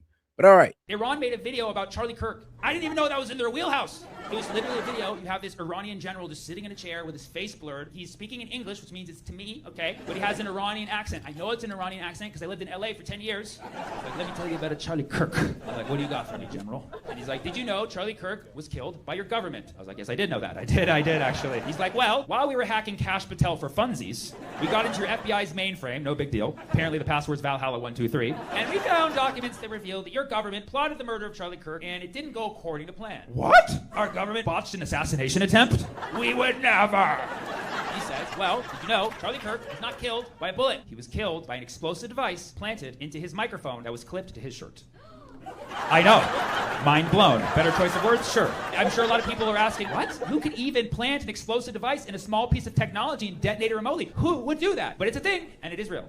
And it is real. And it is real. And it is real. And it is real. And it's Israel. They did it with pagers in Lebanon. By the way, where did we get this? Trevor? Best Buy? What is it? Tel Aviv Tech? Okay. He said the device was supposed to explode downward into Charlie's chest cavity to make it seem like a clean gunshot wound to the chest. So we would all be like, oh my God, he was shot. They'd thumbs up the fake Tyler on the roof. Be like, good job, buddy. We'll see you in Valhalla. But it didn't go according to plan because the device misfired. Like, where have I heard that before? And a piece of shrapnel shot through Charlie's neck and it came out to the place that we were supposed to see the bullet going in. Now, this was the part that he said that blew... Okay. This was the part, he said, that really opened my eyes. He said, because it misfired and because it exploded in all sorts of which ways, a bunch of pieces of shrapnel flew everywhere, and a lot of them went down and lodged themselves deep into the concrete where Charlie Kirk was speaking. And this is why, the next day, a bunch of people came to repave the entire area. So Charlie Kirk is shot, and the next morning, a bunch of random guys from God knows where in Israel come and start repaving the entire asphalt. Just like you could have chose a better time to do that. This is literally the weirdest, most eerie part of the Charlie Kirk case, aside from Erica. It is the second strangest part about the case. Like if you were watching a crime drama like CSI Orem and somebody gets shot and then like moments later like, oh, nothing to see here, we're just repaving the whole area. That would be like a 10-part series where they're trying to figure out like who the are these contractors? And so then the Iranian general was like, and this is how you know that it was your government who killed Charlie Kirk. Like and subscribe to my page. Hit the bell. I was like, do you have Lego content?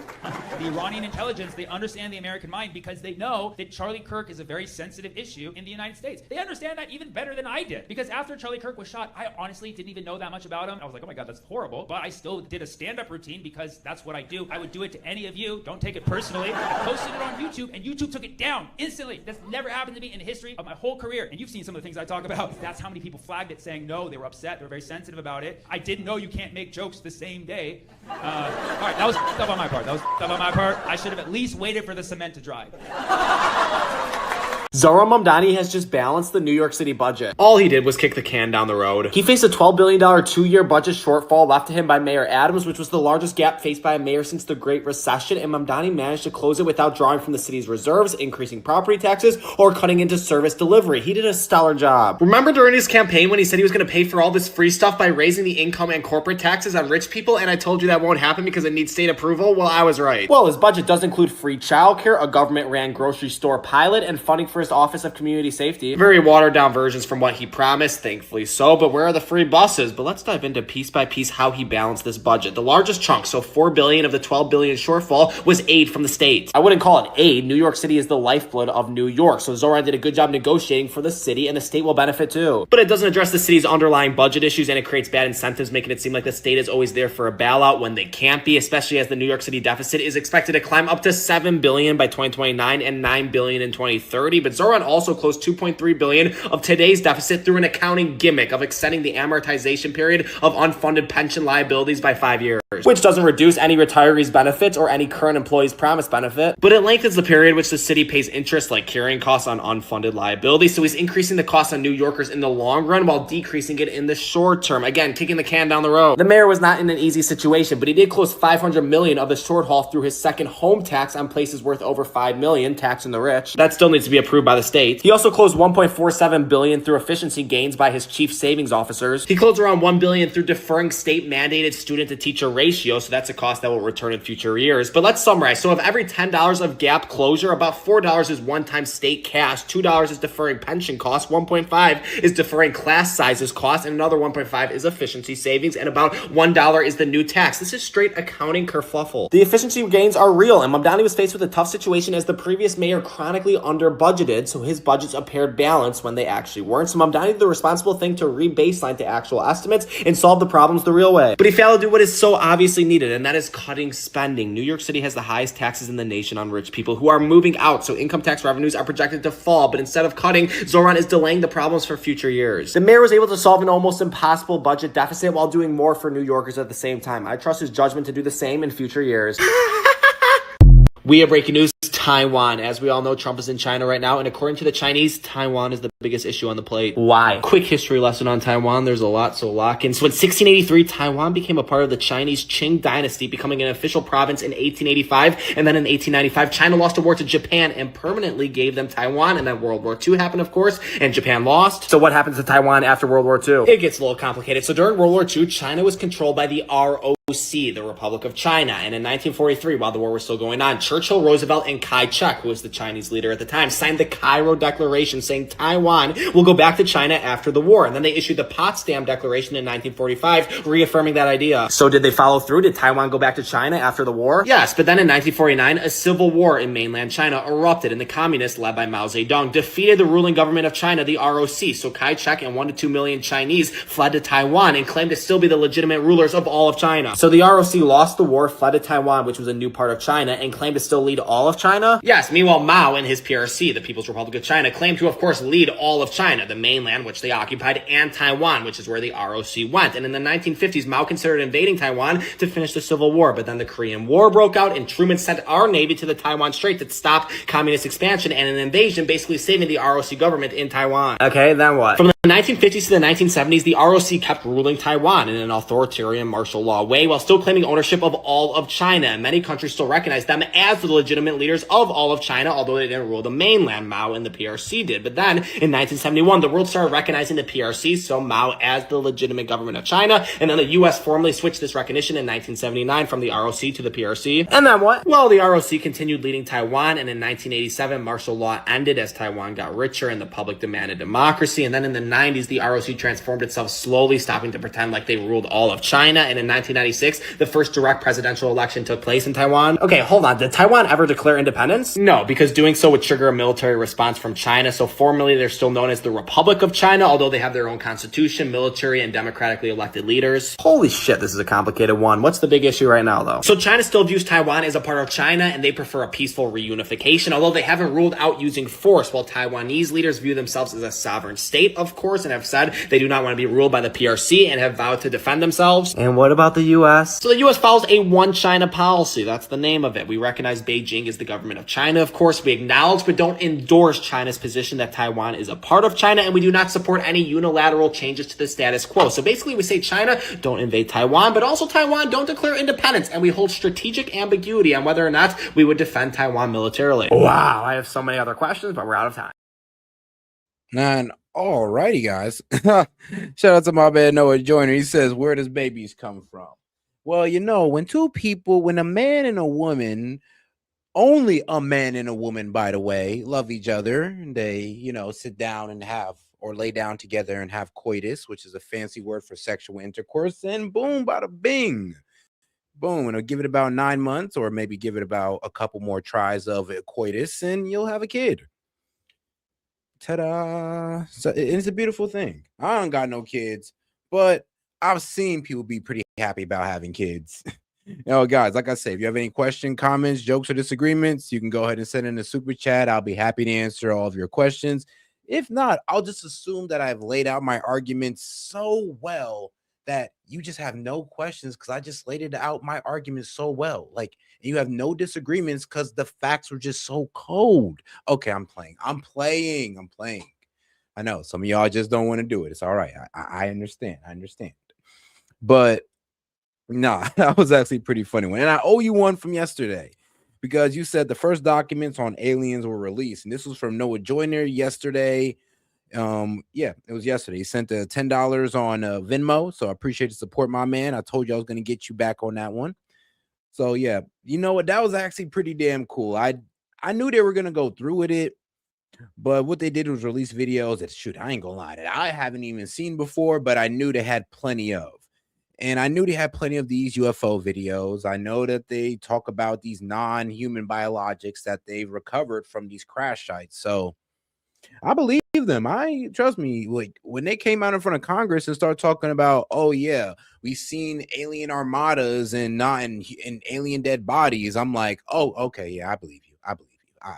I mean, you know, bro got the credentials. He's in front of Congress. And I'm not saying everything that's said in front of Congress is the truth, but when you're coming out like that, when you got different people outside of the profession, outside of government and inside kind of, you know, telling you the same thing, like people, yes, outside and inside of government pretty much saying the same thing, that aliens exist, you kind of got to sit there and be like, all right, there got to be some truth to this. And, you know, I guess the best case scenario would be, oh no, we're just effing around with these spacecrafts that we've advanced and we're just saying that it's aliens and all this good stuff.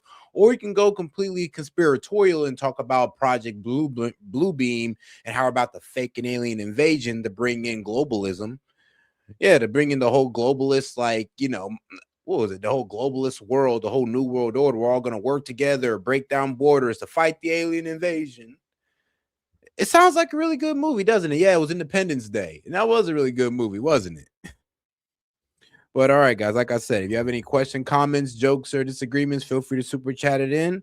You know what? I'll play one more video to give you guys some time to go ahead and send in your super chats.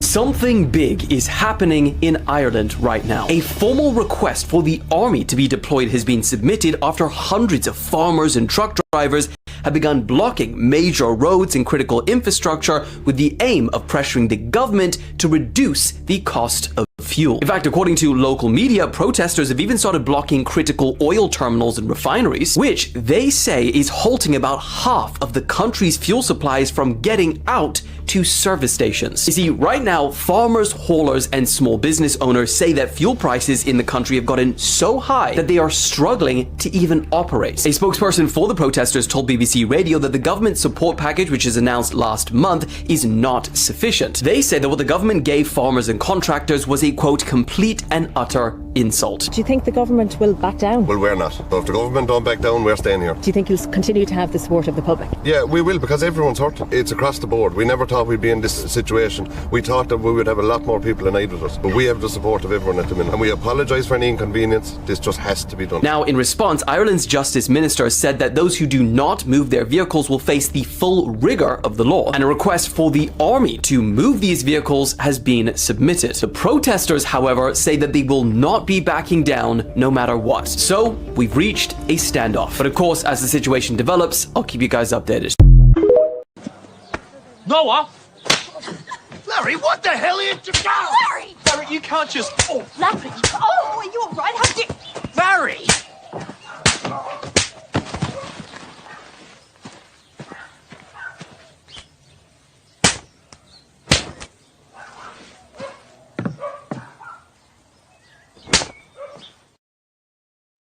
Well, damn. The world was warned this could happen, and now it actually is. The Philippines just became the first country in the entire world to declare a state of emergency because of fuel shortages linked to the war in the Middle East. This is because a staggering 98% of the fuel that the Philippines imports needs to pass through the Gulf region. And it's not just them. The whole world is now facing its biggest restrictions on fuel since COVID. Slovenia just became the first EU state to begin fuel rationing, so you can now only buy 50 liters max of fuel per day. Meanwhile, the IEA has now advised their 32 member countries, which include the likes of Australia, Germany, Japan, France, and the UK, to implement various fuel-saving measures, including even lowering their highway speeds by 10 kilometers an hour. China have temporarily banned fuel exports to protect their domestic supplies. Australia are facing what's described as a national crisis, where hundreds of their petrol stations are running dry from panic buying and shortages. South Korea have begun considering work-from-home policies and have also introduced price limits for fuel for the first time in decades, along with other countries like Croatia, Hungary, Brazil, and Thailand. Cuba are really struggling this week with numerous countrywide power cuts only made worse by the fuel shortages. Japan will begin their biggest ever release of oil from their strategic reserves this week. And as for the United States, well, Trump was asked about the Strait of Hormuz, and he said this. We don't need it. We have a lot of oil. We are the #1 producer anywhere in the world times 2.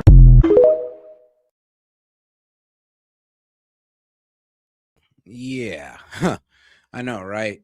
Crazy. But you know what? I got one more. Like I said, guys, super chatting your questions, and I'll be happy to answer them. But I got, well, let me go to a more philosophical video. All righty. I done gave y'all long enough. All right, cool. Didn't miss no super chats or any questions like that. Make sure I check all of them. All right, then. And guys, like I said, make sure to double tap that screen. I appreciate everybody who subbed to the channel, who liked the video. So all you guys who subbed and all about over 200 of you guys who liked the video, appreciate the support. Truly do. Make sure you sub to the channel as well. Shoot, almost 300. So if we can get about 8 more of you guys to double tap that screen and like the video, that'd be great. But all right, guys, I'm heading out on this one, guys. I'll catch you on the next one. Leave out from a word from our partner. Yo, this is S.E.T Media, man. I'm here to talk to you about our partner, Kalshi. Kalshi is the largest legal prediction market in the United States with over 1 million users. It's available in all 50 states. They are a real money market. People trading on what they think will happen. You can build a position and trade in and out of almost any prediction you think. Kalshi facilitates trade between people kind of like the stock market. There's no limiting your trades just because you're winning. Kalshi will pay you interest on your position. So if you make a long-term trade, you can earn a return even before the market is resolved. If you want to try out Kalshi, go ahead and give them a try, guys, at my link, kalshi.com/setmedia. Get $20 when you trade 20, so it's 20 for 20, guys. Once again, that's kalshi.com/setmedia. Go ahead and use my code setmedia to get $20 when you trade 20. Let's go ahead and take a look here at Kalshi, because like I said, it is a trading market where you can put in your prediction and you can go ahead and earn interest on that. You can make money off the knowledge that you know, and if you put $20 in, you get $20 back. So all right, guys, make sure to go check out my guy at Kalshi, because you can get in on good trades like who will Trump nominate as Fed chair, will Ali Khamenei be outed as the supreme leader, and will the U.S. confirm that aliens exist before 2027. So if you want to get in on this action, once again, go ahead and go to my partners at Kalshi. Go ahead and use the link, or you can hit the QR code above and use S.E.T Media to go ahead and get $20 when you trade 20. This is S.E.T from S.E.T Media, and shout out to Kalshi.